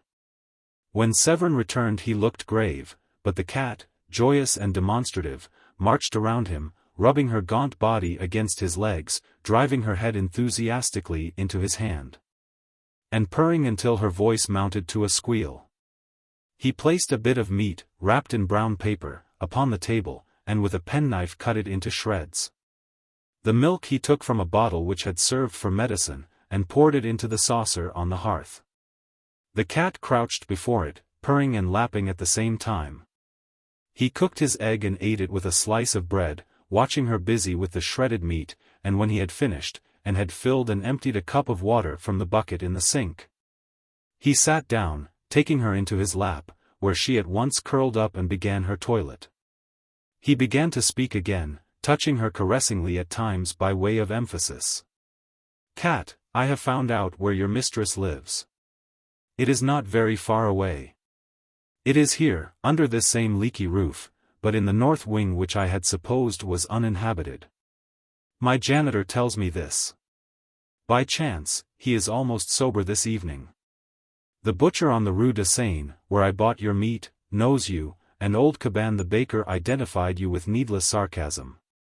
They tell me hard tales of your mistress which I shall not believe. They say she is idle and vain and pleasure-loving, they say she is harebrained and reckless. The little sculptor on the ground floor, who was buying rolls from old Caban, spoke to me tonight for the first time, although we have always bowed to each other. He said she was very good and very beautiful. He has only seen her once, and does not know her name. I thanked him, I don't know why I thanked him so warmly.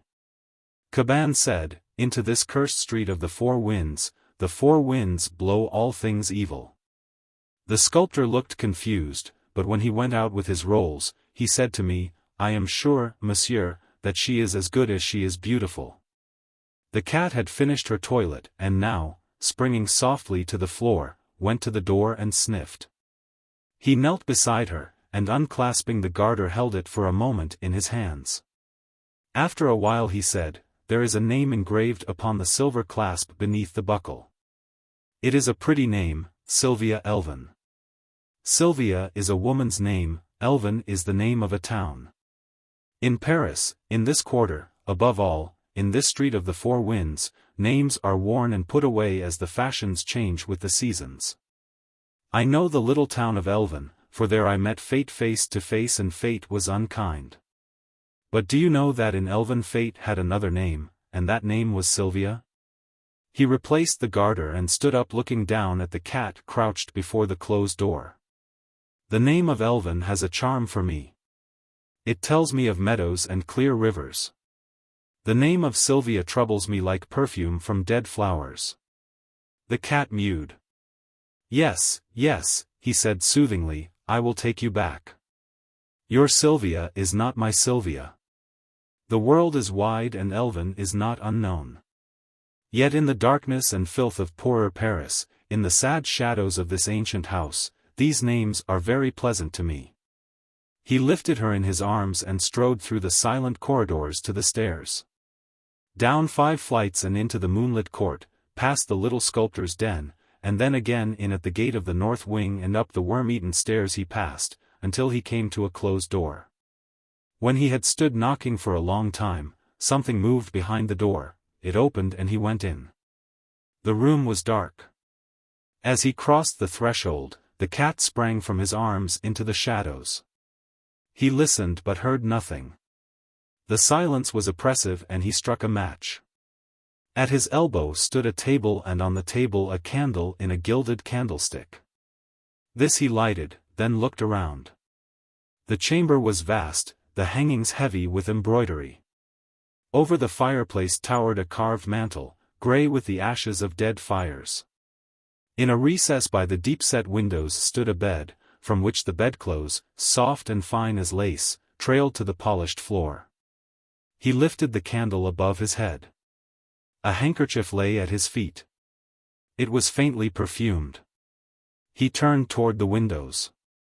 In front of them was a canopy, and over it were flung, pell-mell, a gown of silk, a heap of lace-like garments, white and delicate as spiders' meshes, long, crumpled gloves, and, on the floor beneath, the stockings, the little pointed shoes, and one garter of rosy silk, quaintly flowered and fitted with a silver clasp. Wondering, he stepped forward and drew the heavy curtains from the bed. For a moment the candle flared in his hand. Then his eyes met two other eyes, wide open, smiling, and the candle flame flashed over hair heavy as gold. She was pale, but not as white as he, her eyes were untroubled as a child's. But he stared, trembling from head to foot, while the candle flickered in his hand. At last he whispered, "Sylvia, it is I." Again he said, "It is I." Then, knowing that she was dead, he kissed her on the mouth. And through the long watches of the night the cat purred on his knee, tightening and relaxing her padded claws, until the sky paled above the street of the four winds. The street of the first shell. Be of good cheer, the sullen month will die. And a young moon requite us by and by. Look how the old one, meager, bent, and wan, with age and fast, is fainting from the sky. Chapter 1. The room was already dark. The high roofs opposite cut off what little remained of the December daylight. The girl drew her chair nearer the window, and choosing a large needle, threaded it, knotting the thread over her fingers. Then she smoothed the baby garment across her knees, and, bending, bit off the thread and drew the smaller needle from where it rested in the hem. When she had brushed away the stray threads and bits of lace, she laid it again over her knees caressingly. Then she slipped the threaded needle from her corsage and passed it through a button, but as the button spun down the thread, her hand faltered, the thread snapped, and the button rolled across the floor. She raised her head. Her eyes were fixed on a strip of waning light above the chimneys. From somewhere in the city came sounds like the distant beating of drums, and beyond, far beyond, a vague muttering, now growing, swelling, rumbling in the distance like the pounding of surf upon the rocks, now like the surf again, receding, growling, menacing. The cold had become intense, a bitter piercing cold which strained and snapped at joist and beam and turned the slush of yesterday to flint. From the street below every sound broke sharp and metallic, the clatter of sabots, the rattle of shutters or the rare sound of a human voice. The air was heavy, weighted with the black cold as with a pall. To breathe was painful, to move an effort. In the desolate sky there was something that wearied, in the brooding clouds, something that saddened.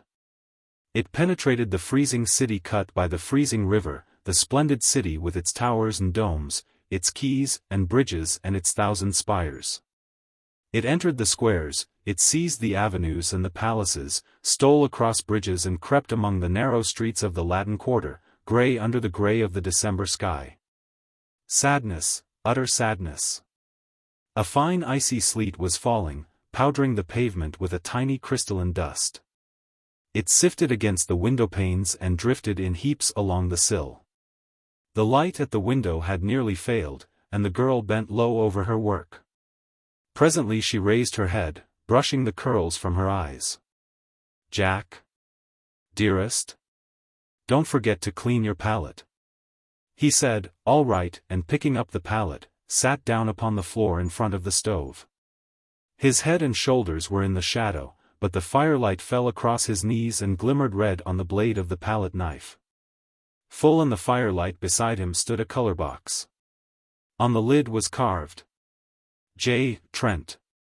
École des Beaux-Arts. 1870. This inscription was ornamented with an American and a French flag. The sleet blew against the window panes, covering them with stars and diamonds, then, melting from the warmer air within, ran down and froze again in fern-like traceries. A dog whined and the patter of small paws sounded on the zinc behind the stove. "Jack, dear, do you think Hercules is hungry?" The patter of paws was redoubled behind the stove. "He's whining," she continued nervously, "and if it isn't because he's hungry it is because—" Her voice faltered. A loud humming filled the air, the windows vibrated. "Oh, Jack," she cried, "another," but her voice was drowned in the scream of a shell tearing through the clouds overhead. "That is the nearest yet," she murmured. "Oh, no," he answered cheerfully, "it probably fell way over by Montmartre," and as she did not answer, he said again with exaggerated unconcern. "They wouldn't take the trouble to fire at the Latin Quarter. Anyway, they haven't a battery that can hurt it." After a while she spoke up brightly, "Jack, dear, when are you going to take me to see Monsieur West's statues?" "I will bet," he said, throwing down his palette and walking over to the window beside her, "that Colette has been here today." "Why?" she asked, opening her eyes very wide. Then, "Oh, it's too bad, really, men are tiresome when they think they know everything. And I warn you that if Monsieur West is vain enough to imagine that Colette—" From the north another shell came whistling and quavering through the sky, passing above them with long-drawn screech which left the windows singing. That, he blurted out, was too near for comfort. They were silent for a while, then he spoke again gaily, "Go on, Sylvia, and whither poor West?" But she only sighed, "Oh, dear, I can never seem to get used to the shells." He sat down on the arm of the chair beside her. Her scissors fell jingling to the floor. She tossed the unfinished frock after them, and putting both arms about his neck drew him down into her lap. "Don't go out tonight, Jack." He kissed her uplifted face, "You know I must. Don't make it hard for me. But when I hear the shells and know you are out in the city. But they all fall in Montmartre. They may all fall in the Beaux-Arts. You said yourself that two struck the Quai d'Orsay. Mere accident. Jack, have pity on me. Take me with you. And who will there be to get dinner?"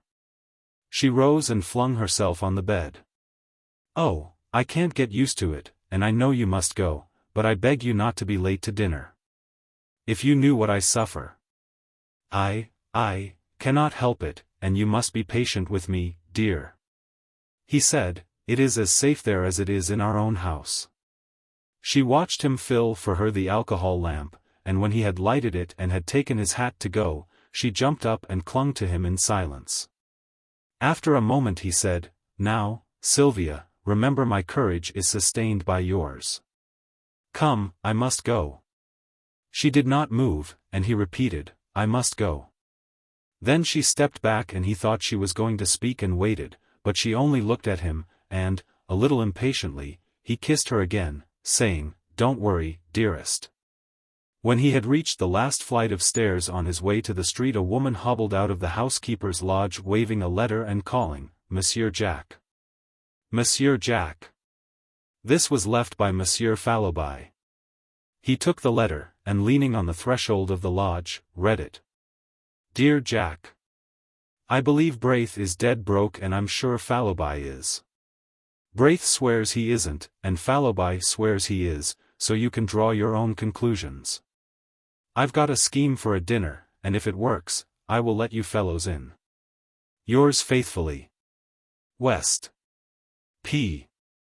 S. Falloby has shaken Hartman and his gang, thank the Lord. There is something rotten there, or it may be he's only a miser. P.P.S. I'm more desperately in love than ever, but I'm sure she does not care a straw for me." "All right," said Trent, with a smile, to the concierge, "but tell me, how is Papa Cottard?" The old woman shook her head and pointed to the curtained bed in the lodge. "Père Cottard," he cried cheerily, "how goes the wound today?" He walked over to the bed and drew the curtains. An old man was lying among the tumbled sheets. "Better?" smiled Trent. "Better," repeated the man wearily, and, after a pause, have you any news, Monsieur Jack? I haven't been out today. I will bring you any rumor I may hear, though goodness knows I've got enough of rumors, he muttered to himself. Then aloud, cheer up, you're looking better. And the sortie? Oh, the sortie, that's for this week. General Trochu sent orders last night. It will be terrible. It will be sickening, thought Trent as he went out into the street and turned the corner toward the Rue de Seine. Slaughter, slaughter, phew. I'm glad I'm not going. The street was almost deserted. A few women muffled in tattered military capes crept along the frozen pavement, and a wretchedly clad gamin hovered over the sewer hole on the corner of the boulevard. A rope around his waist held his rags together. From the rope hung a rat, still warm and bleeding. There's another in there, he yelled at Trent. I hit him but he got away. Trent crossed the street and asked, how much? 2 francs for a quarter of a fat one, that's what they give at the Saint-Germain market. A violent fit of coughing interrupted him, but he wiped his face with the palm of his hand and looked cunningly at Trent. Last week you could buy a rat for 6 francs, but, and here he swore vilely, the rats have quit the Rue de Seine and they kill them now over by the new hospital. I'll let you have this for 7 francs, I can sell it for 10 in the Isle St. Louis. You lie, said Trent, and let me tell you that if you try to swindle anybody in this quarter the people will make short work of you and your rats. He stood a moment eyeing the gamin, who pretended to snivel. Then he tossed him a franc, laughing. The child caught it, and thrusting it into his mouth wheeled about to the sewer hole. For a second he crouched, motionless, alert, his eyes on the bars of the drain, then leaping forward he hurled a stone into the gutter. And Trent left him to finish a fierce grey rat that writhed squealing at the mouth of the sewer. Suppose Braith should come to that, he thought, poor little chap, and hurrying, he turned in the dirty passage to Beaux-Arts and entered the 3rd house to the left. Monsieur is at home, quavered the old concierge. Home? A garret absolutely bare, save for the iron bedstead in the corner and the iron basin and pitcher on the floor.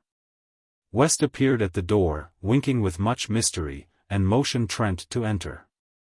Braith, who was painting in bed to keep warm, looked up, laughed, and shook hands. Any news? The perfunctory question was answered as usual by, nothing but the cannon. Trent sat down on the bed. Where on earth did you get that? He demanded, pointing to a half-finished chicken nestling in a wash-basin. West grinned. Are you millionaires, you two? Out with it. Braith, looking a little ashamed, began, oh, it's one of West's exploits, but was cut short by West, who said he would tell the story himself. You see, before the siege, I had a letter of introduction to a type here, a fat banker, German-American variety. You know the species, I see. Well, of course I forgot to present the letter, but this morning, judging it to be a favorable opportunity, I called on him.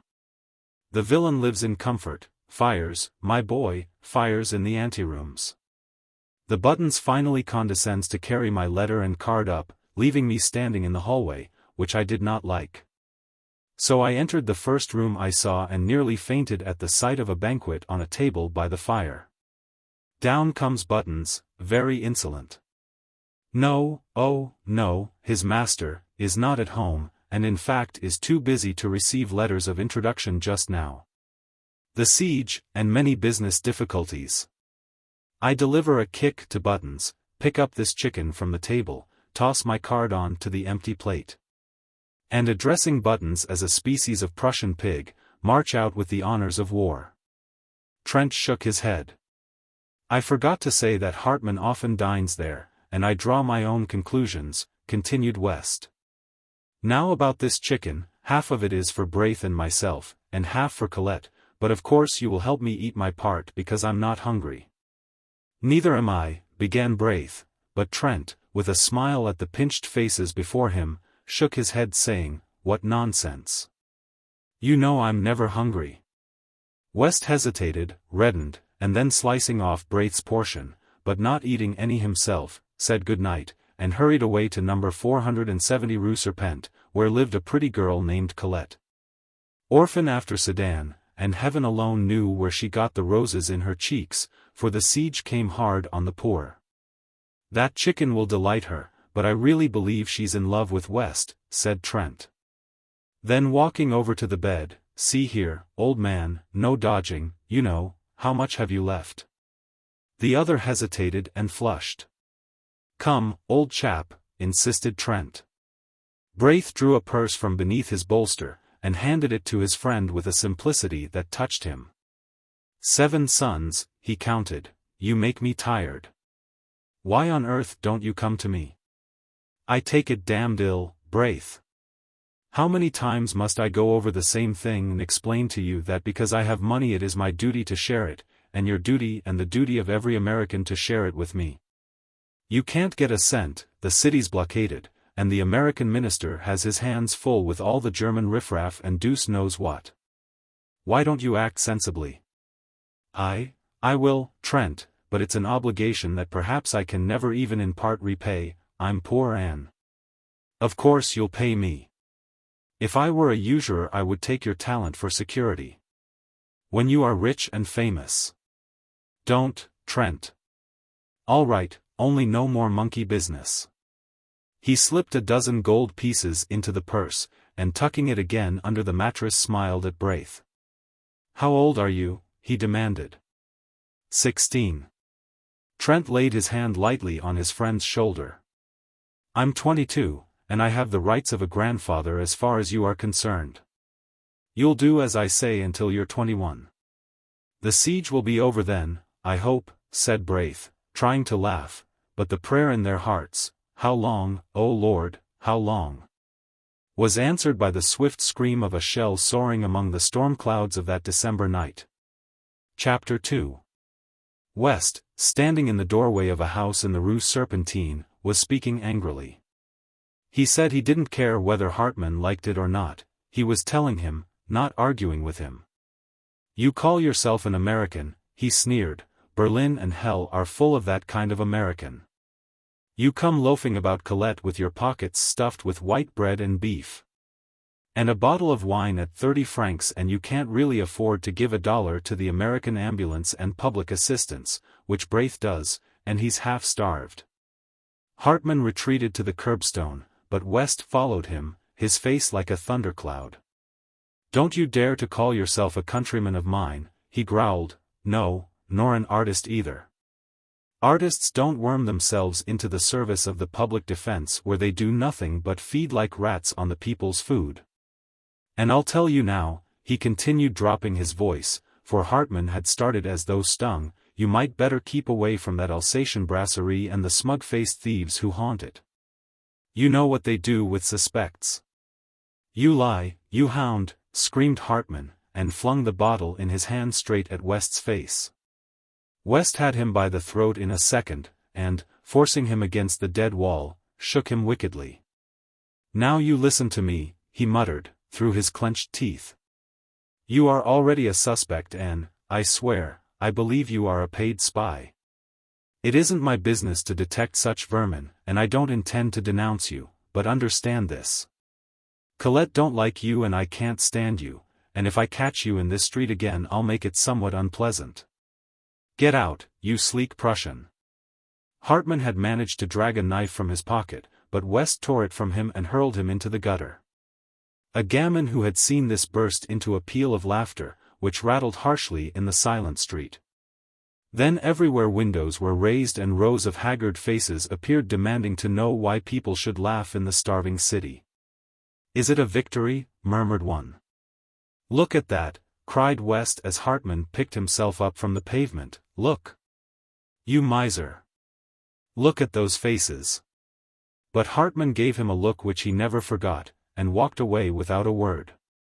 Trent, who suddenly appeared at the corner, glanced curiously at West, who merely nodded toward his door saying, "Come in, Fallowby's upstairs."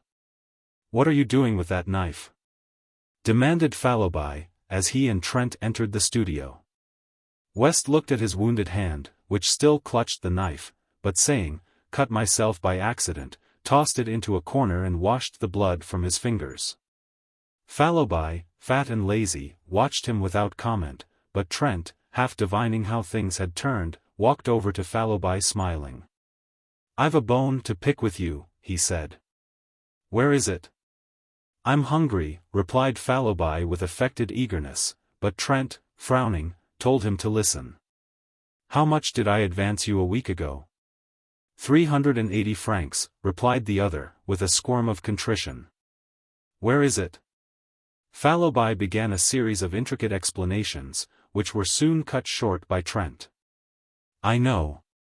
You blew it in, you always blow it in. I don't care a rap what you did before the siege. I know you are rich and have a right to dispose of your money as you wish to, and I also know that, generally speaking, it is none of my business. But now it is my business, as I have to supply the funds until you get some more, which you won't until the siege is ended one way or another. I wish to share what I have, but I won't see it thrown out of the window. Oh, yes, of course I know you will reimburse me, but that isn't the question. And, anyway, it's the opinion of your friends, old man, that you will not be worse off for a little abstinence from fleshly pleasures. You are positively a freak in this famine-cursed city of skeletons." "I am rather stout," he admitted. "Is it true you are out of money?" demanded Trent. "Yes, I am," sighed the other. "That roast-sucking pig on the Rue Saint-Honoré, is it there yet?" continued Trent. Stammered the feeble one. "Ah, I thought so. I caught you in ecstasy before that sucking pig at least a dozen times." Then laughing, he presented Fallowby with a roll of 20-franc pieces saying, "If these go for luxuries you must live on your own flesh," and went over to aid West, who sat beside the wash-basin binding up his hand. West suffered him to tie the knot, and then said, "You remember, yesterday, when I left you and Braith to take the chicken to Colette." "Chicken. Good heavens," moaned Fallowby. "Chicken," repeated West, enjoying Fallowby's grief. That is, I must explain that things are changed. Colette and I are to be married." What about the chicken?" groaned Fallowby. "Shut up," laughed Trent, and slipping his arm through West's, walked to the stairway. "The poor little thing," said West, "just think, not a splinter of firewood for a week and wouldn't tell me because she thought I needed it for my clay figure. Phew. When I heard it I smashed that smirking clay nymph to pieces, and the rest can freeze and be hanged." After a moment he added timidly, "Won't you call on your way down and say bonsoir? It's number 17. "Yes," said Trent, and he went out softly closing the door behind. He stopped on the third landing, lighted a match, scanned the numbers over the row of dingy doors, and knocked at number 17. "C'est toi, Georges?" The door opened. "Oh, pardon, Monsieur Jack, I thought it was Monsieur West," then blushing furiously, "Oh, I see you have heard. Oh, thank you so much for your wishes, and I'm sure we love each other very much, and I'm dying to see Sylvia and tell her Anne." "And what?" laughed Trent. "I am very happy," she sighed. "He's pure gold," returned Trent, and then gaily, "I want you and George to come and dine with us tonight. It's a little treat, you see tomorrow is Sylvia's fete. She will be 19. I have written to Thorne, and the Gurneleks will come with their cousin Odile. Fallowby has engaged not to bring anybody but himself." The girl accepted shyly, charging him with loads of loving messages to Sylvia, and he said good night. He started up the street, walking swiftly, for it was bitter cold, and cutting across the Rue de la Lune he entered the Rue de Seine. The early winter night had fallen, almost without warning, but the sky was clear and myriads of stars glittered in the heavens. The bombardment had become furious, a steady rolling thunder from the Prussian cannon punctuated by the heavy shocks from Mont Valérien. The shells streamed across the sky leaving trails like shooting stars, and now, as he turned to look back, rockets blue and red flared above the horizon from the fort of Issy. And the fortress of the north flamed like a bonfire. Good news, a man shouted over by the boulevard Saint-Germain. As if by magic the streets were filled with people, shivering, chattering people with shrunken eyes. Jacques, cried one. The army of the lawyer. Mon vieux, it has come then at last. I told thee. I told thee. Tomorrow, tonight, who knows? Is it true? Is it a sortie? Someone said, oh, God, a sortie, and my son? Another cried, to the Seine. They say one can see the signals of the army of the lawyer from the Pont Neuf. There was a child standing near Trent who kept repeating, Mama, Mama, then tomorrow we may eat white bread? And beside him, an old man swaying, stumbling, his shriveled hands crushed to his breast, muttering as if insane. Could it be true? Who has heard the news? The shoemaker on the Rue de Bussy had it from a mobile who had heard a franctireur repeat it to a captain of the National Guard. Trent followed the throng surging through the Rue de Seine to the river. Rocket after rocket clove the sky, and now, from Montmartre, the cannon clanged, and the batteries on Montparnasse joined in with a crash. The bridge was packed with people. Trent asked, who has seen the signals of the army of the lawyer? We are waiting for them, was the reply. He looked toward the north. Suddenly the huge silhouette of the Arc de Triomphe sprang into black relief against the flash of a cannon. The boom of the gun rolled along the quay and the old bridge vibrated. Again over by the Point du Jour a flash and heavy explosion shook the bridge, and then the whole eastern bastion of the fortifications blazed and crackled, sending a red flame into the sky. Has anyone seen the signals yet? He asked again. We are waiting, was the reply. Yes, waiting, murmured a man behind him, waiting, sick, starved, freezing, but waiting. Is it a sortie? They go gladly. Is it to starve? They starve. They have no time to think of surrender. Are they heroes, these Parisians? Answer me, Trent. The American ambulance surgeon turned about and scanned the parapets of the bridge. Any news, doctor? Asked Trent mechanically. News, said the doctor, I don't know any. I haven't time to know any. What are these people after? They say that the army of the lawyer has signaled Mont Valérien. Poor devils. The doctor glanced about him for an instant, and then, I'm so harried and worried that I don't know what to do. After the last sortie we had the work of 50 ambulances on our poor little corps. Tomorrow there's another sortie, and I wish you fellows could come over to headquarters. We may need volunteers. How is Madame? He added abruptly. Well, replied Trent, but she seems to grow more nervous every day. I ought to be with her now. Take care of her, said the doctor, then with a sharp look at the people, I can't stop now, good night, and he hurried away muttering, poor devils. Trent leaned over the parapet and blinked at the black river surging through the arches. Dark objects, carried swiftly on the breast of the current, struck with a grinding tearing noise against the stone piers, spun around for an instant, and hurried away into the darkness. The ice from the Marne. As he stood staring into the water, a hand was laid on his shoulder. Hello, Southwark, he cried, turning around, this is a queer place for you. Trent, I have something to tell you. Don't stay here, don't believe in the army of the lawyer, and the attaché of the American legation slipped his arm through Trent's and drew him toward the Louvre. Then it's another lie, said Trent bitterly. Worse, we know at the legation, I can't speak of it. But that's not what I have to say. Something happened this afternoon. The Alsatian brasserie was visited and an American named Hartmann has been arrested. Do you know him? I know a German who calls himself an American, his name is Hartmann. Well, he was arrested about 2 hours ago. They mean to shoot him. What? Of course we at the legation can't allow them to shoot him offhand, but the evidence seems conclusive. Is he a spy? Well, the papers seized in his rooms are pretty damning proofs, and besides he was caught, they say, swindling the Public Food Committee. He drew rations for 50, how, I don't know. He claims to be an American artist here, and we have been obliged to take notice of it at the legation. It's a nasty affair. To cheat the people at such a time is worse than robbing the poor box, cried Trent angrily. Let them shoot him. He's an American citizen. Yes, oh yes, said the other with bitterness. American citizenship is a precious privilege when every goggle-eyed German, his anger choked him. Southwark shook hands with him warmly. It can't be helped, we must own the carrion.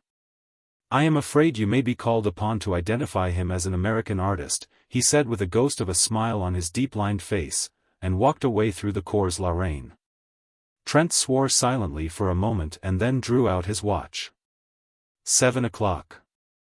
Sylvia will be anxious, he thought, and hurried back to the river. The crowd still huddled shivering on the bridge, a somber pitiful congregation.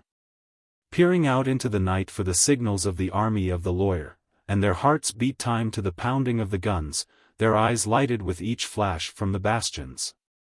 And hope rose with the drifting rockets. A black cloud hung over the fortifications. From horizon to horizon the cannon smoke stretched in wavering bands, now capping the spires and domes with cloud, now blowing in streamers and shreds along the streets. Now descending from the housetops, enveloping quays, bridges, and river, in a sulphurous mist.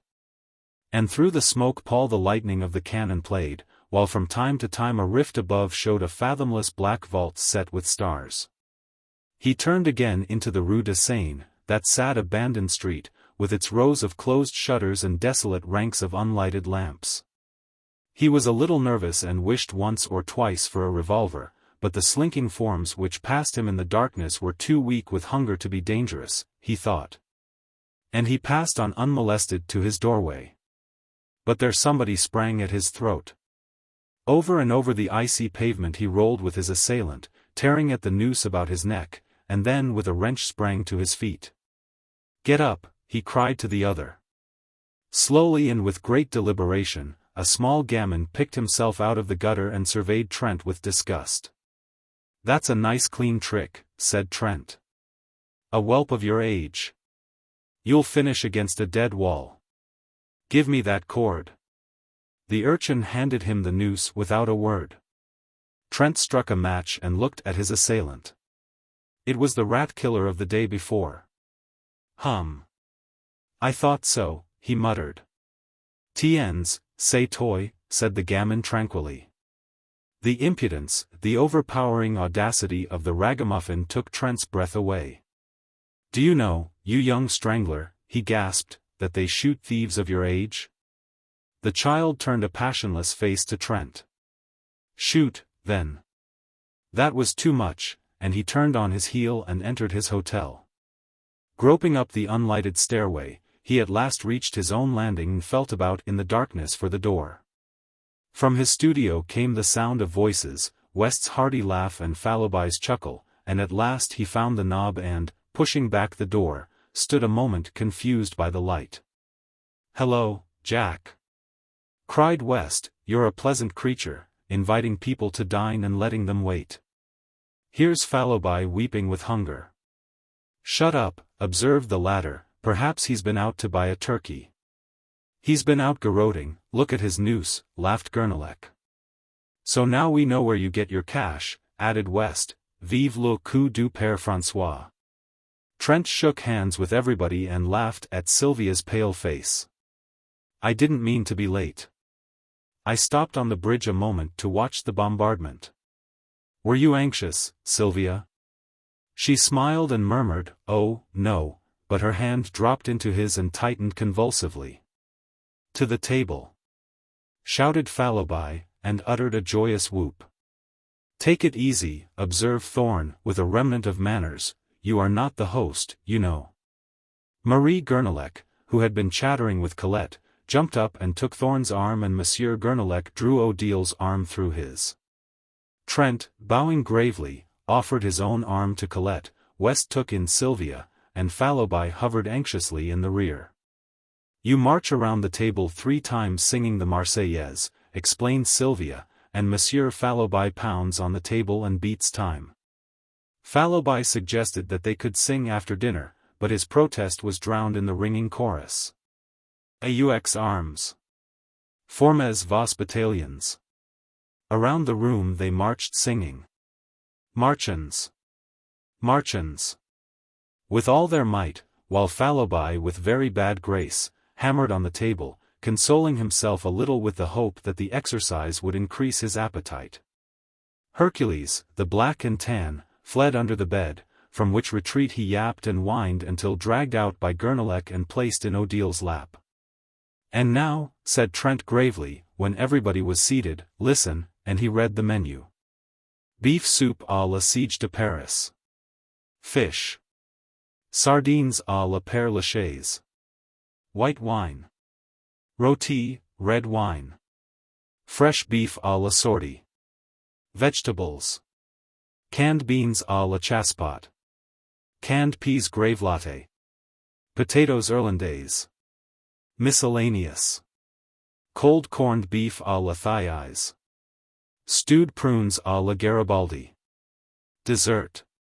Dried prunes, white bread. Currant jelly. Tea, café. Liqueurs. Pipes and cigarettes. Fallowby applauded frantically, and Sylvia served the soup. "Isn't it delicious?" sighed Odile. Marie Gurnelec sipped her soup in rapture. "Not at all like horse, and I don't care what they say, horse doesn't taste like beef," whispered Colette to West. Fallowby, who had finished, began to caress his chin and eye the tureen. "Have some more, old chap?" inquired Trent. "Monsieur Fallowby cannot have any more," announced Sylvia. "I am saving this for the concierge." Fallowby transferred his eyes to the fish. The sardines, hot from the grill, were a great success. While the others were eating, Sylvia ran downstairs with the soup for the old concierge and her husband, and when she hurried back, flushed and breathless, and had slipped into her chair with a happy smile at Trent, that young man arose, and silence fell over the table. For an instant he looked at Sylvia and thought he had never seen her so beautiful. "You all know," he began, "that today is my wife's 19th birthday." Fallowby, bubbling with enthusiasm, waved his glass in circles about his head to the terror of Odile and Colette. His neighbors, and Thorne, West and Gurnelec refilled their glasses 3 times before the storm of applause which the toast of Sylvia had provoked, subsided. 3 times the glasses were filled and emptied to Sylvia, and again to Trent, who protested. "This is irregular," he cried. "The next toast is to the twin republics, France and America." "To the republics! To the republics!" they cried, and the toast was drunk amid shouts of "Vive la France! Vive l'Amérique! Vive la nation!"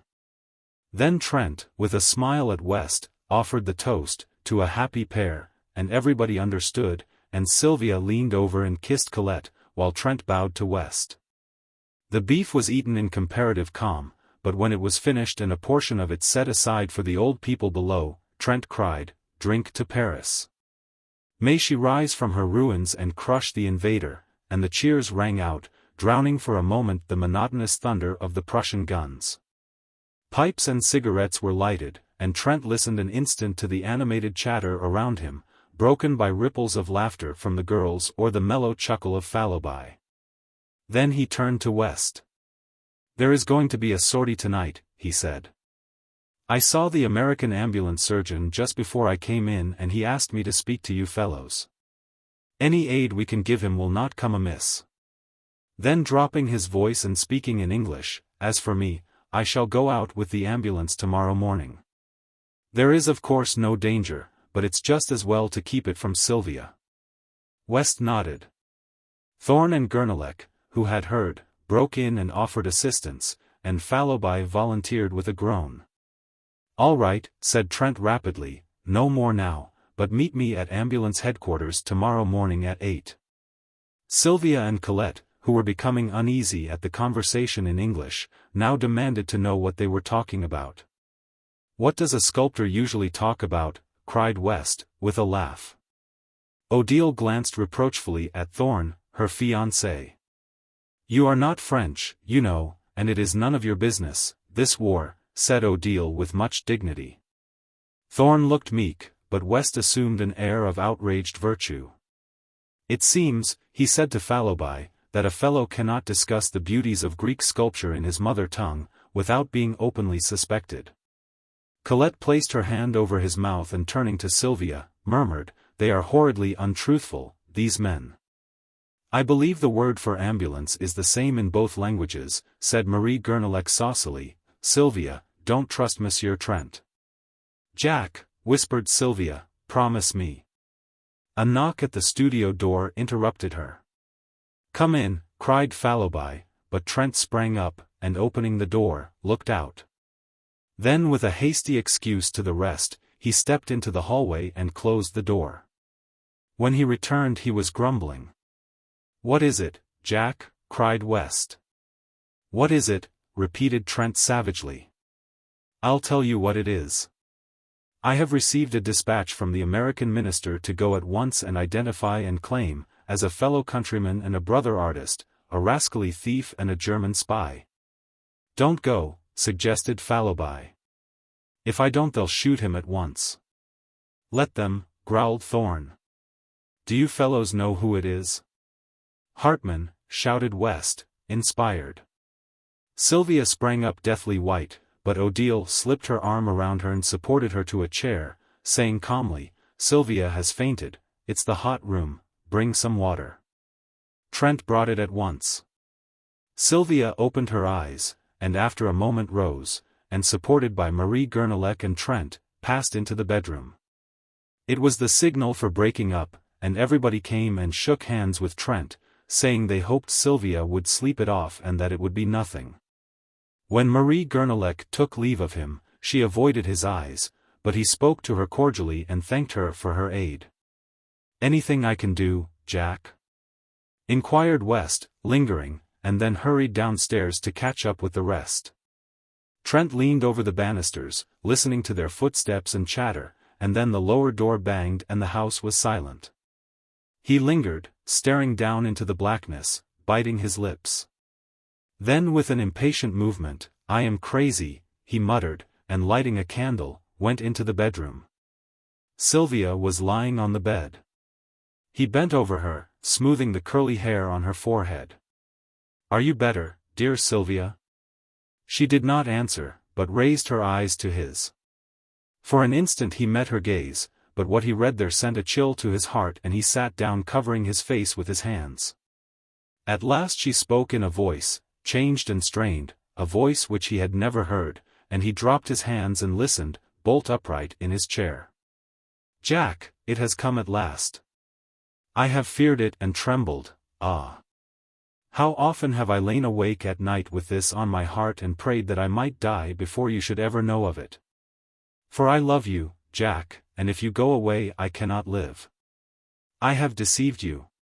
It happened before I knew you, but since that first day when you found me weeping in the Luxembourg and spoke to me, Jack, I have been faithful to you in every thought and deed. I loved you from the first, and did not dare to tell you this, fearing that you would go away, and since then my love has grown, and oh. I suffered, but I dared not tell you. And now you know, but you do not know the worst.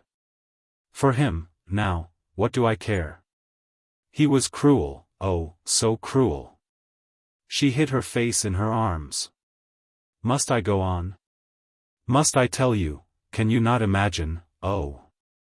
Jack. He did not stir, his eyes seemed dead. I was so young, I knew nothing, and he said that he loved me.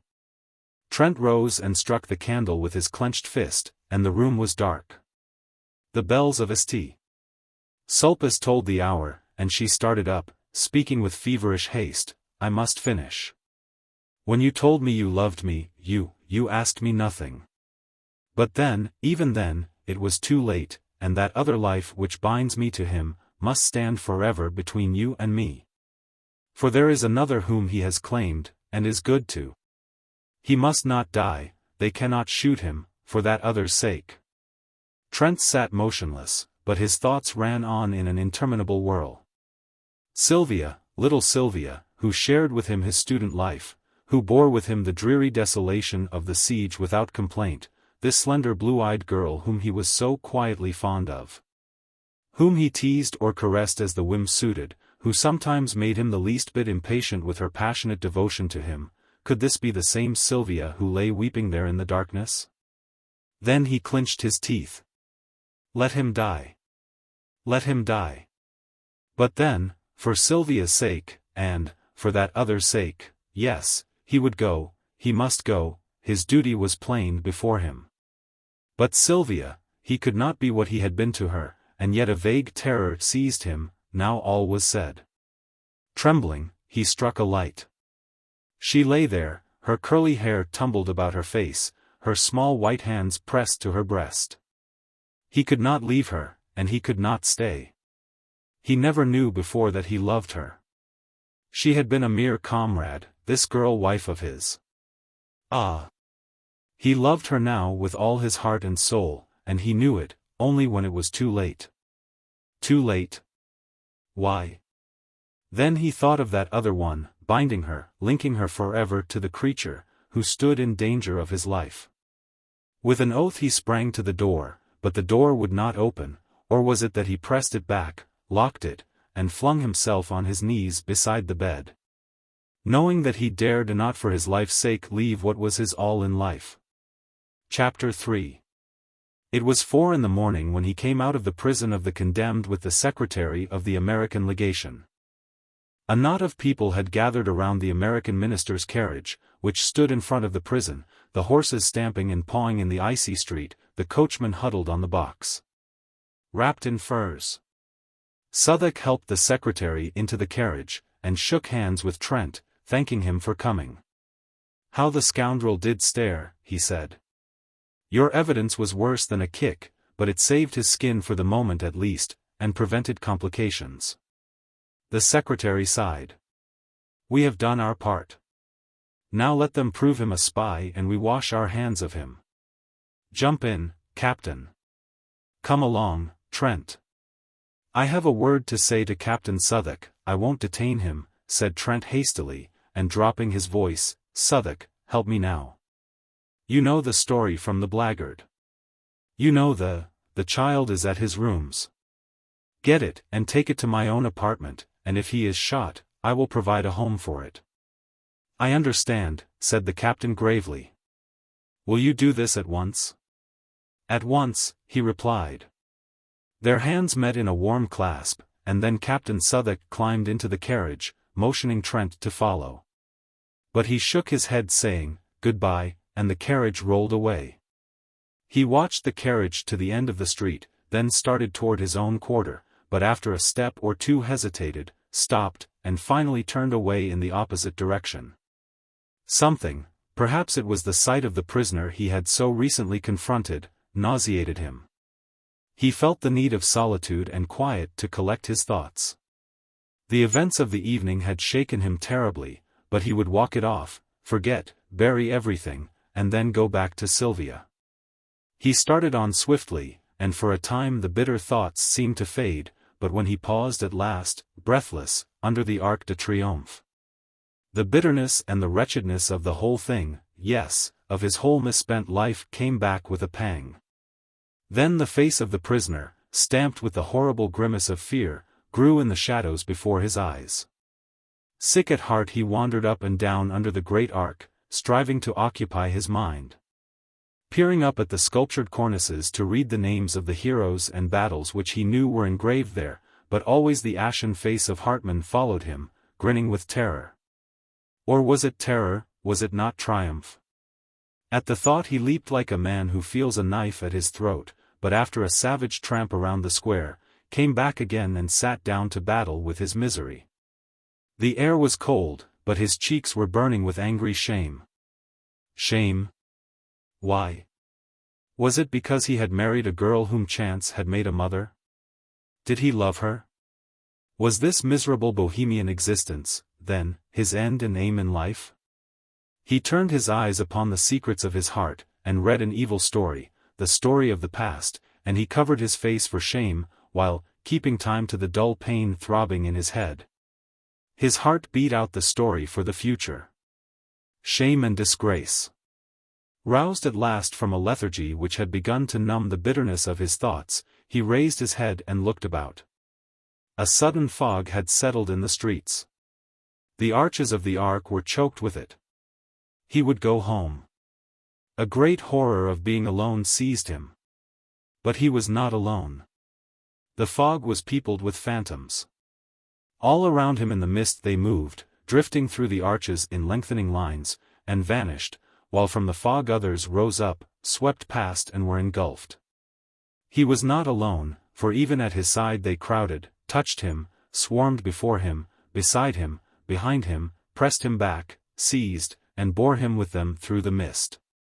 Down a dim avenue, through lanes and alleys white with fog, they moved, and if they spoke their voices were dull as the vapor which shrouded them. At last in front, a bank of masonry and earth cut by a massive iron-barred gate towered up in the fog. Slowly and more slowly they glided, shoulder to shoulder and thigh to thigh. Then all movement ceased. A sudden breeze stirred the fog. It wavered and eddied. Objects became more distinct. A pallor crept above the horizon, touching the edges of the watery clouds, and drew dull sparks from 1,000 bayonets. Bayonets, they were everywhere, cleaving the fog or flowing beneath it in rivers of steel. High on the wall of masonry and earth a great gun loomed, and around it figures moved in silhouettes. Below, a broad torrent of bayonets swept through the iron-barred gateway, out into the shadowy plain. It became lighter. Faces grew more distinct among the marching masses and he recognized one. "You, Philippe." The figure turned its head. Trent cried, "Is there room for me?" but the other only waved his arm in a vague adieu and was gone with the rest. Presently the cavalry began to pass, squadron on squadron, crowding out into the darkness, then many cannon, then an ambulance, then again the endless lines of bayonets. Beside him a cuirassier sat on his steaming horse, and in front, among a group of mounted officers he saw a general, with the astrakhan collar of his dolman turned up about his bloodless face. Some women were weeping near him and one was struggling to force a loaf of black bread into a soldier's haversack. The soldier tried to aid her, but the sack was fastened, and his rifle bothered him, so Trent held it, while the woman unbuttoned the sack and forced in the bread, now all wet with her tears. The rifle was not heavy. Trent found it wonderfully manageable. Was the bayonet sharp? He tried it. Then a sudden longing, a fierce, imperative desire took possession of him. "Chouette!" cried a gamin, clinging to the barred gate, "encore toi mon vieux?" Trent looked up, and the rat-killer laughed in his face. But when the soldier had taken the rifle again, and thanking him, ran hard to catch his battalion, he plunged into the throng about the gateway. "Are you going?" he cried to a marine who sat in the gutter bandaging his foot. "Yes." Then a girl, a mere child, caught him by the hand and led him into the café which faced the gate. The room was crowded with soldiers, some, white and silent, sitting on the floor, others groaning on the leather-covered settees. The air was sour and suffocating. "Choose," said the girl with a little gesture of pity, "they can't go." In a heap of clothing on the floor he found a capote and kepi. She helped him buckle his knapsack, cartridge box, and belt, and showed him how to load the chassepot rifle, holding it on her knees. When he thanked her she started to her feet. "You are a foreigner." "American," he said, moving toward the door, but the child barred his way. "I am a Breton. My father is up there with the cannon of the marine. He will shoot you if you are a spy." They faced each other for a moment. Then sighing, he bent over and kissed the child. "Pray for France, little one," he murmured, and she repeated with a pale smile, "For France and you, beau monsieur." He ran across the street and through the gateway. Once outside, he edged into line and shouldered his way along the road. A corporal passed, looked at him, repassed, and finally called an officer. "You belong to the 60th, growled the corporal looking at the number on his kepi. "We have no use for franc-tireurs," added the officer, catching sight of his black trousers. "I wish to volunteer in place of a comrade," said Trent, and the officer shrugged his shoulders and passed on. Nobody paid much attention to him, one or two merely glancing at his trousers. The road was deep with slush and mud, plowed and torn by wheels and hoofs. A soldier in front of him wrenched his foot in an icy rut and dragged himself to the edge of the embankment groaning. The plain on either side of them was grey with melting snow. Here and there behind dismantled hedgerows stood wagons, bearing white flags with red crosses. Sometimes the driver was a priest in rusty hat and gown, sometimes a crippled mobile. Once they passed a wagon driven by a sister of charity.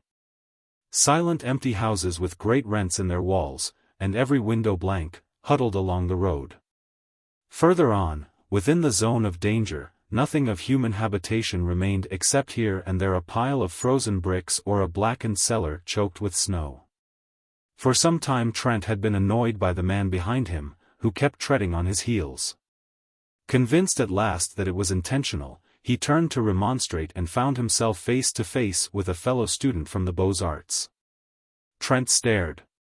"I thought you were in the hospital." The other shook his head, pointing to his bandaged jaw. "I see, you can't speak. Can I do anything?" The wounded man rummaged in his haversack and produced a crust of black bread. "He can't eat it, his jaw is smashed, and he wants you to chew it for him," said the soldier next to him.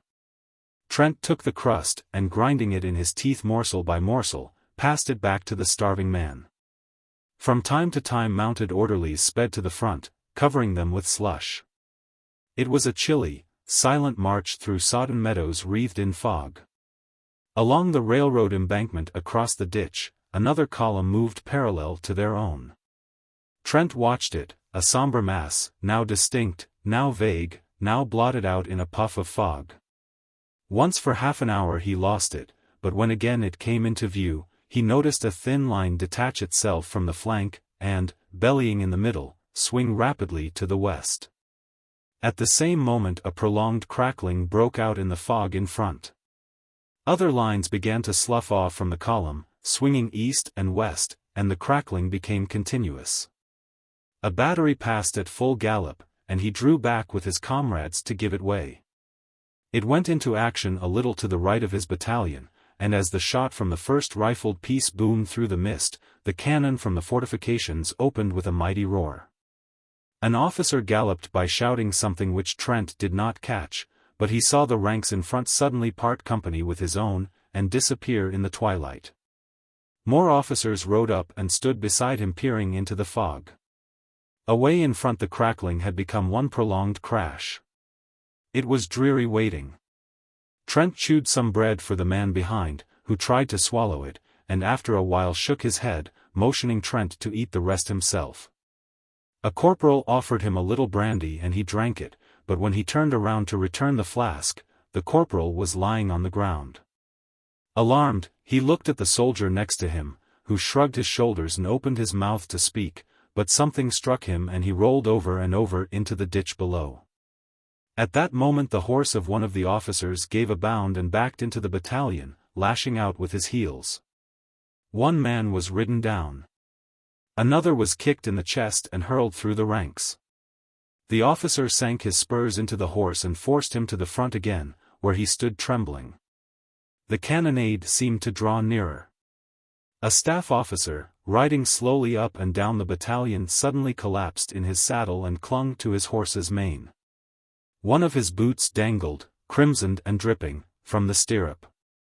Then out of the mist in front men came running.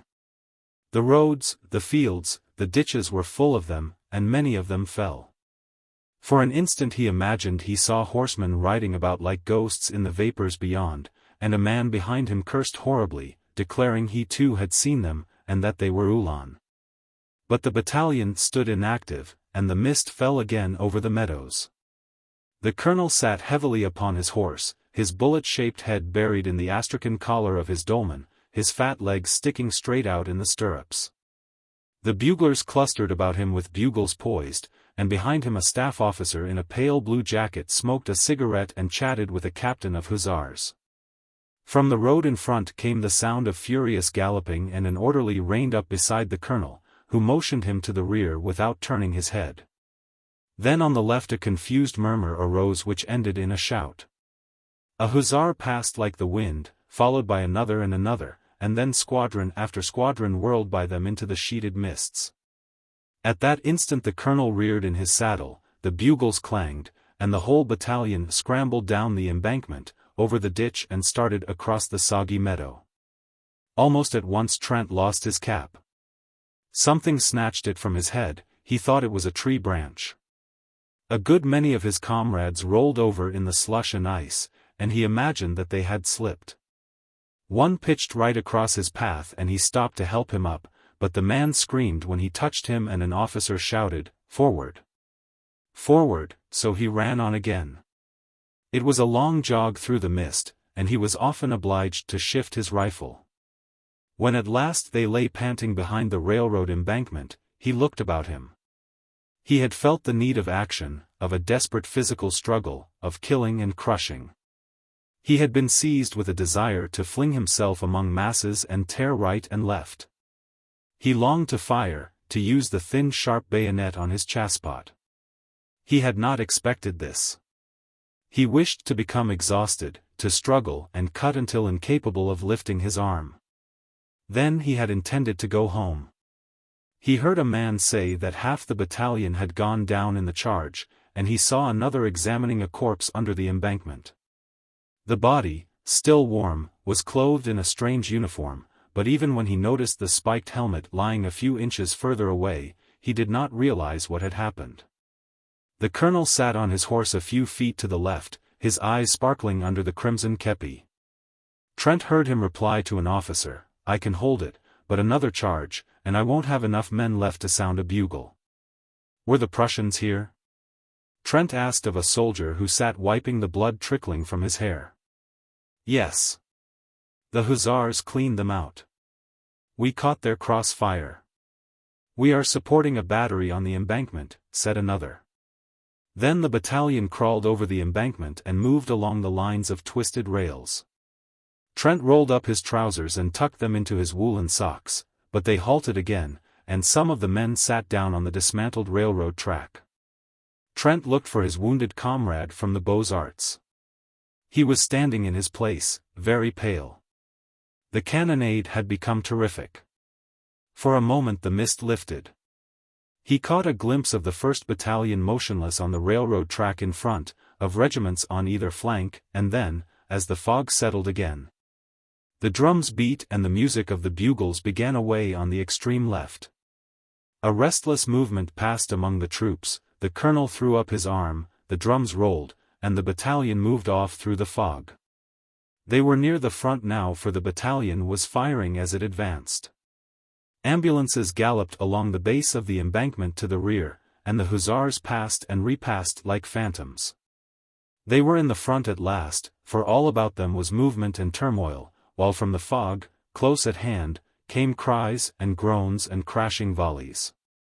Shells fell everywhere, bursting along the embankment, splashing them with frozen slush. Trent was frightened. He began to dread the unknown, which lay there crackling and flaming in obscurity. The shock of the cannon sickened him. He could even see the fog light up with a dull orange as the thunder shook the earth.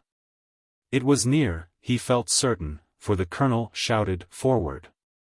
And the 1st Battalion was hastening into it. He felt its breath, he trembled, but hurried on. A fearful discharge in front terrified him. Somewhere in the fog men were cheering, and the colonel's horse, streaming with blood, plunged about in the smoke. Another blast and shock, right in his face, almost stunned him, and he faltered. All the men to the right were down. His head swam, the fog and smoke stupefied him. He put out his hand for a support and caught something. It was the wheel of a gun carriage, and a man sprang from behind it, aiming a blow at his head with a rammer, but stumbled back shrieking with a bayonet through his neck. And Trent knew that he had killed. Mechanically he stooped to pick up his rifle, but the bayonet was still in the man, who lay, beating with red hands against the sod. It sickened him and he leaned on the cannon. Men were fighting all around him now, and the air was foul with smoke and sweat. Somebody seized him from behind and another in front, but others in turn seized them or struck them solid blows. The click, click, click of bayonets infuriated him, and he grasped the rammer and struck out blindly until it was shivered to pieces. A man threw his arm around his neck and bore him to the ground, but he throttled him and raised himself on his knees. He saw a comrade seize the cannon, and fall across it with his skull crushed in. He saw the colonel tumble clean out of his saddle into the mud, then consciousness fled. When he came to himself, he was lying on the embankment among the twisted rails. On every side huddled men who cried out and cursed and fled away into the fog, and he staggered to his feet and followed them. Once he stopped to help a comrade with a bandaged jaw, who could not speak but clung to his arm for a time and then fell dead in the freezing mire. And again he aided another, who groaned, "Trent, c'est moi, Philippe," until a sudden volley in the midst relieved him of his charge. An icy wind swept down from the heights, cutting the fog into shreds. For an instant, with an evil leer the sun peered through the naked woods of Vincennes, sank like a blood clot in the battery smoke, lower, lower, into the blood-soaked plain. Chapter 4. When midnight sounded from the belfry of Saint Sulpice, the gates of Paris were still choked with fragments of what had once been an army. They entered with the night, a sullen horde, spattered with slime, faint with hunger and exhaustion. There was little disorder at first, and the throng at the gates parted silently as the troops tramped along the freezing streets. Confusion came as the hours passed. Swiftly and more swiftly, crowding squadron after squadron and battery on battery, horses plunging and caissons jolting, the remnants from the front surged through the gates. A chaos of cavalry and artillery struggling for the right of way. Close upon them stumbled the infantry. Here a skeleton of a regiment marching with a desperate attempt at order, there a riotous mob of mobiles crushing their way to the streets, then a turmoil of horsemen, cannon. Troops without officers, officers without men, then again a line of ambulances, the wheels groaning under their heavy loads. Dumb with misery the crowd looked on. All through the day the ambulances had been arriving, and all day long the ragged throng whimpered and shivered by the barriers. At noon the crowd was increased tenfold, filling the squares about the gates, and swarming over the inner fortifications. At 4 o'clock in the afternoon the German batteries suddenly wreathed themselves in smoke, and the shells fell fast on Montparnasse. At 20 minutes after 4 two projectiles struck a house in the Rue de Bac, and a moment later the first shell fell in the Latin Quarter. Braith was painting in bed when West came in very much scared. "I wish you would come down. Our house has been knocked into a cocked hat, and I'm afraid that some of the pillagers may take it into their heads to pay us a visit tonight." Braith jumped out of bed and bundled himself into a garment which had once been an overcoat. "Anybody hurt?" he inquired, struggling with a sleeve full of dilapidated lining. "No. Colette is barricaded in the cellar, and the concierge ran away to the fortifications. There will be a rough gang there if the bombardment keeps up. You might help us." "Of course," said Braith. But it was not until they had reached the Rue Serpent and had turned in the passage which led to West's cellar, that the latter cried, "Have you seen Jack Trent, today?" "No," replied Braith, looking troubled, "he was not at ambulance headquarters. He stayed to take care of Sylvia, I suppose." A bomb came crashing through the roof of a house at the end of the alley and burst in the basement, showering the street with slate and plaster. A second struck a chimney and plunged into the garden, followed by an avalanche of bricks, and another exploded with a deafening report in the next street. They hurried along the passage to the steps which led to the cellar. Here again Braith stopped. "Don't you think I had better run up to see if Jack and Sylvia are well entrenched? I can get back before dark." "No. Go in and find Colette, and I'll go." No, no, let me go, there's no danger. I know it, replied West calmly. And, dragging Braith into the alley, pointed to the cellar steps. The iron door was barred. Colette! Colette, he called. The door swung inward, and the girl sprang up the stairs to meet them. At that instant, Braith, glancing behind him, gave a startled cry, and pushing the two before him into the cellar, jumped down after them and slammed the iron door. A few seconds later a heavy jar from the outside shook the hinges. They are here, muttered West, very pale. That door, observed Colette calmly, will hold forever. Braith examined the low iron structure, now trembling with the blows rained on it from without. West glanced anxiously at Colette, who displayed no agitation, and this comforted him. I don't believe they will spend much time here, said Braith. They only rummage in cellars for spirits, I imagine. Unless they hear that valuables are buried there. But surely nothing is buried here, exclaimed Braith uneasily. Unfortunately there is, growled West. That miserly landlord of mine. A crash from the outside, followed by a yell, cut him short. Then blow after blow shook the doors, until there came a sharp snap, a clinking of metal and a triangular bit of iron fell inwards, leaving a hole through which struggled a ray of light. Instantly West knelt, and shoving his revolver through the aperture fired every cartridge. For a moment the alley resounded with the racket of the revolver, then absolute silence followed. Presently a single questioning blow fell upon the door, and a moment later another, and then a sudden crack zigzagged across the iron plate. Here, said West, seizing Colette by the wrist, you follow me, Braith, and he ran swiftly toward a circular spot of light at the further end of the cellar. The spot of light came from a barred manhole above. West motioned Braith to mount on his shoulders. Push it over. You must. With little effort Braith lifted the barred cover, scrambled out on his stomach, and easily raised Colette from West's shoulders. Quick, old chap, cried the latter. Braith twisted his legs around a fence chain and leaned down again. The cellar was flooded with a yellow light, and the air reeked with the stench of petroleum torches.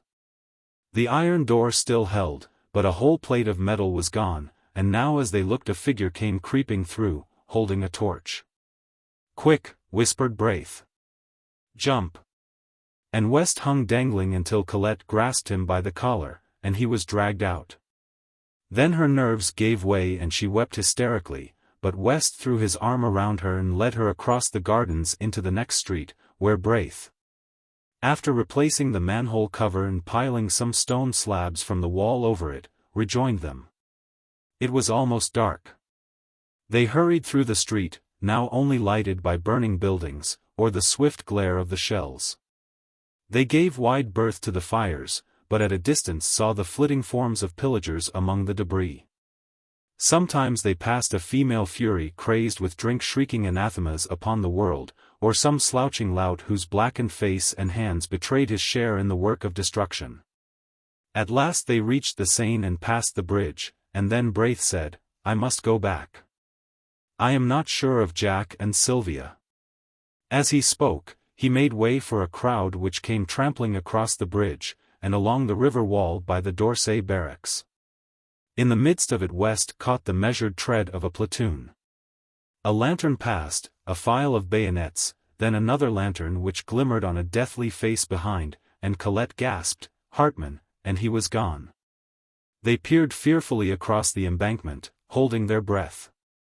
There was a shuffle of feet on the quay, and the gate of the barracks slammed. A lantern shone for a moment at the postern, the crowd pressed to the grill, then came the clang of the volley from the stone parade. One by one the petroleum torches flared up along the embankment, and now the whole square was in motion. Down from the Champs-Élysées and across the Place de la Concorde straggled the fragments of the battle, a company here, and a mob there. They poured in from every street followed by women and children, and a great murmur, borne on the icy wind, swept through the Arc de Triomphe and down the dark avenue, Perdues. Perdues. A ragged end of a battalion was pressing past, the spectre of annihilation. West groaned. Then a figure sprang from the shadowy ranks and called West's name, and when he saw it was Trent he cried out. Trent seized him, white with terror. Sylvia? West stared speechless, but Colette moaned, "Oh, Sylvia. Sylvia, and they are shelling the quarter." "Trent," shouted Braith, but he was gone, and they could not overtake him. The bombardment ceased as Trent crossed the boulevard Saint-Germain, but the entrance to the Rue de Seine was blocked by a heap of smoking bricks. Everywhere the shells had torn great holes in the pavement.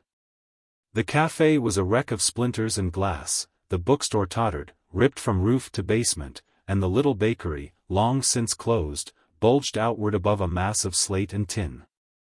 He climbed over the steaming bricks and hurried into the Rue de Tournon. On the corner a fire blazed, lighting up his own street, and on the bank wall, beneath a shattered gas lamp, a child was writing with a bit of cinder. Here fell the first shell. The letters stared him in the face.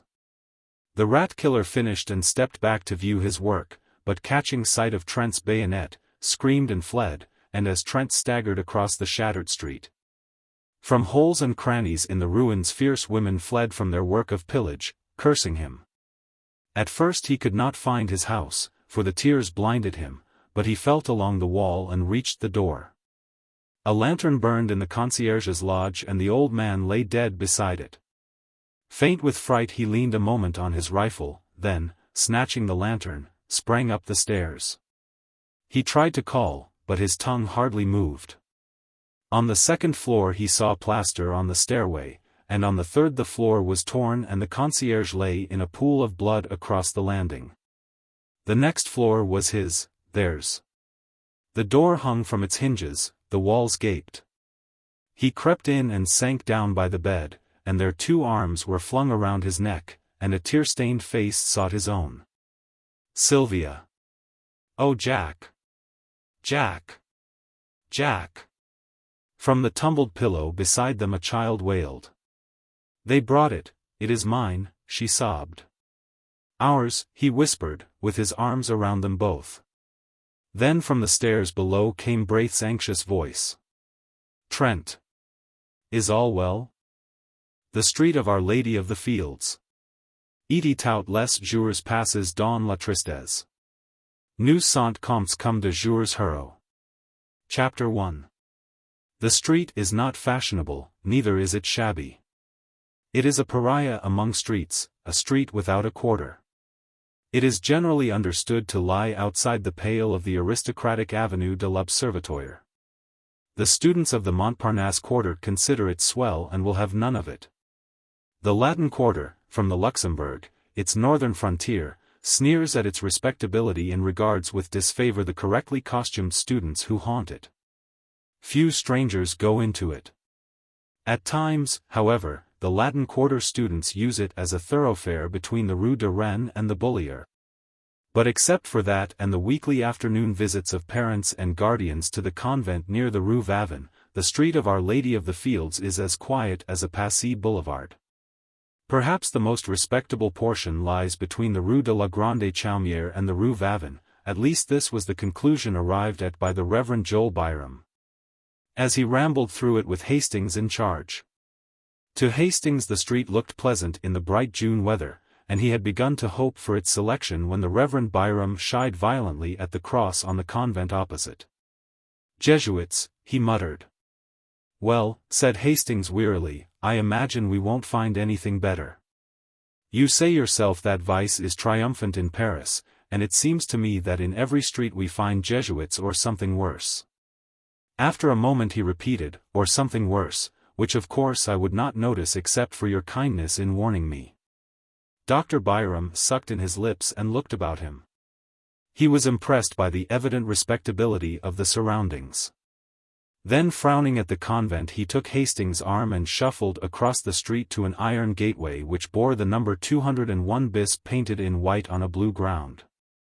Below this was a notice printed in English. 1. For porter please press once. 2. For servant please press twice. 3. For parlor please press thrice. Hastings touched the electric button 3 times, and they were ushered through the garden and into the parlor by a trim maid. The dining room door, just beyond, was open, and from the table in plain view a stout woman hastily arose and came toward them.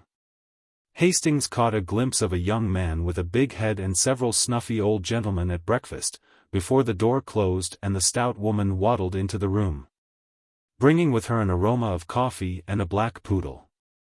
"It is a plaisir to you receive," she cried. "Monsieur is English?" "No." "Americain?" "Of course. My pension it is for Americain surtout. Here all speak English, say dire, ze personnel. Ze servants do speak, plus you moins, a little. I am happy to have you come pensionnaires." "Madam," began Dr. Byram, but was cut short again.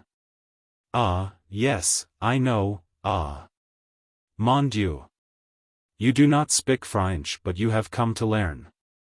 My husband does speak French with ze pensionnaires. We have at ze moment a family Americain who learn of my husband French." Here the poodle growled at Dr. Byram and was promptly cuffed by his mistress. "Vertu!" she cried, with a slap, "Vertu! Oh! Le vilain, oh! Le vilain!" "Mais, madame," said Hastings, smiling, "il n'a pas l'air très féroce." The poodle fled, and his mistress cried, "Ah, ze accent charming. He does speak already French like a Parisian young gentleman." Then Dr. Byram managed to get in a word or two and gathered more or less information with regard to prices. "It is a pension sérieux. My clientele is of ze best, indeed a pension de famille where one is at home." Then they went upstairs to examine Hastings' future quarters, test the bedsprings and arrange for the weekly towel allowance. Dr. Byram appeared satisfied. Madame Merritt accompanied them to the door and rang for the maid, but as Hastings stepped out into the gravel walk, his guide and mentor paused a moment and fixed Madame with his watery eyes. "You understand," he said, "that he is a youth of most careful bringing up, and his character and morals are without a stain. He is young and has never been abroad, never even seen a large city, and his parents have requested me, as an old family friend living in Paris, to see that he is placed under good influences.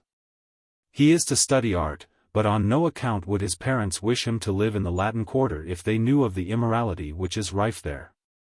A sound like the click of a latch interrupted him and he raised his eyes, but not in time to see the maid slap the big-headed young man behind the parlor door. Madame coughed, cast a deadly glance behind her and then beamed on Dr. Byram. "It is well that he come here. The pension more serious Illinois NN exist pas, EETEES not any," she announced with conviction. So, as there was nothing more to add, Dr. Byram joined Hastings at the gate. "I trust," he said, eyeing the convent, "that you will make no acquaintances among Jesuits." Hastings looked at the convent until a pretty girl passed before the grey facade, and then he looked at her. A young fellow with a paintbox and canvas came swinging along, stopped before the pretty girl, said something during a brief but vigorous handshake at which they both laughed, and he went his way, calling back, "Ah demain Valentine."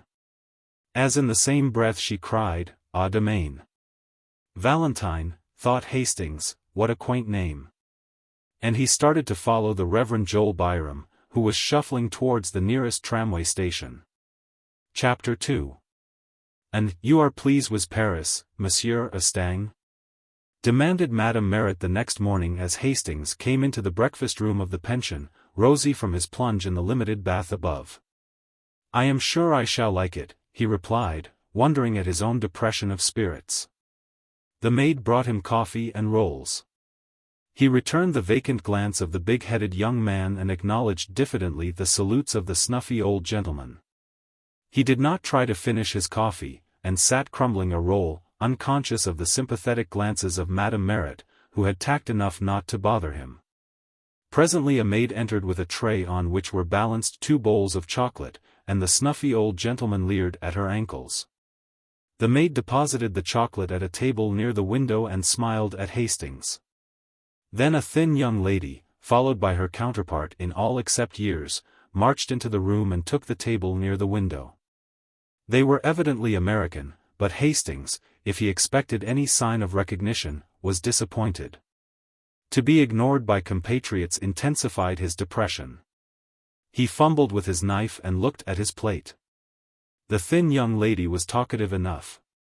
She was quite aware of Hastings' presence, ready to be flattered if he looked at her, but on the other hand she felt her superiority, for she had been 3 weeks in Paris and he, it was easy to see, had not yet unpacked his steamer trunk.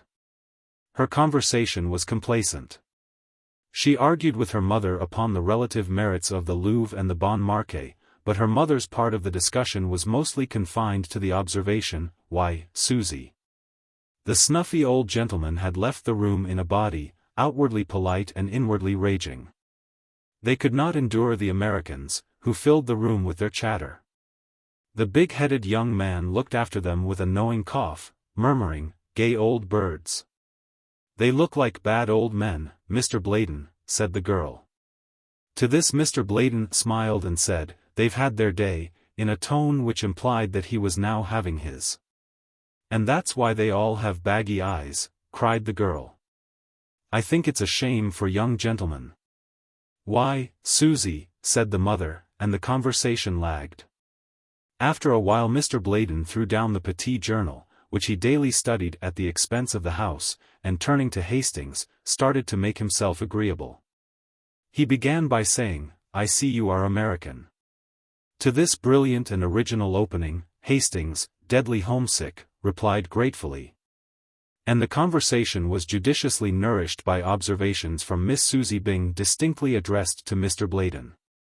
In the course of events Miss Susie, forgetting to address herself exclusively to Mr. Bladen, and Hastings replying to her general question, the entente cordiale was established. And Susie and her mother extended a protectorate over what was clearly neutral territory. "Mr. Hastings, you must not desert the pension every evening as Mr. Bladen does. Paris is an awful place for young gentlemen, and Mr. Bladen is a horrid cynic." Mr. Bladen looked gratified. Hastings answered, "I shall be at the studio all day, and I imagine I shall be glad enough to come back at night." Mr. Bladen, who, at a salary of $15 a week, acted as agent for the Pewley Manufacturing Company of Troy, New York, smiled a skeptical smile and withdrew to keep an appointment with a customer on the Boulevard Magenta. Hastings walked into the garden with Mrs. Byng and Susie, and, at their invitation, sat down in the shade before the iron gate. The chestnut trees still bore their fragrant spikes of pink and white, and the bees hummed among the roses, trellised on the white-walled house. A faint freshness was in the air. The watering carts moved up and down the street, and a clear stream bubbled over the spotless gutters of the Rue de la Grande Chaumière. The sparrows were merry along the curbstones, taking bath after bath in the water and ruffling their feathers with delight. In a walled garden across the street a pair of blackbirds whistled among the almond trees. Hastings swallowed the lump in his throat, for the song of the birds and the ripple of water in a Paris gutter brought back to him the sunny meadows of Millbrook. "That's a blackbird," observed Miss Byng, "see him there on the bush with pink blossoms. He's all black except his bill, and that looks as if it had been dipped in an omelette, as some Frenchman says." "Why, Susie," said Mrs. Byng. "That garden belongs to a studio inhabited by 2 Americans, continued the girl serenely, "and I often see them pass. They seem to need a great many models, mostly young and feminine." "Why, Susie.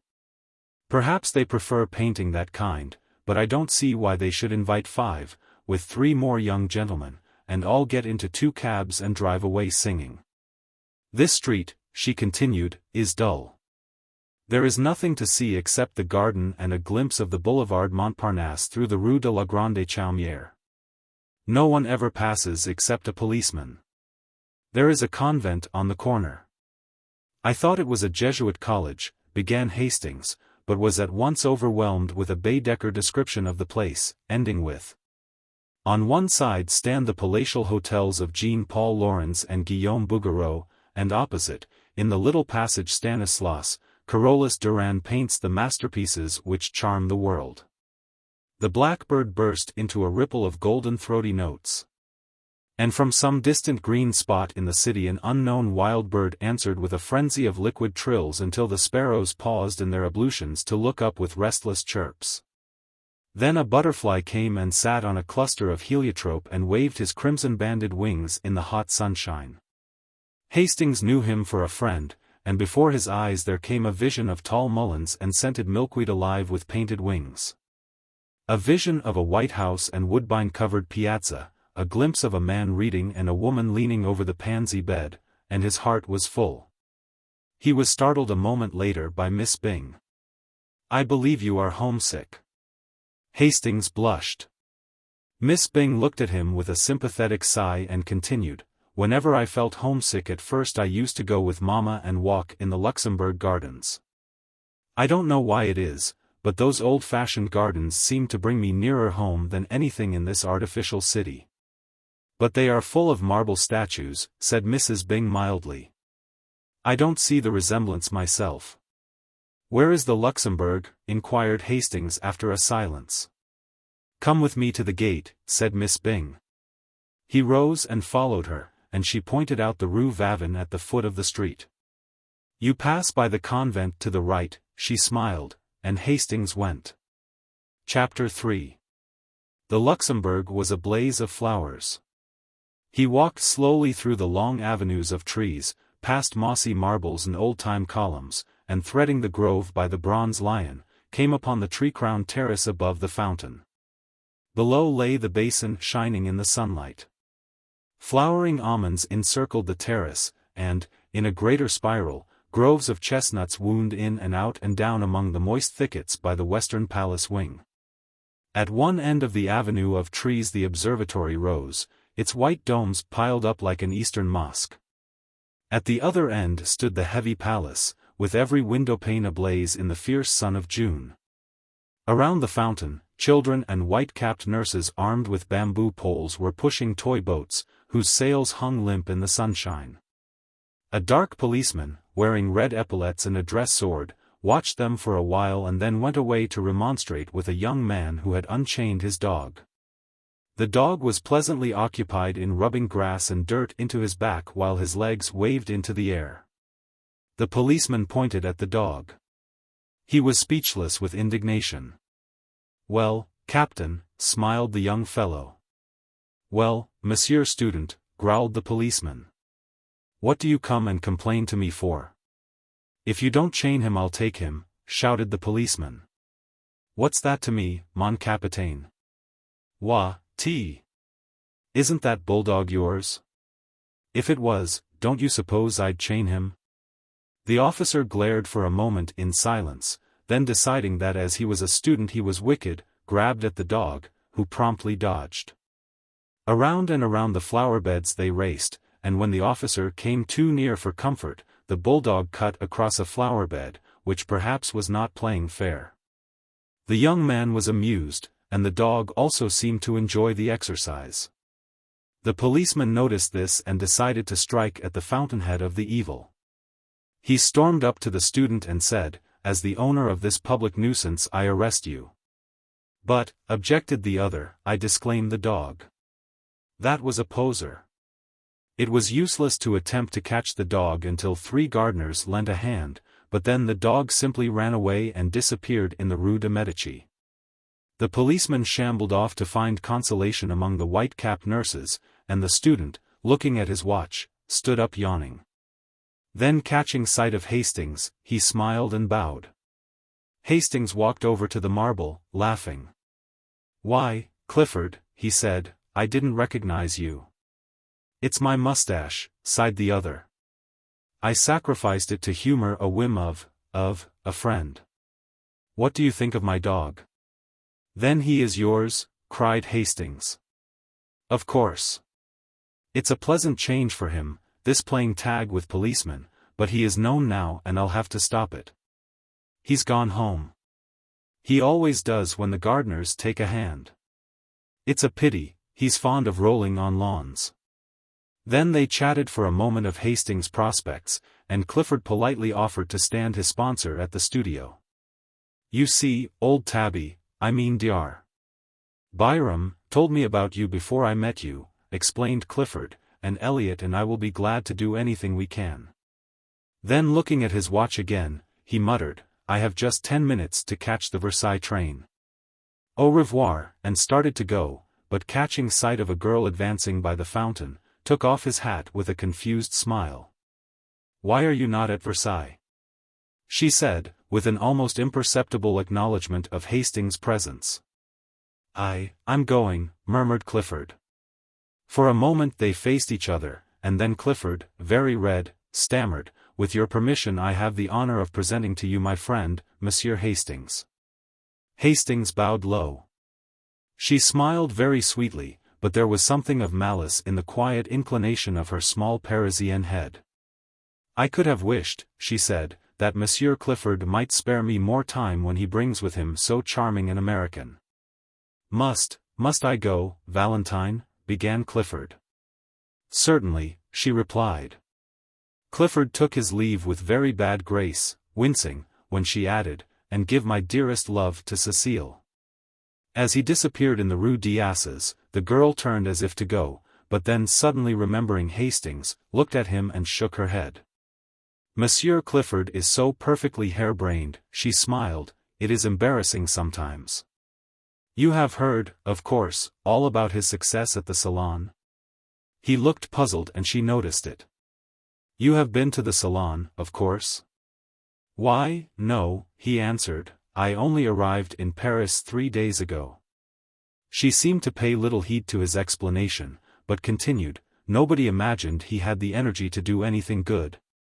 But on varnishing day the Salon was astonished by the entrance of Monsieur Clifford, who strolled about as bland as you please with an orchid in his buttonhole, and a beautiful picture on the line. She smiled to herself at the reminiscence, and looked at the fountain. Monsieur Bouguereau told me that Monsieur Julien was so astonished that he only shook hands with Monsieur Clifford in a dazed manner, and actually forgot to pat him on the back. Fancy, she continued with much merriment, fancy Papa Julien forgetting to pat one on the back. Hastings, wondering at her acquaintance with the great Bouguereau, looked at her with respect. May I ask, he said diffidently, whether you are a pupil of Bouguereau? I, she said in some surprise. Then she looked at him curiously. Was he permitting himself the liberty of joking on such short acquaintance? His pleasant serious face questioned hers. Tiens, she thought, what a droll man. You surely study art, he said. She leaned back on the crooked stick of her parasol, and looked at him. Why do you think so? Because you speak as if you did. You are making fun of me, she said, and it is not good taste. She stopped, confused, as he colored to the roots of his hair. How long have you been in Paris? She said at length. 3 days, he replied gravely. But, surely you are not a nouveau. You speak French too well. Then after a pause, really are you a nouveau? I am, he said. She sat down on the marble bench lately occupied by Clifford, and tilting her parasol over her small head looked at him. I don't believe it. He felt the compliment, and for a moment hesitated to declare himself one of the despised. Then mustering up his courage, he told her how new and green he was, and all with a frankness which made her blue eyes open very wide and her lips part in the sweetest of smiles. You have never seen a studio? Never. Nor a model? No. How funny, she said solemnly. Then they both laughed. And you, he said, have seen studios? Hundreds. And models? Millions. And you know Bouguereau? Yes, and Henner, and Constant and Laurens, and Puvis de Chavannes and Dagnan and Courtois, and all the rest of them. And yet you say you are not an artist. Pardon, she said gravely, did I say I was not? Won't you tell me? He hesitated. At first she looked at him, shaking her head and smiling, then of a sudden her eyes fell and she began tracing figures with her parasol in the gravel at her feet. Hastings had taken a place on the seat, and now, with his elbows on his knees, sat watching the spray drifting above the fountain jet. A small boy, dressed as a sailor, stood poking his yacht and crying, "I won't go home. I won't go home." His nurse raised her hands to heaven. Just like a little American boy, thought Hastings, and a pang of homesickness shot through him.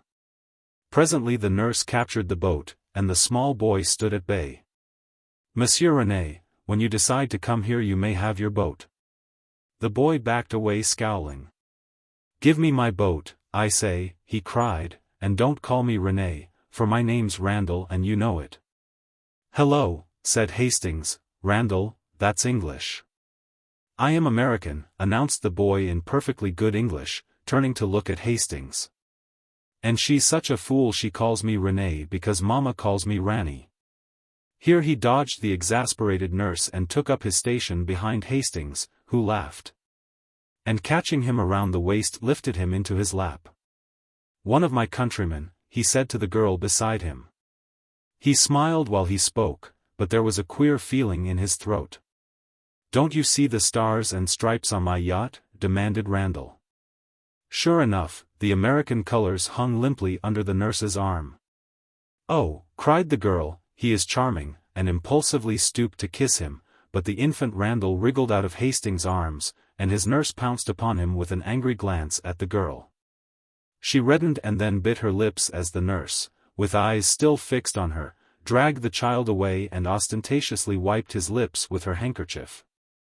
Then she stole a look at Hastings and bit her lip again. "What an ill-tempered woman," he said. In America, most nurses are flattered when people kiss their children. For an instant she tipped the parasol to hide her face, then closed it with a snap and looked at him defiantly. "Do you think it strange that she objected?" "Why not?" he said in surprise. Again she looked at him with quick searching eyes. His eyes were clear and bright, and he smiled back, repeating, "Why not?" "You are droll," she murmured, bending her head. "Why?" But she made no answer, and sat silent, tracing curves and circles in the dust with her parasol. After a while he said, "I am glad to see that young people have so much liberty here. I understood that the French were not at all like us. You know, in America, or at least where I live in Millbrook, girls have every liberty, go out alone and receive their friends alone, and I was afraid I should miss it here. But I see how it is now, and I am glad I was mistaken." She raised her eyes to his and kept them there. He continued pleasantly, "Since I have sat here I have seen a lot of pretty girls walking alone on the terrace there, and then you are alone too. Tell me, for I do not know French customs, do you have the liberty of going to the theater without a chaperone?" For a long time she studied his face, and then with a trembling smile said, "Why do you ask me?" "Because you must know, of course," he said gaily. "Yes," she replied indifferently, "I know." He waited for an answer, but getting none, decided that perhaps she had misunderstood him. "I hope you don't think I mean to presume on our short acquaintance," he began. "In fact it is very odd but I don't know your name. When Mr. Clifford presented me he only mentioned mine. Is that the custom in France?" "It is the custom in the Latin Quarter," she said with a queer light in her eyes. Then suddenly she began talking almost feverishly. "You must know, Monsieur Hastings, that we are all un peu sans gene here in the Latin Quarter. We are very bohemian, and etiquette and ceremony are out of place. It was for that Monsieur Clifford presented you to me with small ceremony, and left us together with less, only for that, and I am his friend, and I have many friends in the Latin Quarter. And we all know each other very well, and I am not studying art, but what?" he said, bewildered. "I shall not tell you, it is a secret," she said with an uncertain smile. On both cheeks a pink spot was burning, and her eyes were very bright.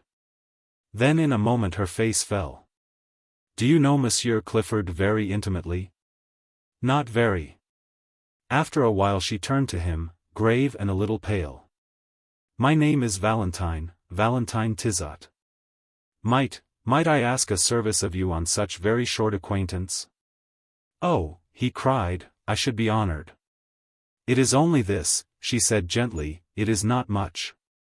Promise me not to speak to Monsieur Clifford about me. Promise me that you will speak to no one about me. I promise, he said, greatly puzzled.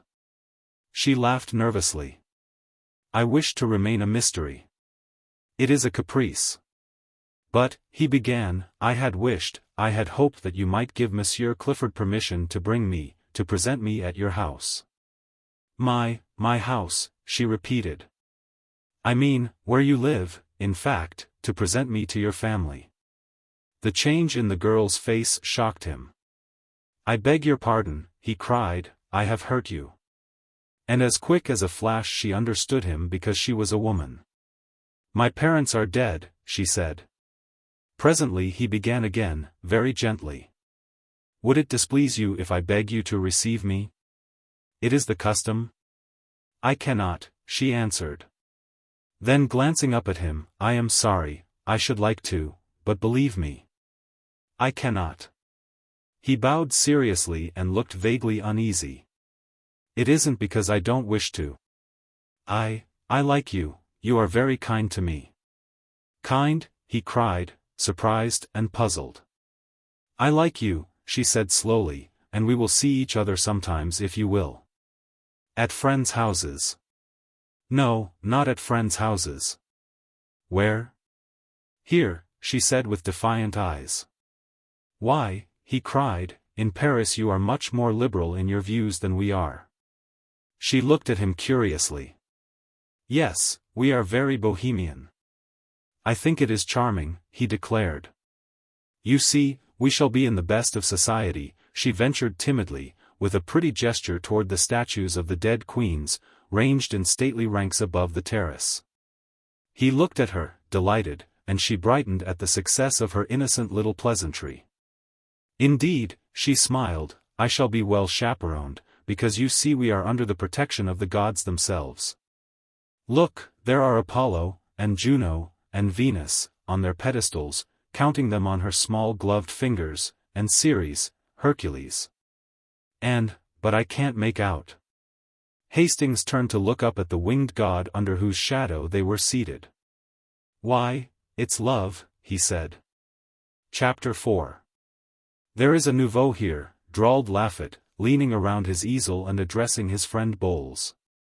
There is a nouveau here who is so tender and green and appetizing that heaven help him if he should fall into a salad bowl. Hayseed, inquired Bowles, plastering in a background with a broken palette knife and squinting at the effect with approval. Yes, Squeedunk or Oshkosh, and how he ever grew up among the daisies and escaped the cows, heaven alone knows. Bowles rubbed his thumb across the outlines of his study to throw in a little atmosphere, as he said, glared at the model. Pulled at his pipe and finding it out struck a match on his neighbor's back to relight it.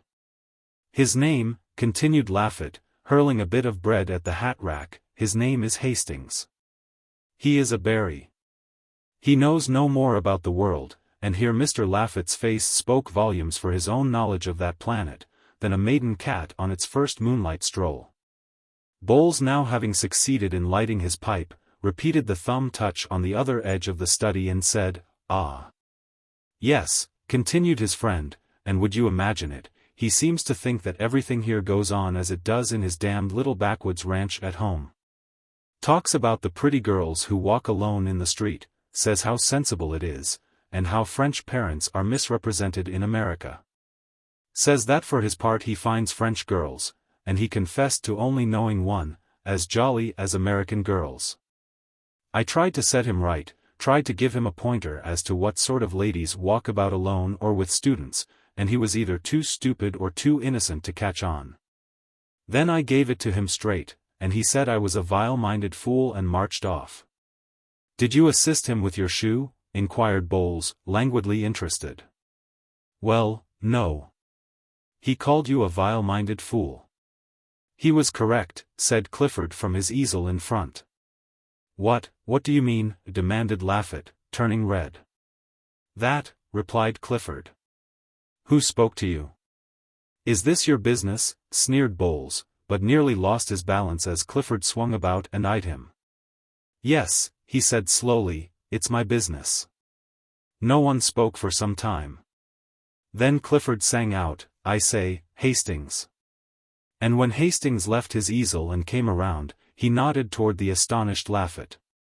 "This man has been disagreeable to you, and I want to tell you that any time you feel inclined to kick him, why, I will hold the other creature." Hastings, embarrassed, said, "Why no, I don't agree with his ideas, nothing more." Clifford said, "Naturally," and slipping his arm through Hastings, strolled about with him, and introduced him to several of his own friends, at which all the nouveaux opened their eyes with envy. And the studio were given to understand that Hastings, although prepared to do menial work as the latest nouveau, was already within the charmed circle of the old, respected and feared. The truly great. The rest finished, the model resumed his place, and work went on in a chorus of songs and yells and every ear-splitting noise which the art student utters when studying the beautiful. 5 o'clock struck, the model yawned, stretched and climbed into his trousers, and the noisy contents of 6 studios crowded through the hall and down into the street. 10 minutes later, Hastings found himself on top of a Montrouge tram, and shortly afterward was joined by Clifford. They climbed down at the Rue Gay-Lussac. "I always stop here," observed Clifford, "I like the walk through the Luxembourg." "By the way," said Hastings, "how can I call on you when I don't know where you live?" "Why, I live opposite you." "What, the studio in the garden where the almond trees are and the blackbirds?" "Exactly," said Clifford. "I'm with my friend Elliot." Hastings thought of the description of the 2 American artists which he had heard from Miss Susie Byng, and looked blank. Clifford continued, "Perhaps you had better let me know when you think of coming so that I will be sure to be there," he ended rather lamely. "I shouldn't care to meet any of your model friends there," said Hastings, smiling. "You know, my ideas are rather straight-laced, I suppose you would say, puritanical. I shouldn't enjoy it and wouldn't know how to behave." "Oh, I understand," said Clifford, but added with great cordiality, "I'm sure we'll be friends although you may not approve of me and my set, but you will like Severn and Selby because... well, they are like yourself, old chap." After a moment he continued, "There is something I want to speak about. You see, when I introduced you, last week, in the Luxembourg, to Valentine." "Not a word," cried Hastings, smiling. "You must not tell me a word of her." "Why?" "No, not a word," he said gaily. "I insist. Promise me upon your honor you will not speak of her until I give you permission. Promise." "I promise," said Clifford, amazed. "She is a charming girl, we had such a delightful chat after you left, and I thank you for presenting me, but not another word about her until I give you permission." "Oh," murmured Clifford. "Remember your promise," he smiled, as he turned into his gateway. Clifford strolled across the street and, traversing the ivy-covered alley, entered his garden.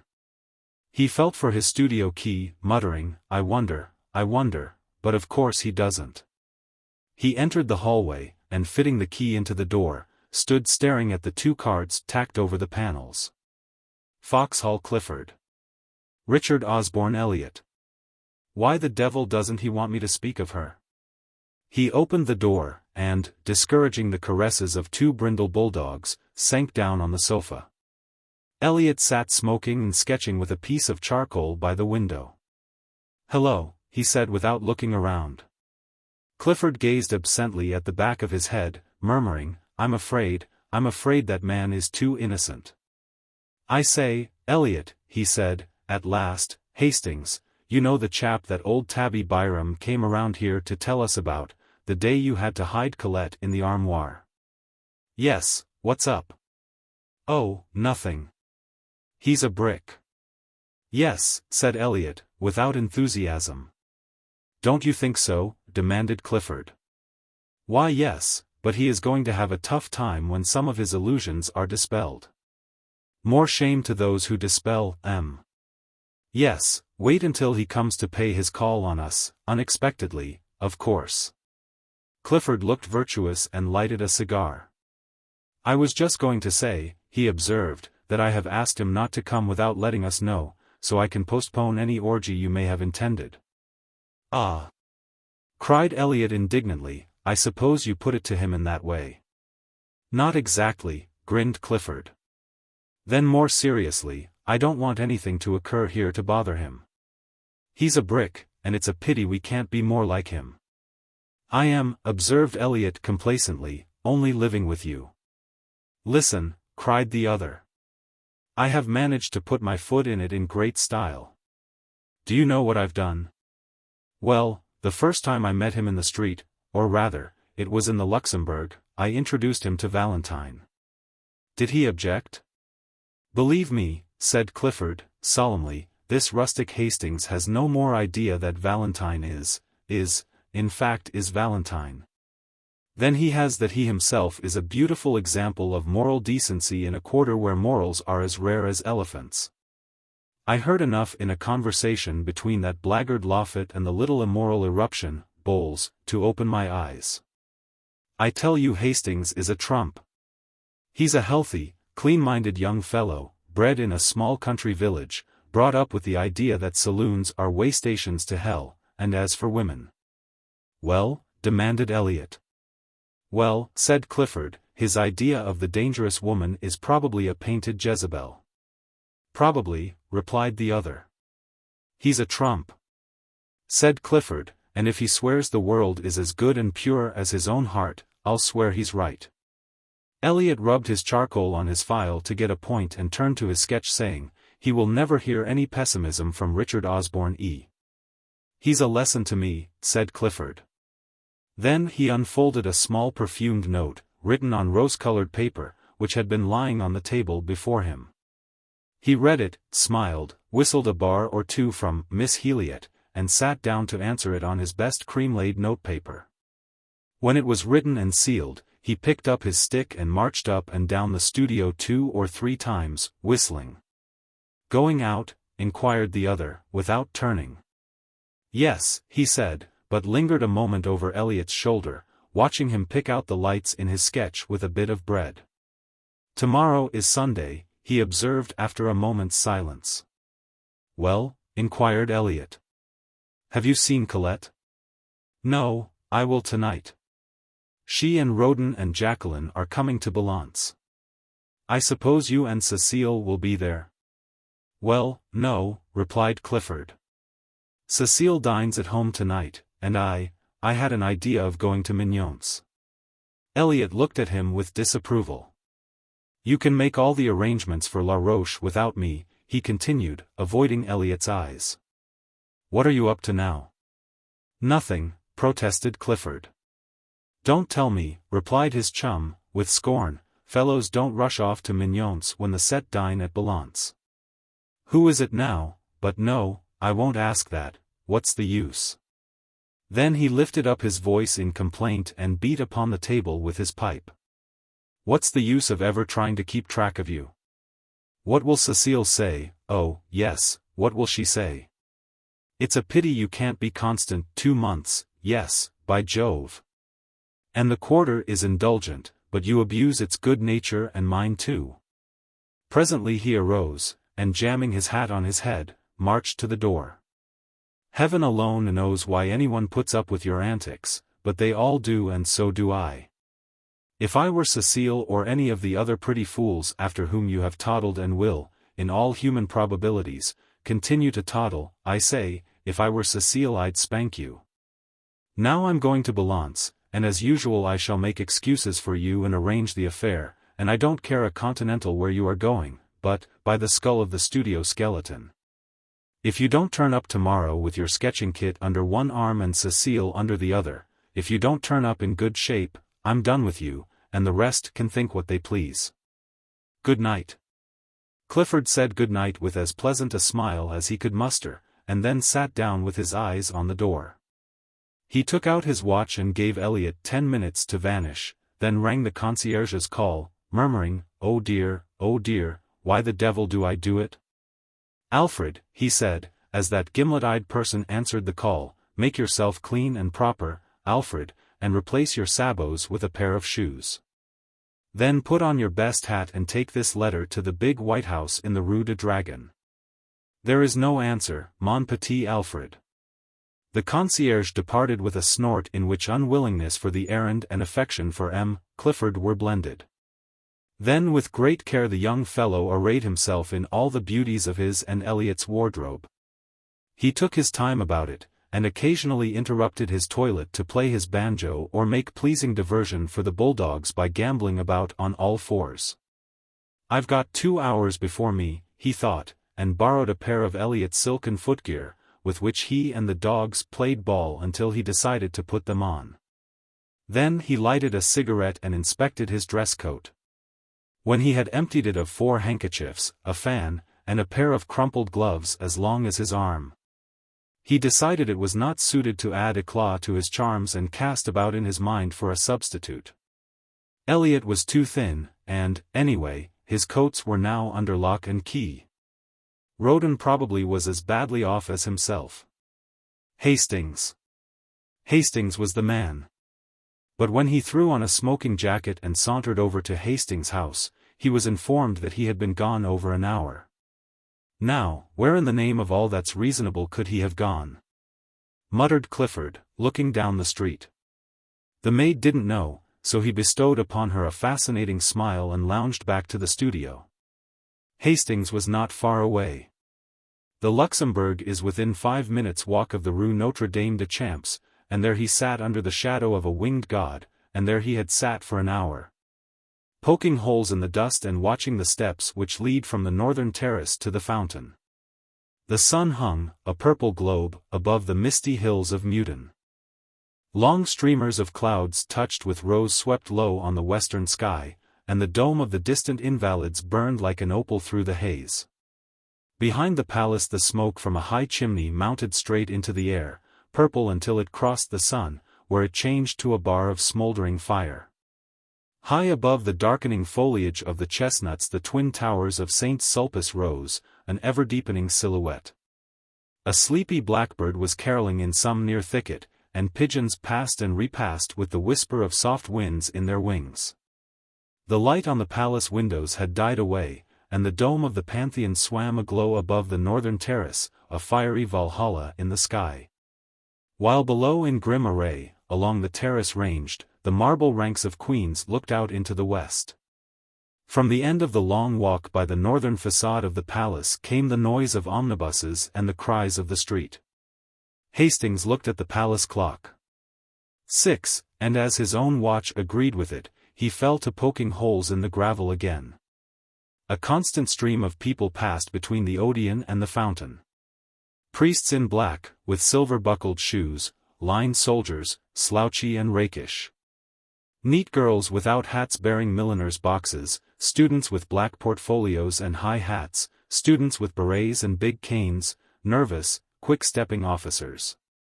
Symphonies in turquoise and silver. Ponderous jangling cavalrymen all over dust, pastry cooks' boys skipping along with utter disregard for the safety of the basket balanced on the impish head, and then the lean outcast. The shambling Paris tramp, slouching with shoulders bent and little eye furtively scanning the ground for smokers' refuse. All these moved in a steady stream across the fountain circle and out into the city by the Odeon, whose long arcades were now beginning to flicker with gas jets. The melancholy bells of St. Sulpice struck the hour and the clock tower of the palace lighted up. Then hurried steps sounded across the gravel and Hastings raised his head. "How late you are," he said, but his voice was hoarse and only his flushed face told how long had seemed the waiting. She said, "I was kept, indeed, I was so much annoyed, and I may only stay a moment." She sat down beside him, casting a furtive glance over her shoulder at the god upon his pedestal. What a nuisance, that intruding Cupid still there. "Wings and arrows too," said Hastings, unheeding her motion to be seated.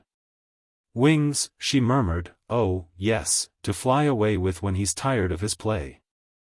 Of course it was a man who conceived the idea of wings, otherwise Cupid would have been insupportable. "Do you think so?" "Ma foi, it's what men think." "And women?" "Oh," she said, with a toss of her small head, "I really forget what we were speaking of."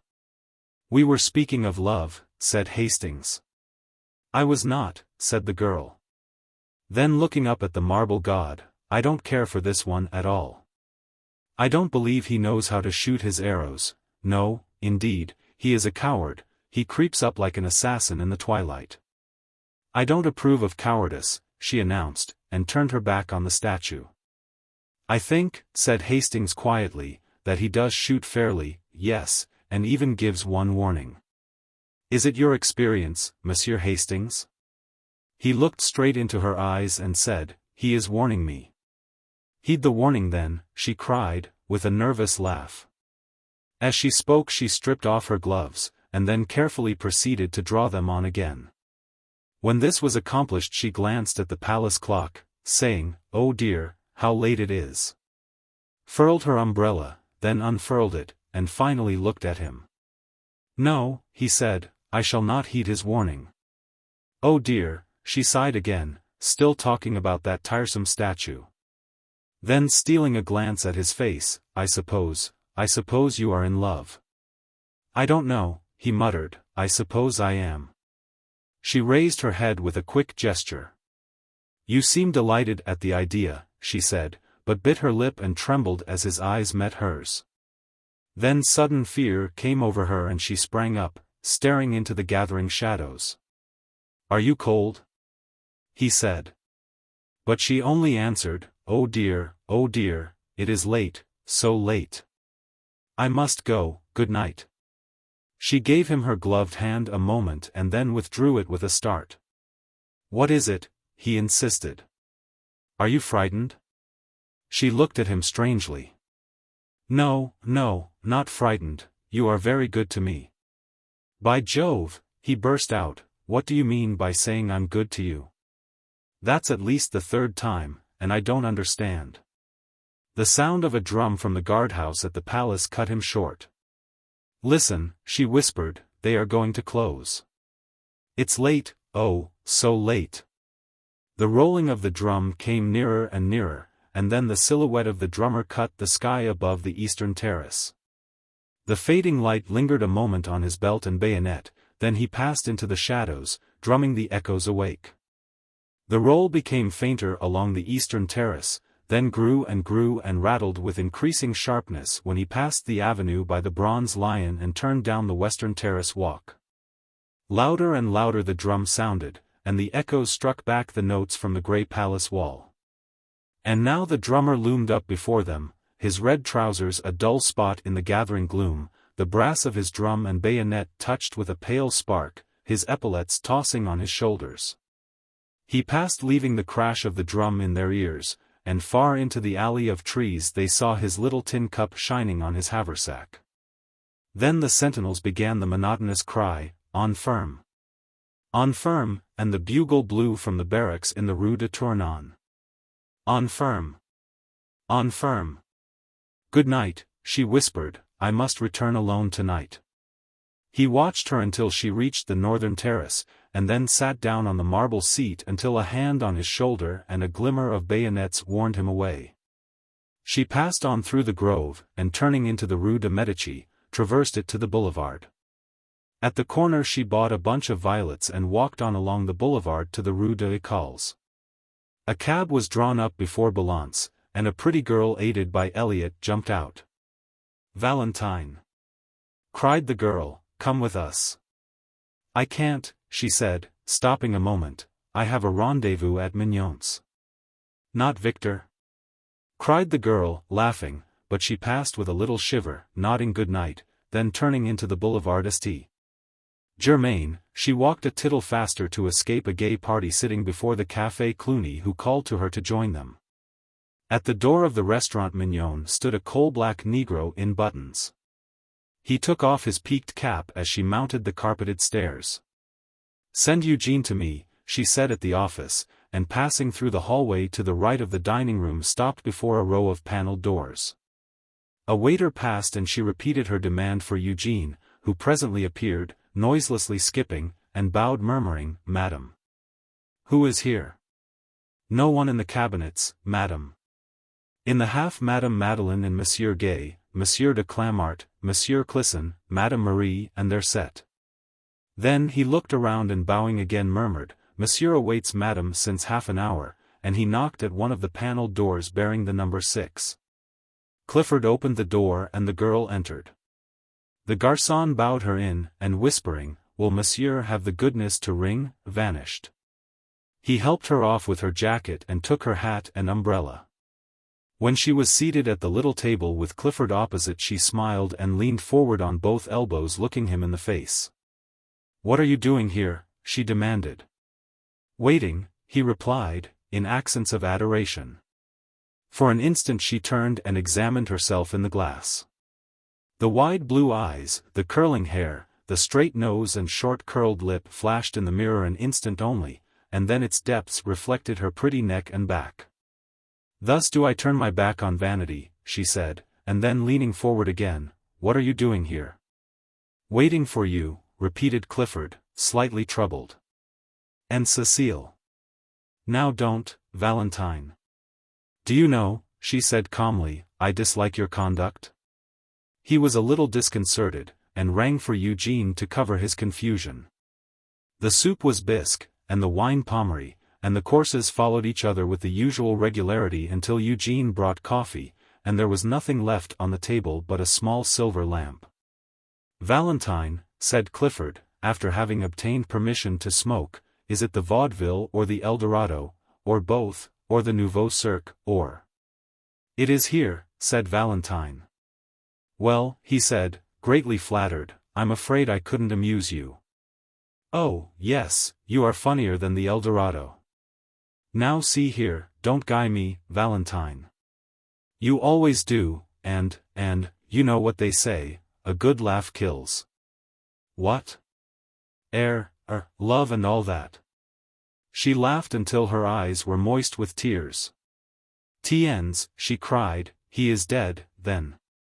Clifford eyed her with growing alarm. Do you know why I came? She said. No, he replied uneasily, I don't. How long have you made love to me? Well, he admitted, somewhat startled, I should say, for about a year. It is a year, I think. Are you not tired? He did not answer. Don't you know that I like you too well to ever fall in love with you, she said. Don't you know that we are too good comrades, too old friends for that? And were we not, do you think that I do not know your history, Monsieur Clifford? Don't be so sarcastic, he urged, don't be unkind, Valentine. I'm not. I'm kind. I'm very kind, to you and to Cecile. Cecile is tired of me. I hope she is, said the girl, for she deserves a better fate. Tiens, do you know your reputation in the quarter? Of the inconstant, the most inconstant, utterly incorrigible and no more serious than a gnat on a summer night. Poor Cecile. Clifford looked so uncomfortable that she spoke more kindly. I like you. You know that. Everybody does. You are a spoiled child here. Everything is permitted you and everyone makes allowance, but everyone cannot be a victim to caprice. Caprice, he cried.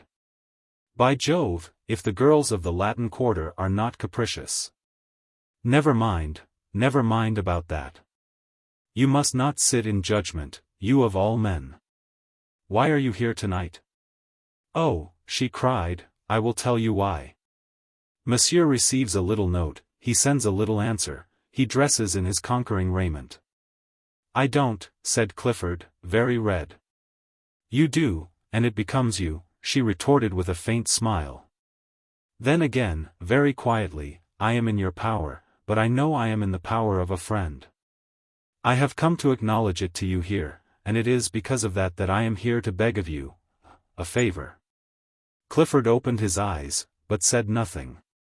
I am in great distress of mind. It is Monsieur Hastings. Well, said Clifford, in some astonishment. I want to ask you, she continued in a low voice, I want to ask you to, in case you should speak of me before him, not to say. I shall not speak of you to him. he said quietly. Can you prevent others? I might if I was present. May I ask why? That is not fair, she murmured. You know how he considers me, as he considers every woman. You know how different he is from you and the rest. I have never seen a man, such a man as Monsieur Hastings. He let his cigarette go out unnoticed. I am almost afraid of him, afraid he should know, what we all are in the quarter. Oh, I do not wish him to know. I do not wish him to turn from me, to cease from speaking to me as he does. You and the rest cannot know what it has been to me. I could not believe him, I could not believe he was so good and noble. I do not wish him to know, so soon. He will find out, sooner or later, he will find out for himself, and then he will turn away from me. Why, she cried passionately, why should he turn from me and not from you? Clifford, much embarrassed, eyed his cigarette. The girl rose, very white. He is your friend, you have a right to warn him. He is my friend, he said at length. They looked at each other in silence. Then she cried, by all that I hold to me most sacred, you need not warn him. I shall trust your word, he said pleasantly. Chapter 5. The month passed quickly for Hastings, and left few definite impressions after it. It did leave some, however.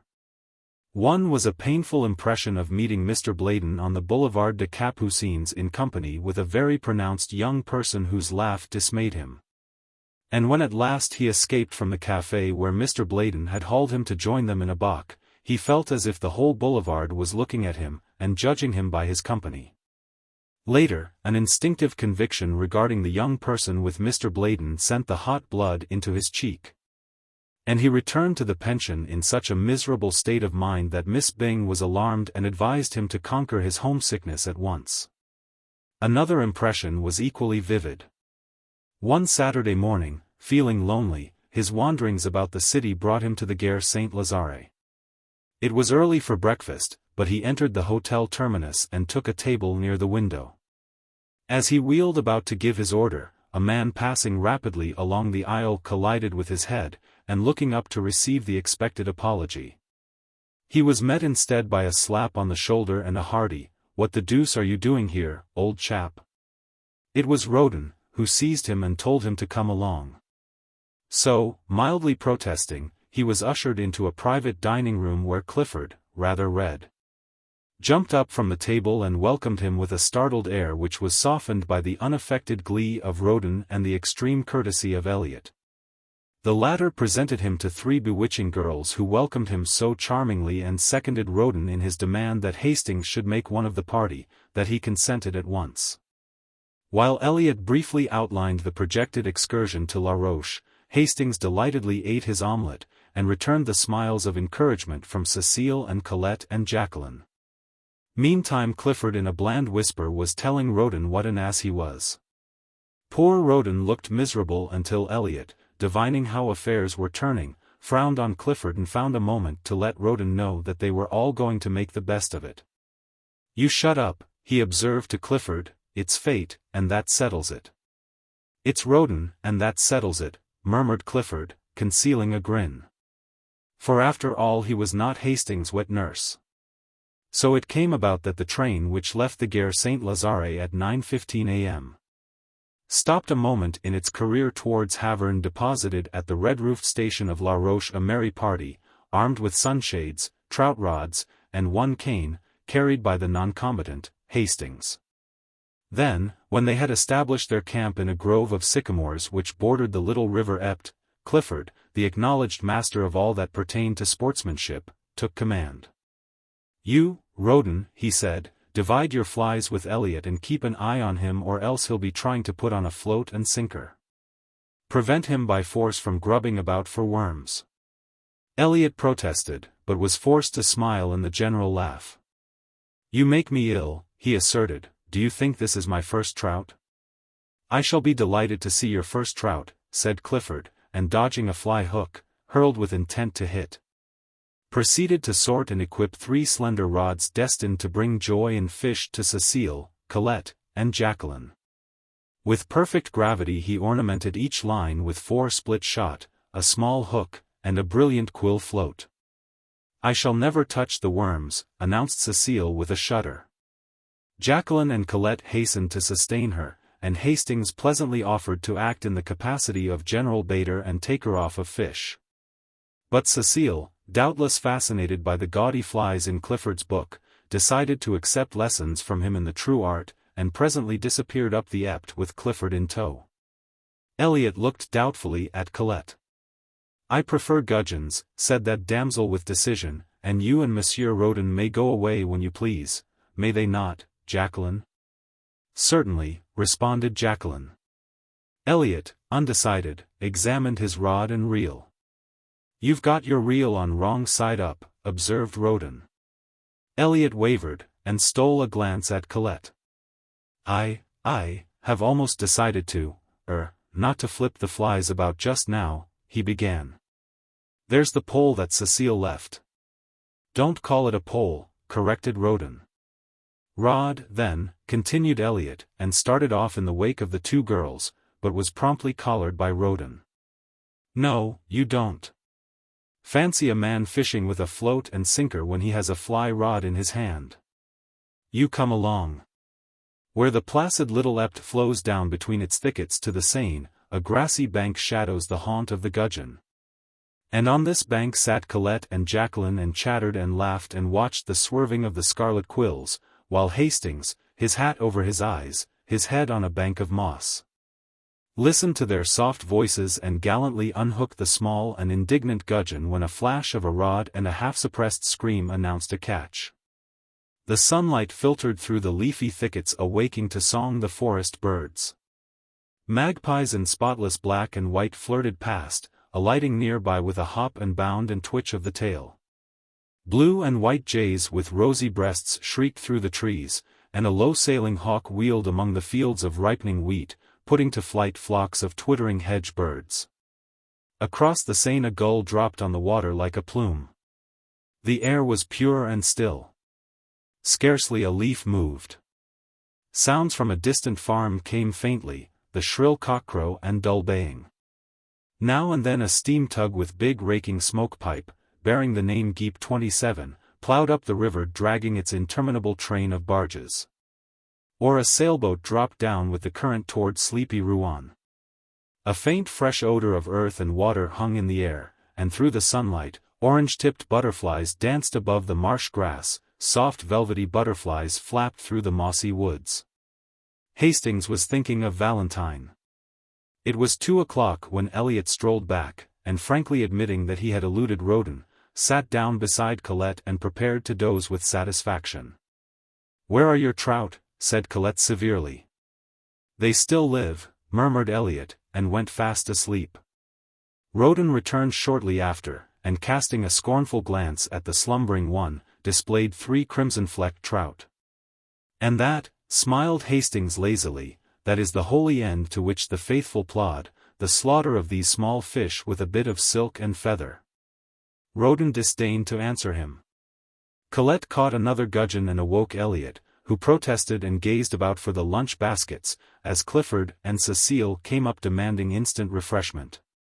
Cecile's skirts were soaked, and her gloves torn, but she was happy, and Clifford, dragging out a 2-pound trout, stood still to receive the applause of the company.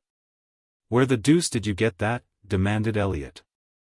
Cecile, wet and enthusiastic, recounted the battle, and then Clifford eulogized her powers with the fly, and, in proof, produced from his creel a defunct chub, which, he observed, just missed being a trout.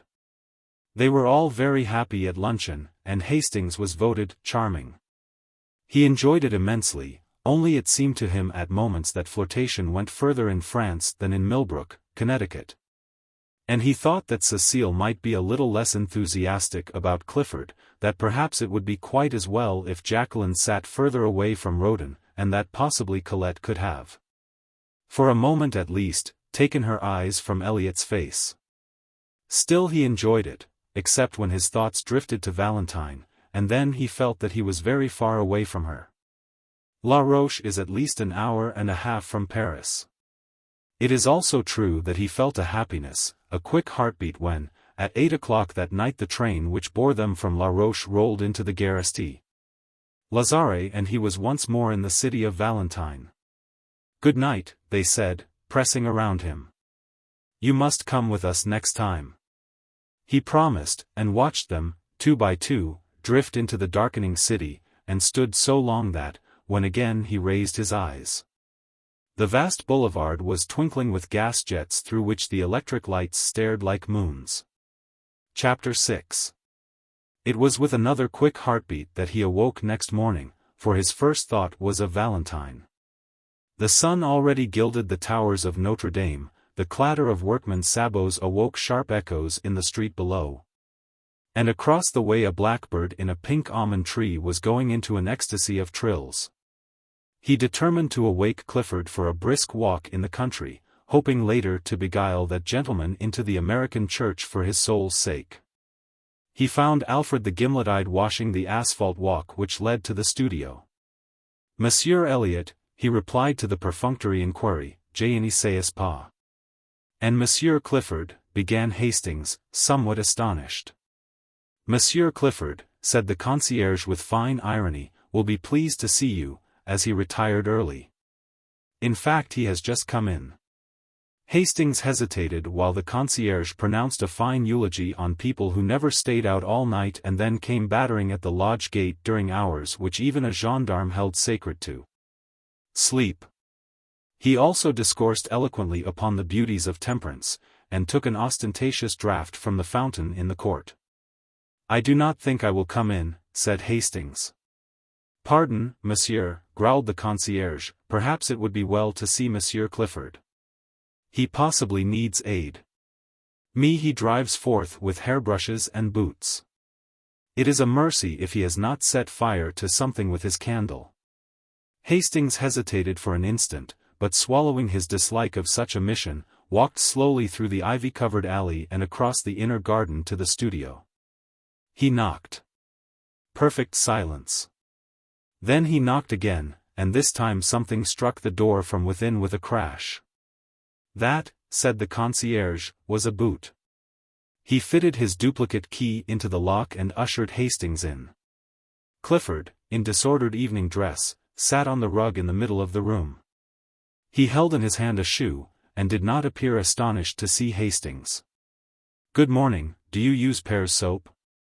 he inquired with a vague wave of his hand and a vaguer smile. Hastings' heart sank. "For heaven's sake," he said, "Clifford, go to bed.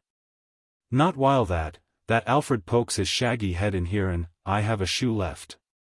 Hastings blew out the candle, picked up Clifford's hat and cane, and said, with an emotion he could not conceal, "This is terrible, Clifford, I never knew you did this sort of thing." "Well, I do," said Clifford. "Where is Elliot?" "Old chap," returned Clifford, becoming maudlin, "Providence which feeds sparrows and that sort of thing watcheth over the intemperate wanderer." "Where is Elliot?" But Clifford only wagged his head and waved his arm about. "He's out there, somewhere about." Then suddenly feeling a desire to see his missing chum, lifted up his voice and howled for him. Hastings, thoroughly shocked, sat down on the lounge without a word. Presently, after shedding several scalding tears, Clifford brightened up and rose with great precaution. "Old chap," he observed, "do you want to see miracle? Well, here goes. I'm goin' to begin." He paused, beaming at vacancy. Miracle," he repeated. Hastings supposed he was alluding to the miracle of his keeping his balance, and said nothing. "I'm goin' to bed," he announced. "Poor old Clifford's goin' to bed, and that's miracle." And he did with a nice calculation of distance and equilibrium which would have wrung enthusiastic yells of applause from Elliot had he been there to assist en connoisseur. But he was not. He had not yet reached the studio. He was on his way, however, and smiled with magnificent condescension on Hastings, who, half an hour later, found him reclining upon a bench in the Luxembourg. He permitted himself to be aroused, dusted and escorted to the gate. Here, however, he refused all further assistance, and bestowing a patronizing bow upon Hastings, steered a tolerably true course for the Rue Vavin. Hastings watched him out of sight, and then slowly retraced his steps toward the fountain. At first he felt gloomy and depressed, but gradually the clear air of the morning lifted the pressure from his heart, and he sat down on the marble seat under the shadow of the winged god. The air was fresh and sweet with perfume from the orange flowers. Everywhere pigeons were bathing, dashing the water over their iris-hued breasts, flashing in and out of the spray or nestling almost to the neck along the polished basin. The sparrows, too, were abroad in force, soaking their dust-colored feathers in the limpid pool and chirping with might and main. Under the sycamores which surrounded the duck pond opposite the fountain of Marie de Medici, the waterfowl cropped the herbage, or waddled in rows down the bank to embark on some solemn aimless cruise. Butterflies, somewhat lame from a chilly night's repose under the lilac leaves, crawled over and over the white phlox, or took a rheumatic flight toward some sun-warmed shrub. The bees were already busy among the heliotrope, and one or two gray flies with brick-colored eyes sat in a spot of sunlight beside the marble seat, or chased each other about, only to return again to the spot of sunshine and rub their forelegs, exulting. The sentries paced briskly before the painted boxes, pausing at times to look toward the guardhouse for their relief. They came at last, with a shuffle of feet and click of bayonets, the word was passed, the relief fell out, and away they went, crunch, crunch, across the gravel. A mellow chime floated from the clock tower of the palace, the deep bell of St. Sulpice echoed the stroke. Hastings sat dreaming in the shadow of the god, and while he mused somebody came and sat down beside him. At first he did not raise his head. It was only when she spoke that he sprang up. "You? At this hour?" "I was restless, I could not sleep." Then in a low, happy voice, "And you? At this hour?" I slept, but the sun awoke me." "I could not sleep," she said, and her eyes seemed, for a moment, touched with an indefinable shadow. Then, smiling, "I am so glad, I seemed to know you were coming. Don't laugh, I believe in dreams." "Did you really dream of my being here?" "I think I was awake when I dreamed it," she admitted. Then for a time they were mute, acknowledging by silence the happiness of being together. And after all their silence was eloquent, for faint smiles, and glances born of their thoughts, crossed and recrossed, until lips moved and words were formed, which seemed almost superfluous. What they said was not very profound. Perhaps the most valuable jewel that fell from Hastings' lips bore direct reference to breakfast. "I have not yet had my chocolate," she confessed, "but what a material man you are." "Valentine," he said impulsively, I do wish that you would, just for this once, give me the whole day, just for this once." "Oh dear," she smiled, "not only material, but selfish."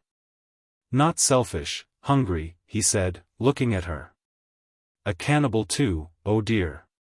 "Will you, Valentine?" "But my chocolate." "Take it with me." "But déjeuner." "Together, at St. Cloud." "But I can't." "Together, all day long, will you, Valentine?" She was silent. "Only for this once." Again that indefinable shadow fell across her eyes, and when it was gone she sighed. "Yes, together, only for this once." "All day?" he said, doubting his happiness. "All day," she smiled, "and oh, I am so hungry." He laughed, enchanted.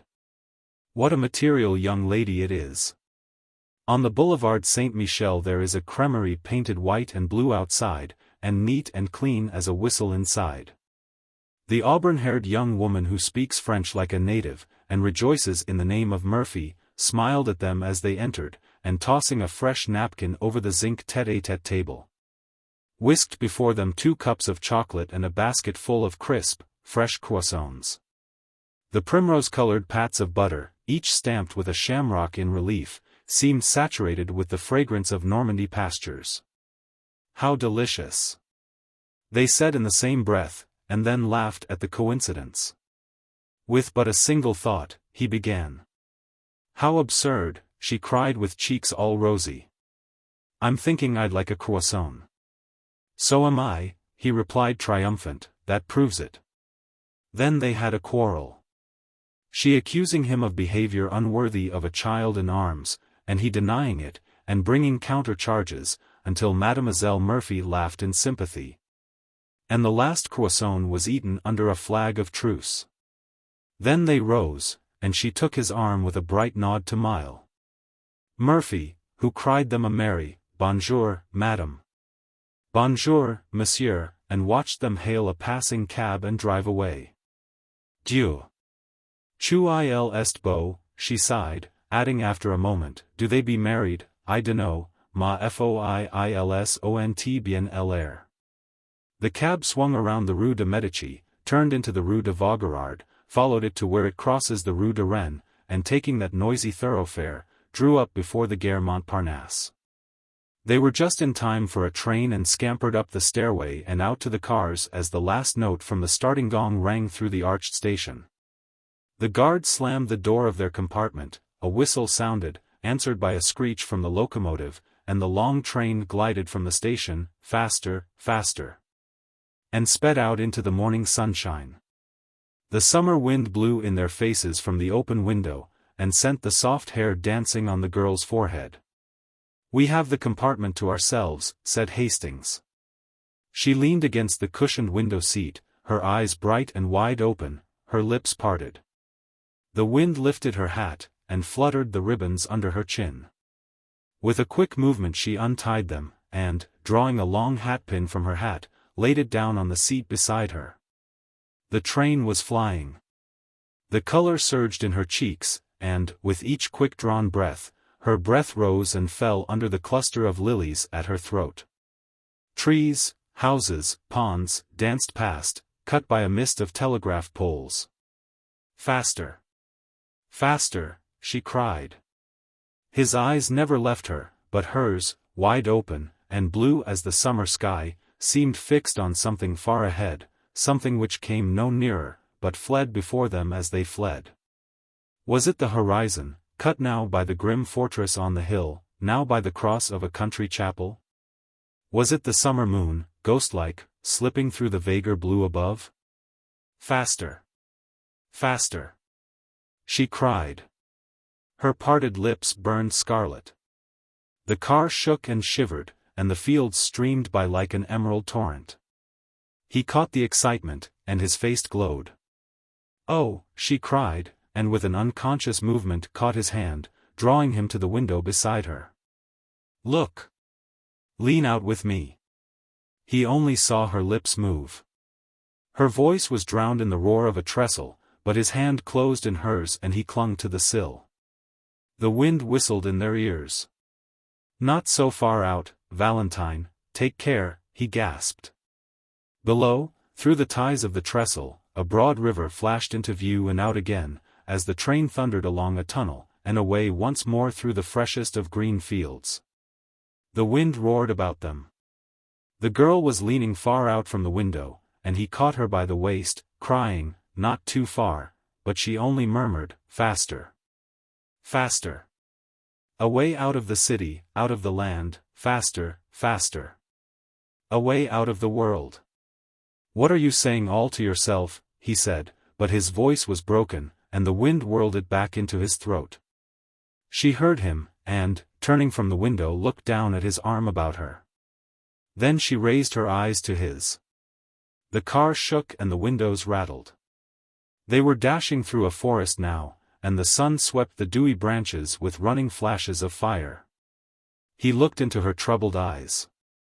He drew her to him and kissed the half-parted lips, and she cried out, a bitter, hopeless cry, "Not that, not that."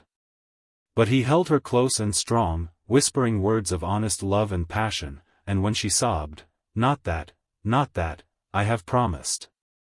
You must know, I am, not, worthy." In the purity of his own heart her words were, to him, meaningless then, meaningless forever after. Presently her voice ceased, and her head rested on his breast. He leaned against the window, his ears swept by the furious wind, his heart in a joyous tumult. The forest was past, and the sun slipped from behind the trees, flooding the earth again with brightness. She raised her eyes and looked out into the world from the window.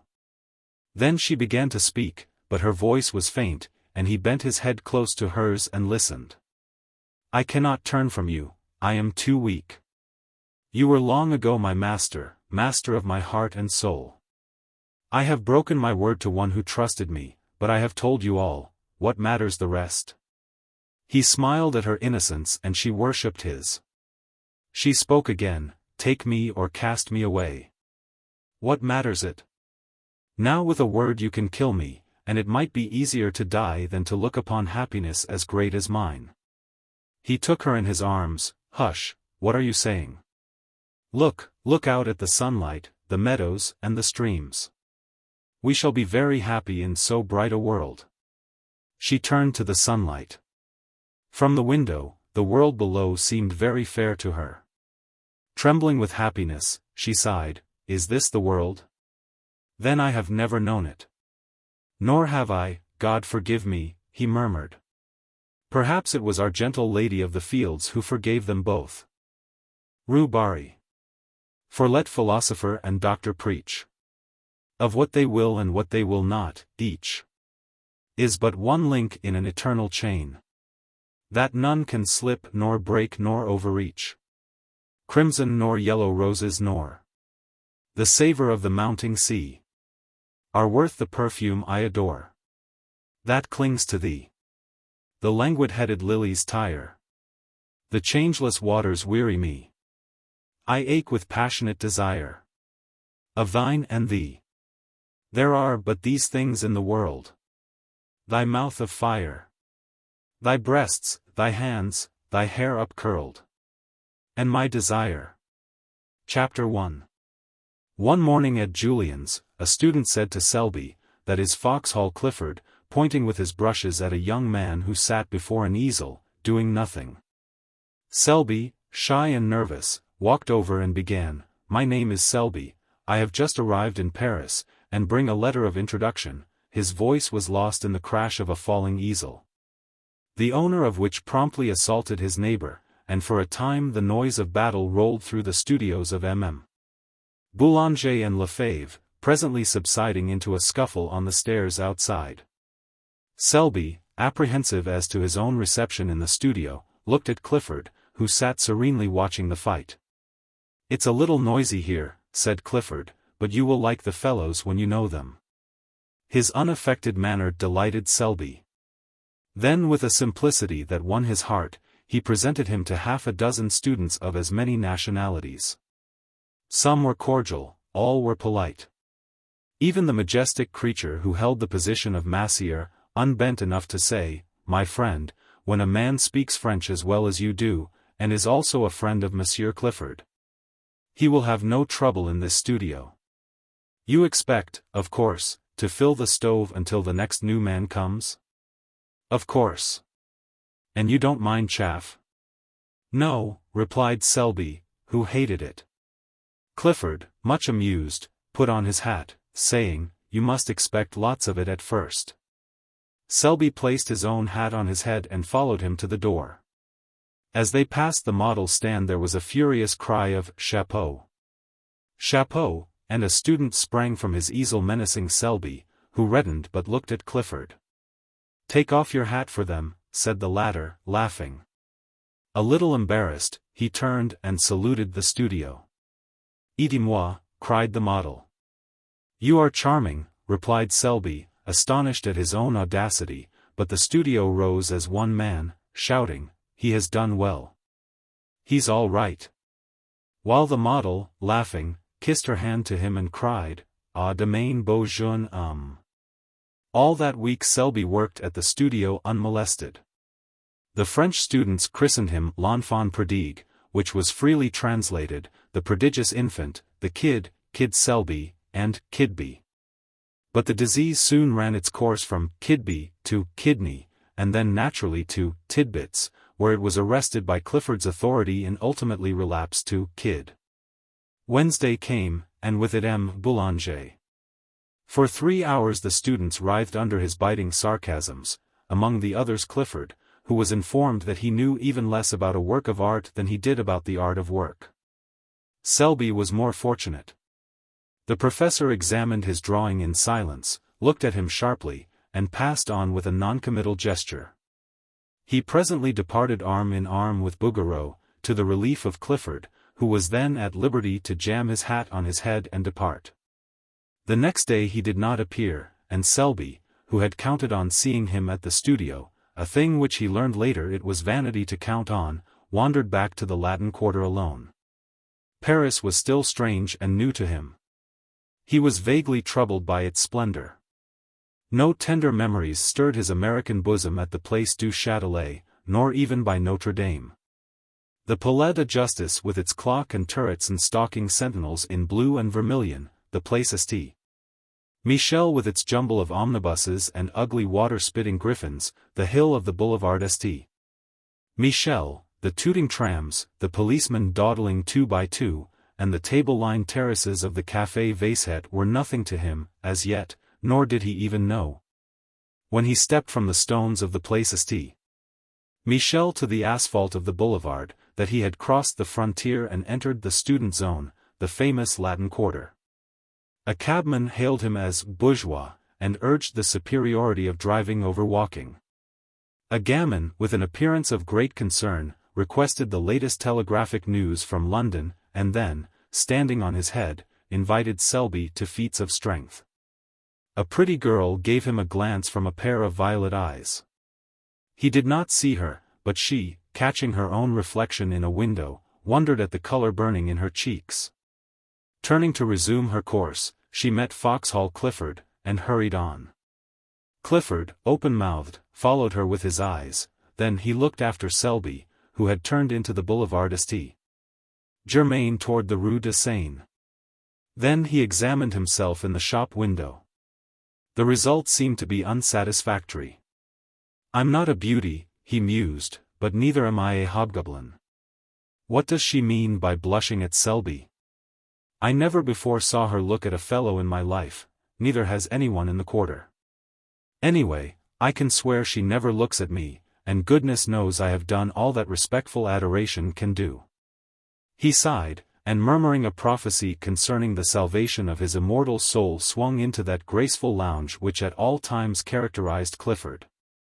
With no apparent exertion, he overtook Selby at the corner, and together they crossed the sunlit boulevard and sat down under the awning of the Café du Cercle. Clifford bowed to everybody on the terrace, saying, "You shall meet them all later, but now let me present you to 2 of the sights of Paris, Mr. Richard Elliot and Mr. Stanley Roden." The sights looked amiable, and took vermouth. "You cut the studio today," said Elliot, suddenly turning on Clifford, who avoided his eyes. "To commune with nature," observed Roden. "What's her name this time?" asked Elliot, and Roden answered promptly, "Name, Yvette, nationality, Breton." "Wrong," replied Clifford blandly, "it's Rue Barrée." The subject changed instantly, and Selby listened in surprise to names which were new to him, and eulogies on the latest Prix de Rome winner. He was delighted to hear opinions boldly expressed and points honestly debated, although the vehicle was mostly slang, both English and French. He longed for the time when he too should be plunged into the strife for fame. The bells of St. Sulpice struck the hour, and the palace of the Luxembourg answered chime on chime. With a glance at the sun, dipping low in the golden dust behind the Palais Bourbon, they rose, and turning to the east, crossed the Boulevard Saint-Germain and sauntered toward the École de Médecine. At the corner a girl passed them, walking hurriedly. Clifford smirked, Elliot and Roden were agitated, but they all bowed, and, without raising her eyes, she returned their salute. But Selby, who had lagged behind, fascinated by some gay shop window, looked up to meet 2 of the bluest eyes he had ever seen. The eyes were dropped in an instant, and the young fellow hastened to overtake the others. "By Jove," he said, "do you fellows know I have just seen the prettiest girl?" An exclamation broke from the trio, gloomy, foreboding, like the chorus in a Greek play. "Rue Barrée." "What?" cried Selby, bewildered. The only answer was a vague gesture from Clifford. 2 hours later, during dinner, Clifford turned to Selby and said, "You want to ask me something.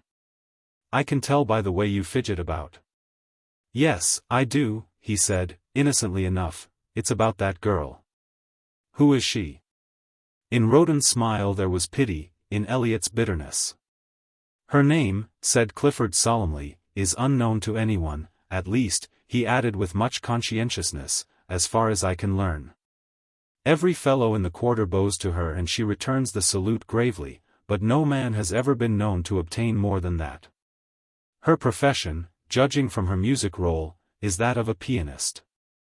Her residence is in a small and humble street which is kept in a perpetual process of repair by the city authorities. And from the black letters painted on the barrier which defends the street from traffic, she has taken the name by which we know her, Rue Barrée." Mr. Roden, in his imperfect knowledge of the French tongue, called our attention to it as Rue Barrée. "I didn't," said Roden hotly.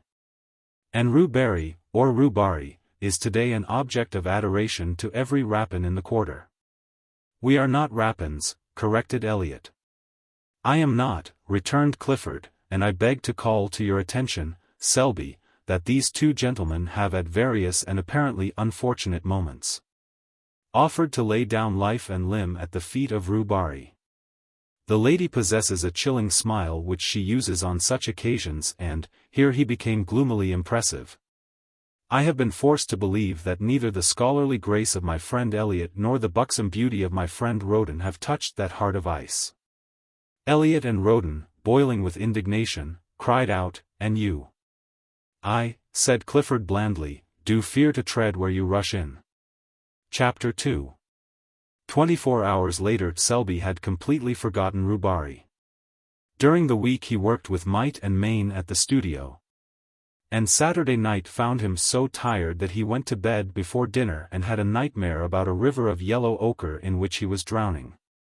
Sunday morning, apropos of nothing at all, he thought of Rue Barrée, and 10 seconds afterwards he saw her. It was at the flower market on the Marble Bridge. She was examining a pot of pansies. The gardener had evidently thrown heart and soul into the transaction, but Rue Barrée shook her head. It is a question whether Selby would have stopped then and there to inspect a cabbage rose had not Clifford unwound for him the yarn of the previous Tuesday. It is possible that his curiosity was piqued, for with the exception of a hen turkey, a boy of 19 is the most openly curious biped alive. From 20 until death he tries to conceal it. But, to be fair to Selby, it is also true that the market was attractive. Under a cloudless sky the flowers were packed and heaped along the marble bridge to the parapet. The air was soft, the sun spun a shadowy lacework among the palms and glowed in the hearts of 1,000 roses. Spring had come, was in full tide. The watering carts and sprinklers spread freshness over the boulevard, the sparrows had become vulgarly obtrusive. And the credulous Seine angler anxiously followed his gaudy quill floating among the soapsuds of the lavoirs. The white-spiked chestnuts clad in tender green vibrated with the hum of bees. Shoddy butterflies flaunted their winter rags among the heliotrope. There was a smell of fresh earth in the air, an echo of the woodland brook in the ripple of the Seine, and swallows soared and skimmed among the anchored river craft. Somewhere in a window a caged bird was singing its heart out to the sky. Selby looked at the cabbage rose and then at the sky. Something in the song of the caged bird may have moved him, or perhaps it was that dangerous sweetness in the air of May. At first he was hardly conscious that he had stopped, then he was scarcely conscious why he had stopped, then he thought he would move on, then he thought he wouldn't, then he looked at Rue Barrée. The gardener said, "Mademoiselle, this is undoubtedly a fine pot of pansies." Rue Barrée shook her head. The gardener smiled. She evidently did not want the pansies. She had bought many pots of pansies there, 2 or 3 every spring, and never argued. What did she want then? The pansies were evidently a feeler toward a more important transaction. The gardener rubbed his hands and gazed about him. "These tulips are magnificent," he observed, "and these hyacinths," he fell into a trance at the mere sight of the scented thickets. "That," murmured Rue, pointing to a splendid rosebush with her furled parasol, but in spite of her, her voice trembled a little. Selby noticed it, more shame to him that he was listening, and the gardener noticed it, and, burying his nose in the roses, scented a bargain. Still, to do him justice, he did not add a centime to the honest value of the plant, for after all, Rue was probably poor, and anyone could see she was charming. 50 francs, mademoiselle. The gardener's tone was grave. Rue felt that argument would be wasted. They both stood silent for a moment. The gardener did not eulogize his prize. The rose tree was gorgeous and anyone could see it. "I will take the pansies," said the girl, and drew 2 francs from a worn purse. Then she looked up. A teardrop stood in the way, refracting the light like a diamond, but as it rolled into a little corner by her nose a vision of Selby replaced it. And when a brush of the handkerchief had cleared the startled blue eyes, Selby himself appeared, very much embarrassed. He instantly looked up into the sky, apparently devoured with a thirst for astronomical research, and as he continued his investigations for fully 5 minutes, the gardener looked up too. And so did a policeman. Then Selby looked at the tips of his boots, the gardener looked at him and the policeman slouched on. Rue Barrée had been gone some time. "What," said the gardener, "may I offer monsieur?" Selby never knew why, but he suddenly began to buy flowers. The gardener was electrified. Never before had he sold so many flowers, never at such satisfying prices, and never with such absolute unanimity of opinion with a customer. But he missed the bargaining, the arguing, the calling of heaven to witness. The transaction lacked spice. "These tulips are magnificent." "They are," cried Selby warmly. "But alas, they are dear." "I will take them." "Do," murmured the gardener in a perspiration, "he's madder than most Englishmen. This cactus is gorgeous. Alas. Send it with the rest." The gardener braced himself against the river wall. "That splendid rosebush," he began faintly. "That is a beauty. I believe it is 50 francs. He stopped, very red. The gardener relished his confusion. Then a sudden cool self-possession took the place of his momentary confusion and he held the gardener with his eye, and bullied him. "I'll take that bush. Why did not the young lady buy it? Mademoiselle is not wealthy." "How do you know?" "Dame, I sell her many pansies. Pansies are not expensive." "Those are the pansies she bought?" "These, monsieur, the blue and gold." "Then you intend to send them to her?" "At midday after the market. Take this rosebush with them, and," here he glared at the gardener, "don't you dare say from whom they came." The gardener's eyes were like saucers, but Selby, calm and victorious, said, "Send the others to the Hôtel du Sénat, 7 Rue de Tournon. I will leave directions with the concierge." Then he buttoned his glove with much dignity and stalked off, but when well around the corner and hidden from the gardener's view, the conviction that he was an idiot came home to him in a furious blush. 10 minutes later he sat in his room in the Hôtel du Sénat repeating with an imbecile smile, "What an ass I am, what an ass." An hour later found him in the same chair, in the same position, his hat and gloves still on, his stick in his hand, but he was silent, apparently lost in contemplation of his boot toes. And his smile was less imbecile and even a bit retrospective. Chapter 3. About 5 o'clock that afternoon. The little sad-eyed woman who fills the position of concierge at the Hôtel du Sénat held up her hands in amazement to see a wagon-load of flower-bearing shrubs draw up before the doorway. She called Joseph, the intemperate garçon, who, while calculating the value of the flowers in petits verres, gloomily disclaimed any knowledge as to their destination. "Voyons," said the little concierge, "cherchons la femme." "You?" he suggested. The little woman stood a moment pensive and then sighed. Joseph caressed his nose, a nose which for gaudiness could vie with any floral display. Then the gardener came in, hat in hand, and a few minutes later Selby stood in the middle of his room, his coat off, his shirt sleeves rolled up. The chamber originally contained, besides the furniture, about 2 square feet of walking room, and now this was occupied by a cactus. The bed groaned under crates of pansies, lilies and heliotrope, the lounge was covered with hyacinths and tulips. And the washstand supported a species of young tree warranted to bear flowers at some time or other. Clifford came in a little later, fell over a box of sweet peas, swore a little, apologized, and then, as the full splendor of the floral fate burst upon him, sat down in astonishment upon a geranium. The geranium was a wreck, but Selby said, "Don't mind," and glared at the cactus. "Are you going to give a ball?" demanded Clifford. No, I'm very fond of flowers," said Selby, but the statement lacked enthusiasm. "I should imagine so." Then, after a silence, "That's a fine cactus." Selby contemplated the cactus, touched it with the air of a connoisseur, and pricked his thumb. Clifford poked a pansy with his stick. Then Joseph came in with the bill, announcing the sum total in a loud voice, partly to impress Clifford, partly to intimidate Selby into disgorging a pourboire which he would share, if he chose, with the gardener. Clifford tried to pretend that he had not heard, while Selby paid bill and tribute without a murmur. Then he lounged back into the room with an attempt at indifference which failed entirely when he tore his trousers on the cactus. Clifford made some commonplace remark, lighted a cigarette and looked out of the window to give Selby a chance. Selby tried to take it, but getting as far as, "Yes, spring is here at last," froze solid. He looked at the back of Clifford's head. It expressed volumes. Those little perked-up ears seemed tingling with suppressed glee.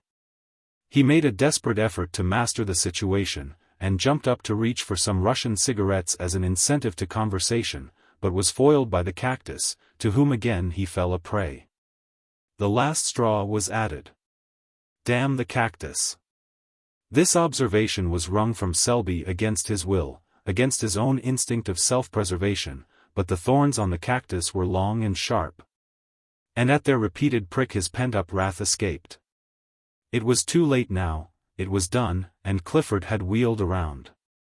"See here, Selby, why the deuce did you buy those flowers?"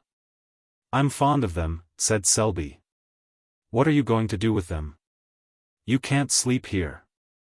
"I could, if you'd help me take the pansies off the bed." "Where can you put them?" "Couldn't I give them to the concierge?" As soon as he said it he regretted it. What in heaven's name would Clifford think of him? He had heard the amount of the bill. Would he believe that he had invested in these luxuries as a timid declaration to his concierge?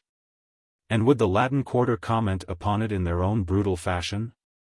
He dreaded ridicule and he knew Clifford's reputation. Then somebody knocked.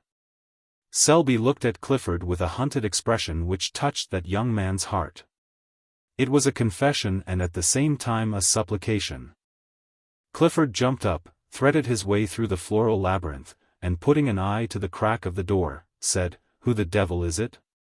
This graceful style of reception is indigenous to the quarter. "It's Elliot," he said, looking back, "and Roden too, and their bulldogs." Then he addressed them through the crack. "Sit down on the stairs, Selby and I are coming out directly. Discretion is a virtue. The Latin Quarter possesses few, and discretion seldom figures on the list."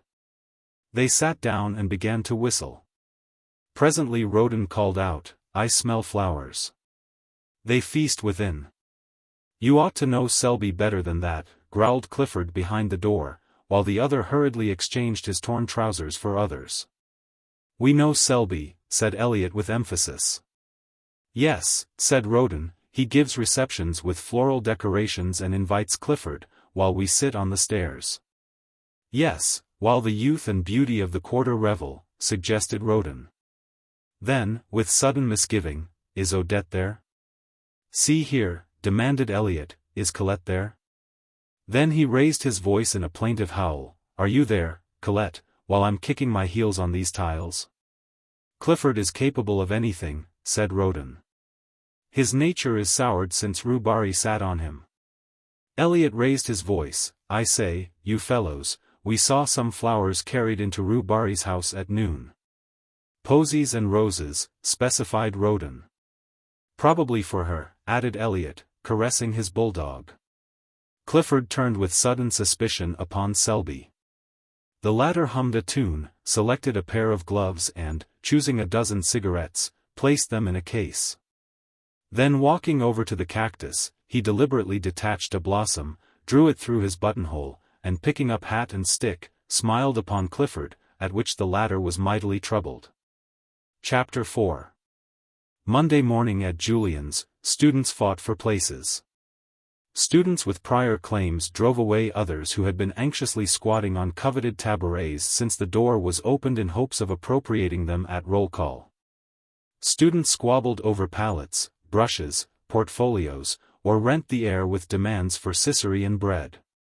The former, a dirty ex-model, who had in palmier days posed as Judas, now dispensed stale bread at one sou and made enough to keep himself in cigarettes. Monsieur Julien walked in, smiled a fatherly smile and walked out.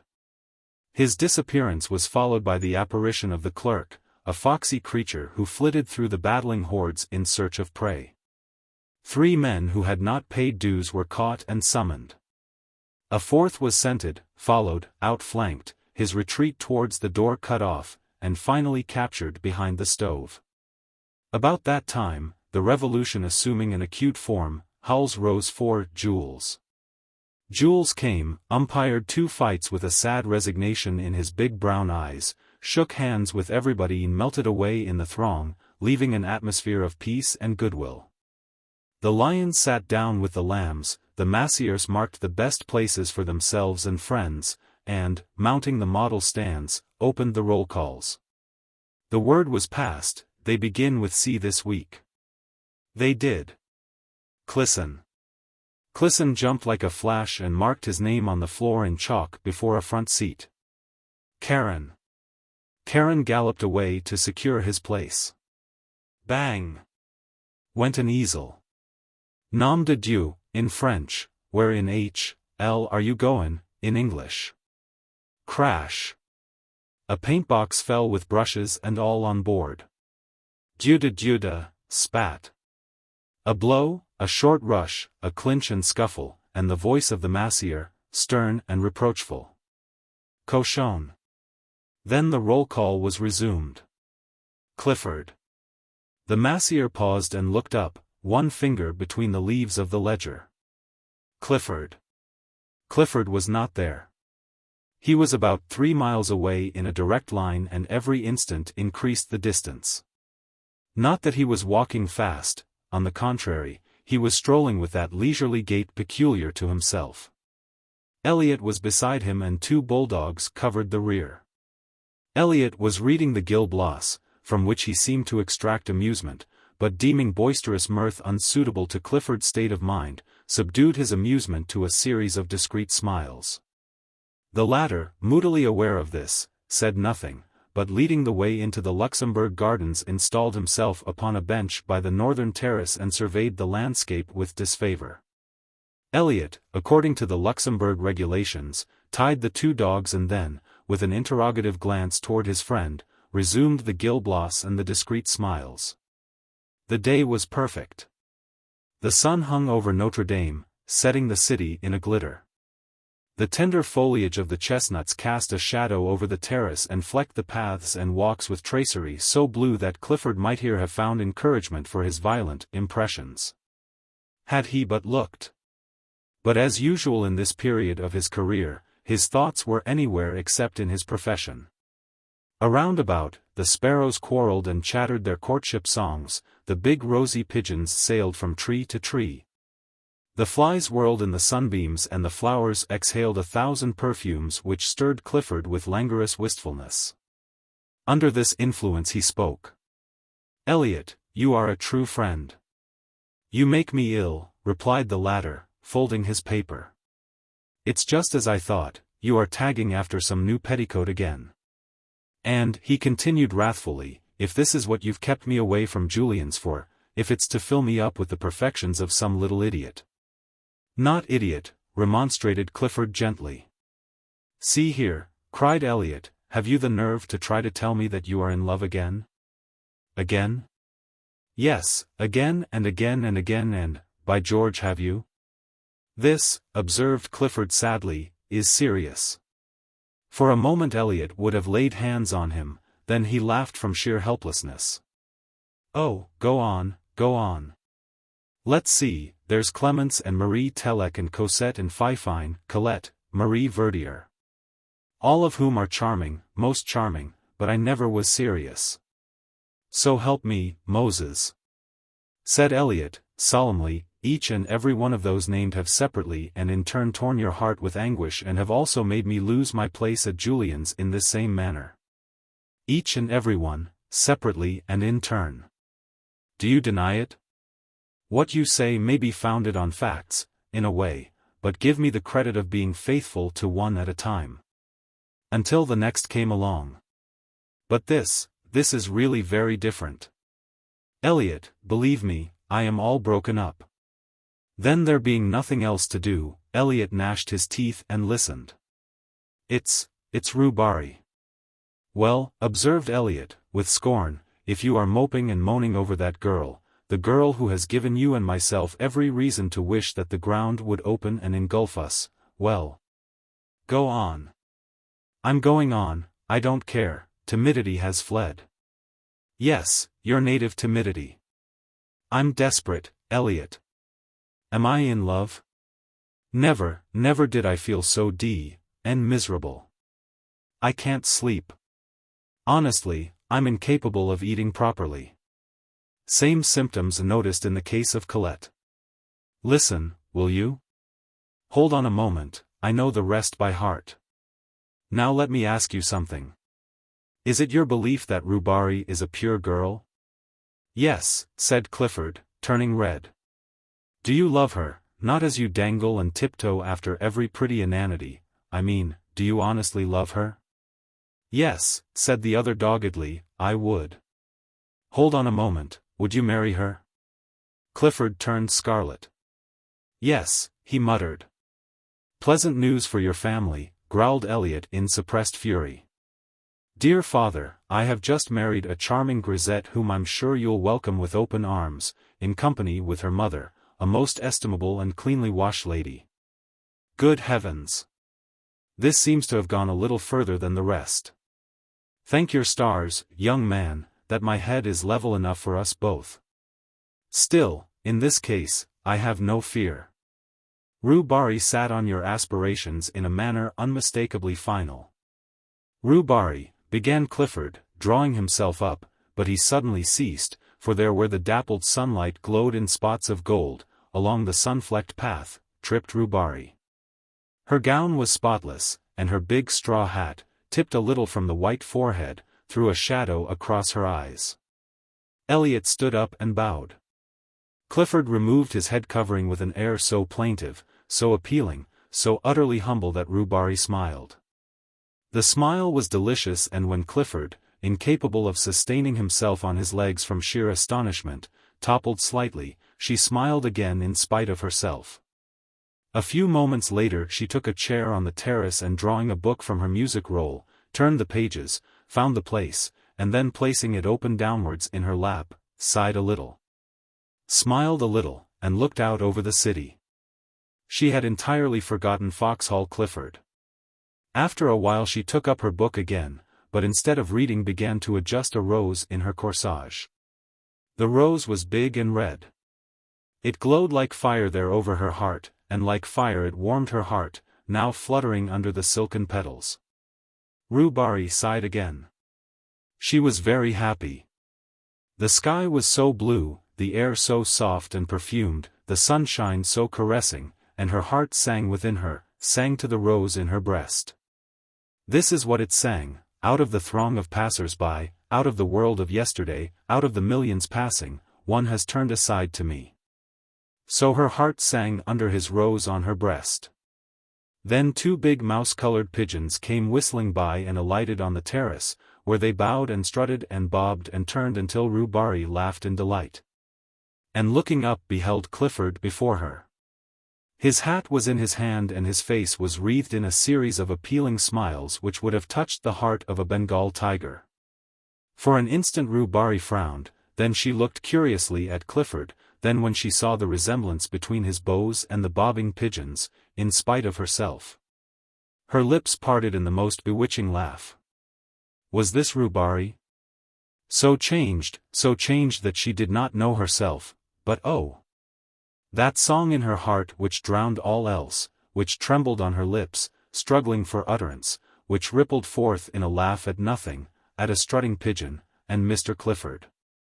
And you think, because I return the salute of the students in the quarter, that you may be received in particular as a friend? I do not know you, monsieur, but vanity is man's other name. Be content, Monsieur Vanity, I shall be punctilious, oh, most punctilious in returning your salute. But I beg, I implore you to let me render you that homage which has so long. Oh dear! I don't care for homage. Let me only be permitted to speak to you now and then, occasionally, very occasionally. And if you, why not another? Not at all, I will be discretion itself. Discretion, why? Her eyes were very clear, and Clifford winced for a moment, but only for a moment. Then the devil of recklessness seizing him, he sat down and offered himself, soul and body, goods and chattels. And all the time he knew he was a fool and that infatuation is not love, and that each word he uttered bound him in honor from which there was no escape. And all the time Elliot was scowling down on the Fountain Plaza and savagely checking both bulldogs from their desire to rush to Clifford's rescue, for even they felt there was something wrong. As Elliot stormed within himself and growled maledictions. When Clifford finished, he finished in a glow of excitement, but Rue Barrée's response was long in coming and his ardor cooled while the situation slowly assumed its just proportions.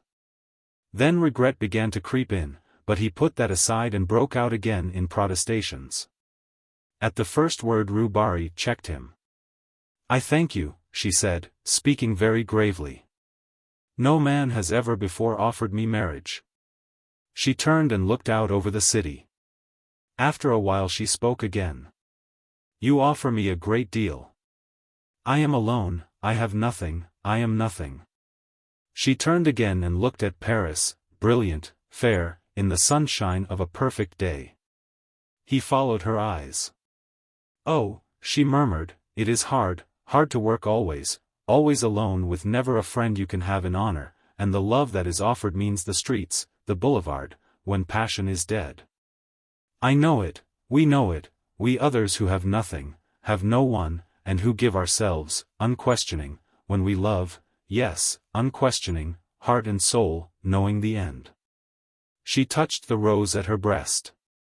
For a moment she seemed to forget him, then quietly, I thank you, I am very grateful. She opened the book and, plucking a petal from the rose, dropped it between the leaves. Then looking up she said gently, I cannot accept. Chapter 5. It took Clifford a month to entirely recover, although at the end of the first week he was pronounced convalescent by Elliot, who was an authority. And his convalescence was aided by the cordiality with which Rue Barrée acknowledged his solemn salutes. 40 times a day he blessed Rue Barrée for her refusal, and thanked his lucky stars, and at the same time, oh, wondrous heart of ours, he suffered the tortures of the blighted. Elliot was annoyed, partly by Clifford's reticence, partly by the unexplainable thaw in the frigidity of Rue Barrée. At their frequent encounters, when she, tripping along the Rue de Seine, with music roll and big straw hat would pass Clifford and his familiars steering an easterly course to the Café Vachette. And at the respectful uncovering of the band would color and smile at Clifford, Elliot's slumbering suspicions awoke. But he never found out anything, and finally gave it up as beyond his comprehension, merely qualifying Clifford as an idiot and reserving his opinion of Rue Barrée. And all this time Selby was jealous. At first he refused to acknowledge it to himself, and cut the studio for a day in the country, but the woods and fields of course aggravated his case. And the brooks babbled of Rue Barrée and the mowers calling to each other across the meadow ended in a quavering Rue Barrée. That day spent in the country made him angry for a week, and he worked sulkily at Julian's, all the time tormented by a desire to know where Clifford was and what he might be doing. This culminated in an erratic stroll on Sunday which ended at the flower market on the Pont au Change, began again, was gloomily extended to the morgue, and again ended at the Marble Bridge. It would never do, and Selby felt it, so he went to see Clifford, who was convalescing on mint juleps in his garden. They sat down together and discussed morals and human happiness, and each found the other most entertaining, only Selby failed to pump Clifford, to the other's unfeigned amusement. But the julep spread balm on the sting of jealousy, and trickled hope to the blighted, and when Selby said he must go, Clifford went too, and when Selby, not to be outdone, insisted on accompanying Clifford back to his door, Clifford determined to see Selby back halfway, and then finding it hard to part, they decided to dine together and flit. To flit, a verb applied to Clifford's nocturnal prowls, expressed, perhaps, as well as anything, the gaiety proposed. Dinner was ordered at Mignon's, and while Selby interviewed the chef, Clifford kept a fatherly eye on the butler. The dinner was a success, or was of the sort generally termed a success. Toward the dessert Selby heard someone say as at a great distance, "Kid Selby, drunk as a lord." A group of men passed near them. It seemed to him that he shook hands and laughed a great deal, and that everybody was very witty. There was Clifford opposite swearing undying confidence in his chum Selby, and there seemed to be others there, either seated beside them or continually passing with the swish of skirts on the polished floor. The perfume of roses, the rustle of fans, the touch of rounded arms and the laughter grew vaguer and vaguer. The room seemed enveloped in mist. Then, all in a moment each object stood out painfully distinct, only forms and visages were distorted and voices piercing. He drew himself up, calm, grave, for the moment master of himself, but very drunk. He knew he was drunk, and was as guarded and alert, as keenly suspicious of himself as he would have been of a thief at his elbow. His self-command enabled Clifford to hold his head safely under some running water, and repair to the street considerably the worse for wear, but never suspecting that his companion was drunk. For a time he kept his self-command. His face was only a bit paler, a bit tighter than usual, he was only a trifle slower and more fastidious in his speech. It was midnight when he left Clifford peacefully slumbering in somebody's armchair, with a long suede glove dangling in his hand and a plumy boa twisted about his neck to protect his throat from drafts. He walked through the hall and down the stairs, and found himself on the sidewalk in a quarter he did not know. Mechanically he looked up at the name of the street. The name was not familiar. He turned and steered his course toward some lights clustered at the end of the street. They proved farther away than he had anticipated. And after a long quest he came to the conclusion that his eyes had been mysteriously removed from their proper places and had been reset on either side of his head like those of a bird. It grieved him to think of the inconvenience this transformation might occasion him, and he attempted to cock up his head, hen-like, to test the mobility of his neck. Then an immense despair stole over him, tears gathered in the tear ducts, his heart melted, and he collided with a tree. This shocked him into comprehension. He stifled the violent tenderness in his breast, picked up his hat and moved on more briskly. His mouth was white and drawn, his teeth tightly clinched. He held his course pretty well and strayed but little, and after an apparently interminable length of time found himself passing a line of cabs. The brilliant lamps, red, yellow, and green annoyed him, and he felt it might be pleasant to demolish them with his cane, but mastering this impulse he passed on. Later an idea struck him that it would save fatigue to take a cab, and he started back with that intention. But the cabs seemed already so far away and the lanterns were so bright and confusing that he gave it up, and pulling himself together looked around. A shadow, a mass, huge, undefined, rose to his right. He recognized the Arc de Triomphe and gravely shook his cane at it. Its size annoyed him. He felt it was too big. Then he heard something fall clattering to the pavement and thought probably it was his cane, but it didn't much matter. When he had mastered himself and regained control of his right leg, which betrayed symptoms of insubordination, he found himself traversing the Place de la Concorde at a pace which threatened to land him at the Madeleine. This would never do. He turned sharply to the right and crossing the bridge passed the Palais Bourbon at a trot and wheeled into the Boulevard Saint-Germain. He got on well enough although the size of the War Office struck him as a personal insult, and he missed his cane, which it would have been pleasant to drag along the iron railings as he passed. It occurred to him, however, to substitute his hat, but when he found it he forgot what he wanted it for and replaced it upon his head with gravity. Then he was obliged to battle with a violent inclination to sit down and weep. This lasted until he came to the Rue de Rennes, but there he became absorbed in contemplating the dragon on the balcony overhanging the Cour du Dragon. And time slipped away until he remembered vaguely that he had no business there, and marched off again. It was slow work.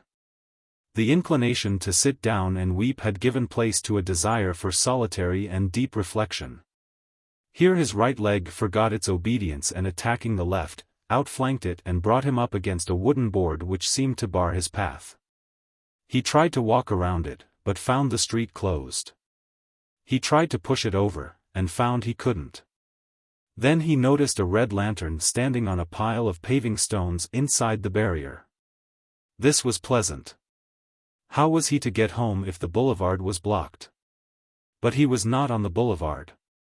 His treacherous right leg had beguiled him into a detour, for there, behind him lay the boulevard with its endless line of lamps, and here. What was this narrow dilapidated street piled up with earth and mortar and heaps of stone? He looked up. Written in staring black letters on the barrier was Rue Barrée. He sat down. 2 policemen whom he knew came by and advised him to get up, but he argued the question from a standpoint of personal taste, and they passed on, laughing. For he was at that moment absorbed in a problem. It was, how to see Rue Barrée. She was somewhere or other in that big house with the iron balconies, and the door was locked, but what of that? The simple idea struck him to shout until she came. This idea was replaced by another equally lucid, to hammer on the door until she came. But finally rejecting both of these as too uncertain, he decided to climb into the balcony, and opening a window politely inquire for Rue Barrée. There was but one lighted window in the house that he could see. It was on the 2nd floor, and toward this he cast his eyes. Then mounting the wooden barrier and clambering over the piles of stones, he reached the sidewalk and looked up at the facade for a foothold. It seemed impossible. But a sudden fury seized him, a blind, drunken obstinacy, and the blood rushed to his head, leaping, beating in his ears like the dull thunder of an ocean. He set his teeth, and springing at a windowsill, dragged himself up and hung to the iron bars. Then reason fled. There surged in his brain the sound of many voices, his heart leaped up beating a mad tattoo, and gripping at cornice and ledge he worked his way along the facade, clung to pipes and shutters, and dragged himself up, over and into the balcony by the lighted window. His hat fell off and rolled against the pane. For a moment he leaned breathless against the railing, then the window was slowly opened from within. They stared at each other for some time. Presently the girl took 2 unsteady steps back into the room. He saw her face, all crimson now, he saw her sink into a chair by the lamplit table, and without a word he followed her into the room, closing the big door-like panes behind him. Then they looked at each other in silence. The room was small and white. Everything was white about it, the curtained bed, the little washstand in the corner, the bare walls, the china lamp, and his own face, had he known it. But the face and neck of Rue were surging in the color that dyed the blossoming rose tree there on the hearth beside her. It did not occur to him to speak. She seemed not to expect it. His mind was struggling with the impressions of the room. The whiteness, the extreme purity of everything occupied him, began to trouble him. As his eye became accustomed to the light, other objects grew from the surroundings and took their places in the circle of lamplight. There was a piano and a coal scuttle and a little iron trunk and a bathtub. Then there was a row of wooden pegs against the door, with a white chintz curtain covering the clothes underneath. On the bed lay an umbrella and a big straw hat, and on the table, a music roll unfurled, an inkstand, and sheets of ruled paper. Behind him stood a wardrobe faced with a mirror, but somehow he did not care to see his own face just then. He was sobering. The girl sat looking at him without a word. Her face was expressionless, yet the lips at times trembled almost imperceptibly. Her eyes, so wonderfully blue in the daylight, seemed dark and soft as velvet, and the color on her neck deepened and whitened with every breath. She seemed smaller and more slender than when he had seen her in the street, and there was now something in the curve of her cheek almost infantine. When at last he turned and caught his own reflection in the mirror behind him, a shock passed through him as though he had seen a shameful thing. And his clouded mind and his clouded thoughts grew clearer. For a moment their eyes met, then his sought the floor, his lips tightened, and the struggle within him bowed his head and strained every nerve to the breaking. And now it was over, for the voice within had spoken. He listened, dully interested but already knowing the end. Indeed it little mattered, the end would always be the same for him. He understood now, always the same for him, and he listened, dully interested, to a voice which grew within him. After a while he stood up, and she rose at once, one small hand resting on the table. Presently he opened the window, picked up his hat, and shut it again. Then he went over to the rosebush and touched the blossoms with his face. One was standing in a glass of water on the table, and mechanically the girl drew it out, pressed it with her lips and laid it on the table beside him. He took it without a word and crossing the room, opened the door. The landing was dark and silent, but the girl lifted the lamp and gliding past him slipped down the polished stairs to the hallway. Then unchaining the bolts, she drew open the iron wicket. Through this he passed with his rose.